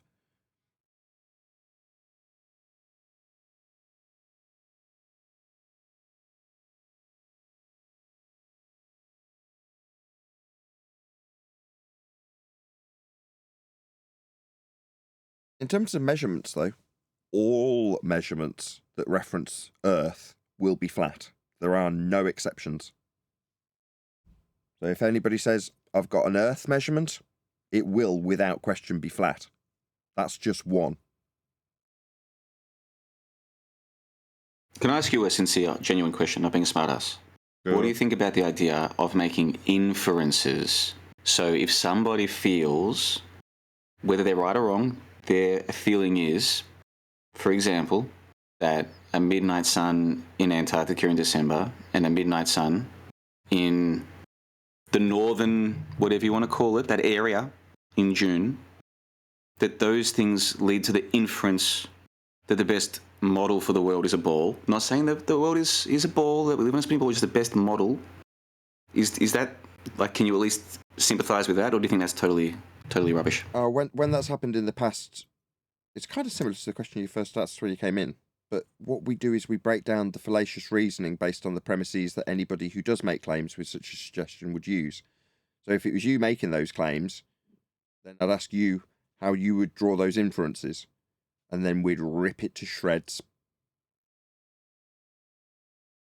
Because I said, once I heard about this so-called final experiment, which of course you guys know is an observation, not an experiment. Anyway, when I heard about this, I was like, this is fantastic, because if they do see a midnight sun, in my opinion, that means the ball model's better. If there's no midnight sun, man, I can drop everything I'm doing and become the world's leading flat Earth expert. Because you can't, in my opinion, you can't explain a ball model without a midnight sun in Antarctic in December. What ball model? I mean, we'd have to define terms about what we're actually looking at, though. So far, in terms of your description of it, you've said north and south, right? Well, you did also use the word north last hour. Yeah, I'm doing it now. You did slip up a little bit and say north. Yeah, I've got no issue with it. Again, if you don't want to use directions... Don't bite on his misapprehension. No, it wasn't that. I'm about to... How the hell are you no issue with north going to come to an agreement when one of you thinks Socrates lived and the other one didn't believe he ever existed? Okay. You're never going to get to a Socratic agreement of what north is. Let's see how we get on. Okay. But in terms of where we're going to look at them, is north and south satisfactory? Can we agree on this term or not? So I use the terms north and south, and east and west for that matter. I like those terms. I think they're useful. Okay. No, I would agree. But what do they mean? They're just words that we use to describe directions relative to where we happen to be at that point in time, or whatever hypothetical situation. If you go over there, then you go west or east. They're just terms to describe directions. When I'm using the terms, I'm not saying those are the technical definitions. When I use those terms, I use them in that sense. And are they 2-dimensional, 3-dimensional? Well, 3-dimensional. Well, we live in a 3-dimensional world. Really? You think compasses? You think there's a 3-dimensional compass? Do you? No, I think we live in a 3-dimensional world. Sure, but the directions that we're agreeing upon, hopefully, when we move forward in this Socratic discussion, are they 3-dimensional? Is north 3-dimensional or 2-dimensional? Well, if I'm using these terms, I'm talking to another human, so we're both generally standing upright in whatever location we're in, and so we both have the same conception of what east and west and north and south mean. So again, it's a form of communication. It's just a term that we use to communicate. Okay, and are they 2D or 3D? I don't think we're using 2D or 3D. It's like I say to a dude, okay, we are. I can go educate west, you. I can and educate. he'll understand what I mean. We are. It's a relative term. It's a way of communication. You can stop talking. We are.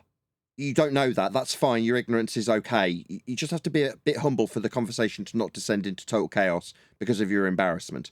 No, we are definitely... I wouldn't have asked. No, I'm not so stupid as to ask questions I don't know the answer to. That would be silly. Like 10 years ago, me silly? I've learnt since then. So when we are talking 2 or 3-dimensional and you don't know, that's a bit of a problem. So on a compass, is north 2 or 3 dimensionals in terms of which way it's ascribing for us to agree upon where north is? Hold on, do you think 2D is a real thing? Or do you understand it's a conceptual? It's not a literal thing. Oh my God. Yeah, we're having communication verbally, and obviously we're going to communicate with concepts. And in this case, we're walking somewhere that neither of us are going to walk on sat down. But for us to understand what we're describing when we go somewhere, in this case north, I need to know if it's 2 or 3-dimensional. If you don't know, I can tell you. We live in a 3D world. Yeah, but that's not a compass, and it's not a north, and it's not a direction we're going to travel. So well, a compass is 3-dimensional. No, it isn't. It's an object in our 3D world. Like 2D is just a conceptual thing. It's not a literal thing. The direction it's just an idea in your head. The compass. It's useful. Unless you know of a place that's 2D. Hey, do you know a place that's 2D? I don't think you do. Keep going. You know better. Keep going. Tell me when you're done. Do you know a place that's 2D? Do you know a place that exists that's 2D? Your sister's house. Stop. I'll just go silent when he asks me a non sequitur, and when he eventually has the balls to get back onto this discussion in earnest about a compass and the direction we're going to agree on, I'll answer him then. He can throw up 50 questions that are non sequitur if he likes. We'll see how he does. It's not a non sequitur. You brought up the 2D and 3D, and I'm trying to establish you understand 2D. It's just a conceptualization. There's no literal place as 2D. Yeah, that's irrelevant to us. Not even an atom. Not even on their stupid atom story. So we're not going to have a reasonable discussion. You've asked me something and carried on talking. No, I think you've set a trap for yourself. You didn't realize it. You've gone down this 2D, 3D path. Obviously, you've tripped people up with this before, but you don't realize who you're talking to here. I know full well there's no such thing as 2D. It's a conception. It's not a literal place. Let's just level. So if you want to have a conversation about our literal world, you have to stay in 3D, not in this silly conceptual 2D trap that you set for me. These traps might work with simple people, but not with John LeBon, bro. Hello, if you can got to wake up early to catch this one, son. Come on now. Let me know when you're done. No, you've been caught a number of times, Dad. I don't need help, thanks. But just let me know when you're done. I just want unimpeded air to talk and communicate with you without you immediately ranting through me. Are you done or not? I've finished what I had to say. Over. Thanks. Hey, it's not a trap. You don't need to be so I'm not trying to catch you out. In terms of directionality, it is two-dimensional.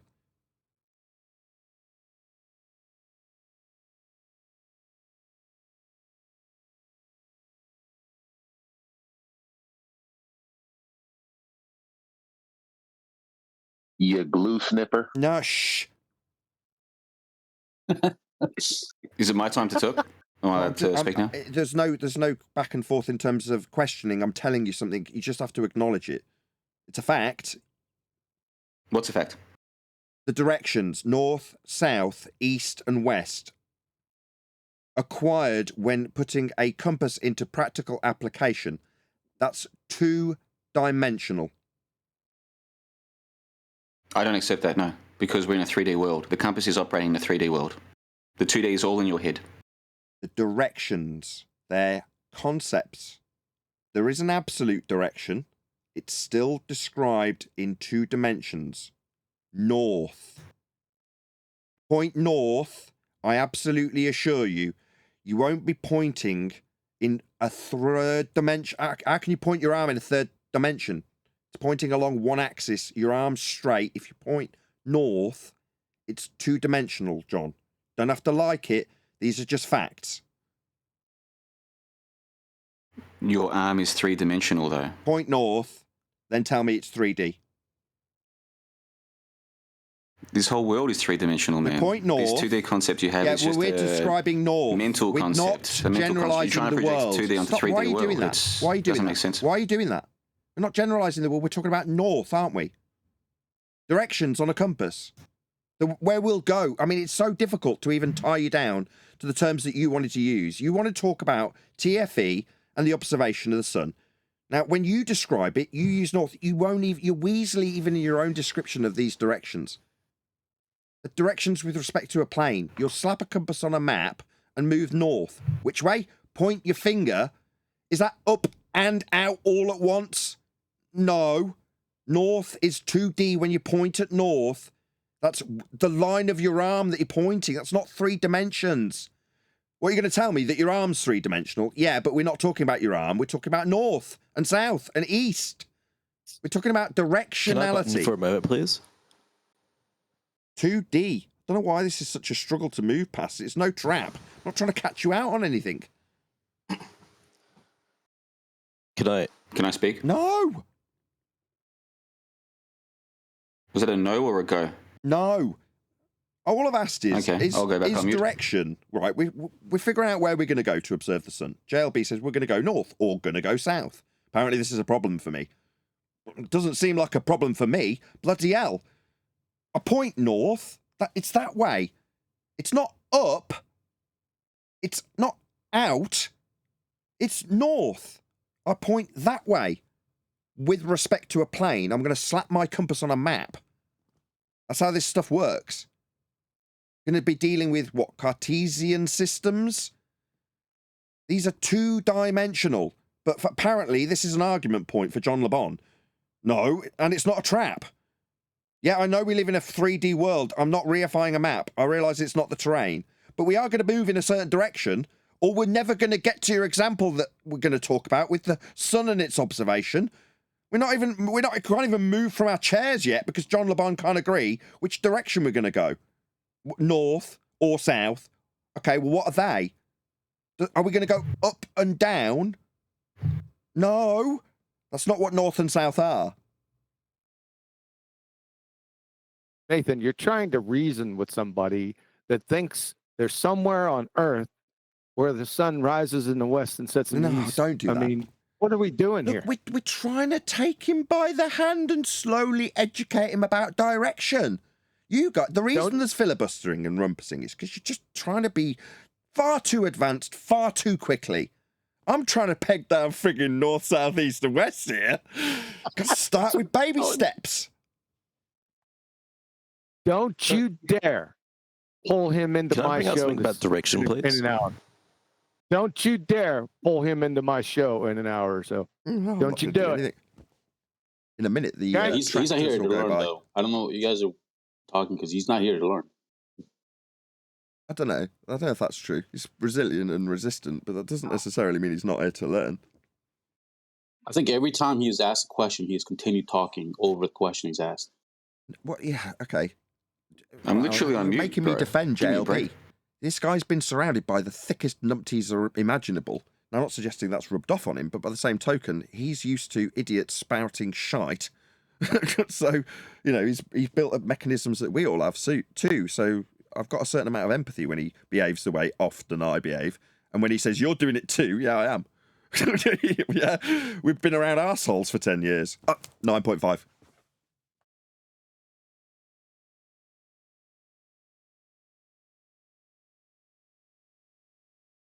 Anyway. Well, the guy Demon had a question, if you want to move on to him. Well, if JLB's gone silent, then yeah. But in my eyes, JLB is a celebrity to me. Maybe you guys don't appreciate who he is. I do. I know who he is. He's got my respect. I appreciate that, Nathan. Thank you. I appreciate that. No, I'm on mute, man. I'm happy to shut up and let others speak. I kind of feel like I've spoken too much today, so I'm on mute. No. Why'd you have to do that? Thank God. Hold on a second. This guy has antagonize Nathan. spoke to everybody, and you say, why do I have to do that? Sorry, Demon. I've got to get control of my own panel. Maybe you can have a word with Neil and I can make myself a coffee. Go ahead, Demon. So my question was, down the lines of self-observation and measurements and doing everything ourselves. In my opinion, the only way that we can be 100% doing this for ourselves is if we all were able to get into a designed aircraft that does not have fisheye lenses, and we can confirm and do this. No, hold on. I'm not trying to. I'm learning. Okay, so I'm not trying to question or this. My question comes down to is, in order to say that the Earth is flat, you would need to have done that yourself. And in order for me to say that the Earth is a globe, coming from a globe side, I would have to be able to go up and see that myself. Right? Doing measurements on a flat plane only work if the plane is flat, as you say. Yeah. And if you cannot see more than 30 miles on a flat plane, you cannot assume that the other 24,000 miles or however big the Earth is or the flat plane is, you cannot see it, you cannot assume, otherwise you are not doing what you just said, doing the measurement. Sure you are. So my question is, how do we approach that? Hold on. My question comes down to, how do we approach that? How can I do that? How can I go take these measurements myself without having to go up into an airplane that I have to build myself and verify everything? You don't. That's my question. You can just utilize the processes of celestial navigation if you wish to do so. And then you're measuring much, much, much bigger areas with elevation angles to the stars. So when you make an elevation angle measurement, you're essentially drawing a line from your position to the ground position of that star that you're measuring. So you've got a line along the ground and a line up to the star. But the whole purpose of doing that is to draw a circle on a map to work out where you are. In other words, this process is used to figure out where you are if you're lost. Make sense? Agreed. Yeah, same as like using your shadow from the sun to determine which direction you are going. Exactly. It's a flat Earth elevation angle measurement with respect to that light. So what you've just identified is the globe's use of flat Earth measurements to infer that the sphericity to the ground that they've measured flat with sticks and shadows. You need to measure Earth flat to infer the sphericity that you put in false dichotomy. If we can explain it with a globe, we'd have to go up. Now, I appreciate that you're, in essence, decrying that position when you state it that way, but as a statement, it still falls into the category of false dichotomy. You've got you on a globe as one alternative, but the globe offered in false dichotomy as an alternative is also based on the measurements of a flat Earth. That's how you make the globe. Yeah. So you can't say, well, it would work better on the globe model. Okay, what's the globe model? Well, it's this model we made by measuring Earth flat.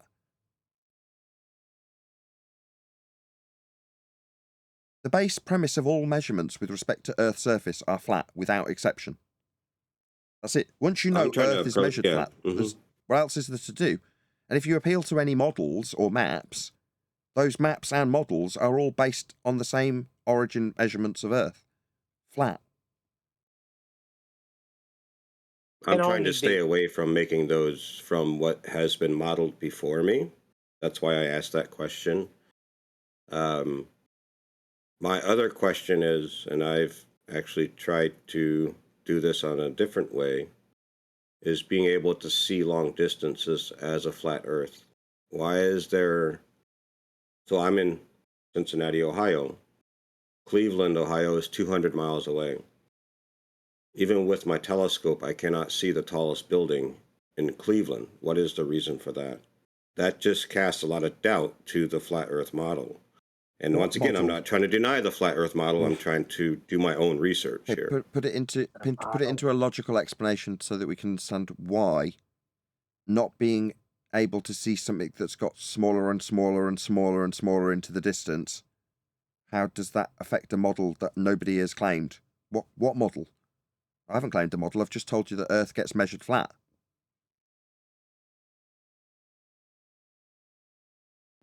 Yeah, it can get measured flat. I'm asking... So you're saying it gets measured flat, but it's a globe, or are you saying it's a flat Earth? So you're saying, if I measure it as a car, is it a truck? Or are you saying if you measure it, it's a car, is it a car? Yeah, if we measure it flat, it's flat. I'm asking if you measure the car, what's the measurement? A car. Yep, 3D, right? So yeah, you and if we measure the ground flat in the measurement of the ground, then the ground's flat because we measured it flat. Well, not technically. There's hills and mountains and valleys and rivers and whatever. So flat is a roundabout way of saying it. You know, perfectly flat, perfectly level. I see. Is not true. So when I give you an example of measuring the elevation angle to a star so you don't die when at sea lost. You've gone to bed, you're in your boat, you wake up and go, oh shit, I didn't drop anchor, where the hell am I?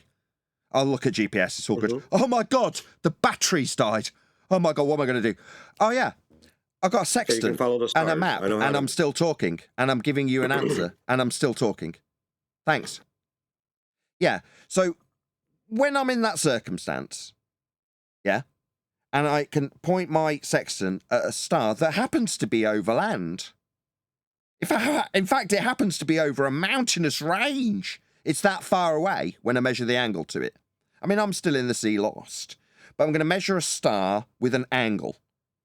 Are you telling me that the mountains, the stars above, preclude me measuring this angle with respect to a flat Earth to not die?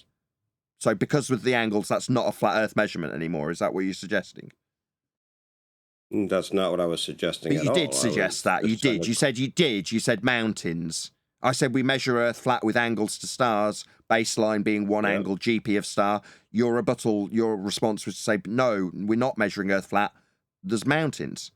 So I've then said, okay, well, here's my example. I'm still talking. I'm still talking. I'm still talking. I'm still in the middle of the same. I'm still talking in the middle of the same sentence. I'm still qualifying. I see that this is not Maybe gonna just go keep anywhere. I'm talking, gonna mute. Demon. Maybe just keep talking and you'll win. Maybe a stupid example that doesn't make any difference to elevation angle measurements, whether there's hills or mountains. That's what you're doing to me. You're talking over me, not letting me even try to get my comment out. Every time I start talking, you talk over me. You are so set on what you're doing. I can't even ask a question to learn something. Okay, I You're heard not answering my question. You let me know when you're done. Let me know when you're done. All this other stuff. You let me know when you're done. I heard other stuff. Yeah, I heard your objections. Let me know when you're done.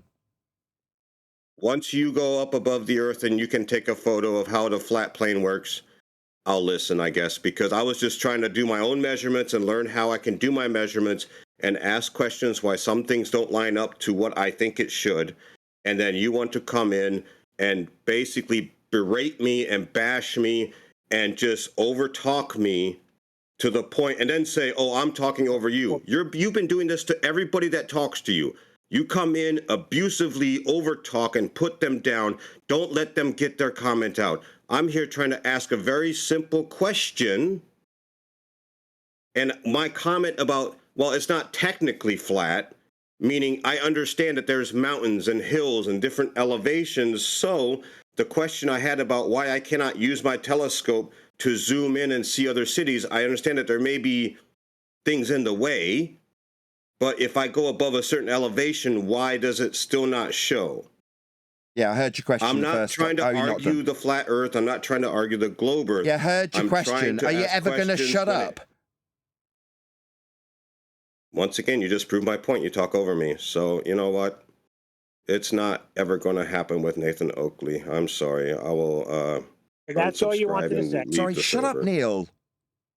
I'll let you have your little rant. Are you done or not? He ran. So in essence, after he's filibustered, scattergunned, made multiple claims with different premises for each, when I actually get to responding to him after his little ad hominem thrust, he's just ad hom the crap out of me. Yeah, did I talk through him while he ad hom the crap out of me? Stop him from ad homing? No. But when it actually comes to me, addressing the fact that we're taking elevation angles and it makes no smagging difference if there's hills or mountains, that never gets addressed to him because he's got to run because it won't happen with Nathan Oakley. What, a rebuttal to your shite that mountains make a difference to elevation, angle, measurements of a flat plane? No, they don't make any smagging difference, but he wouldn't listen to it. He wouldn't have it. Because unless we can go up, what the hell does that have to do with me rebutting your claim that no, hills and mountains will preclude a flat earth measurement? And my detailing of an elevation angle measurement. No, that's not actual. Yeah, it is. It's just measuring Earth flat. He just didn't like hearing it. He wants to retain his globe faith. And bitch about how difficult it is to communicate with me. I don't give a shit who you are. Do I care, demon? You're a faceless twat and nobody cares what you want. Me, I'm detailing to an audience how Earth's measured flat with elevation angles. What was that objection? Hills and mountains? Yeah, what I did was take a giant steaming shit on that garbage that made no difference to the way Earth was measured with respect to the plane of reference for the angle when measuring stars on a flat Earth. So you don't die at sea. Yeah, that was my example of measuring Earth flat. Your rebuttal was mountains and hills. Shite. Now you want to run away because you can't cope with my flat Earth measurement that I'm detailing. Good. Appeal to how you can't cope with talking to Nathan Oakley. Yeah, I know. None of you can.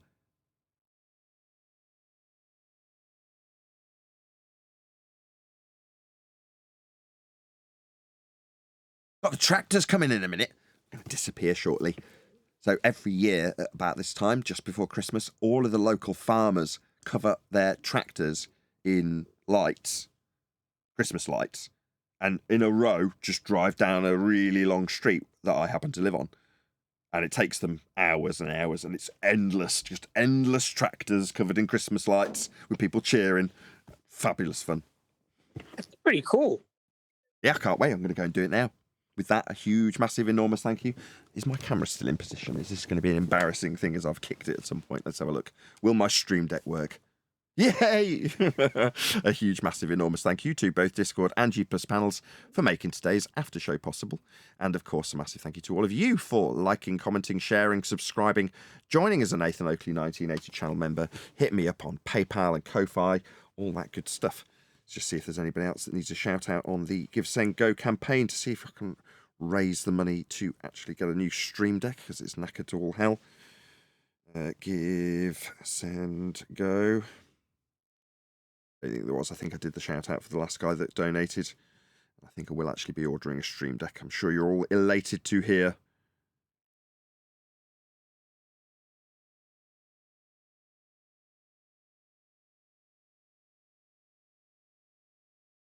A massive shout out to Len for hitting the Give, Send, Go with a $20 donation. So thank you very much to you. I've been Nathan Oakley, and I will see you all in the next video.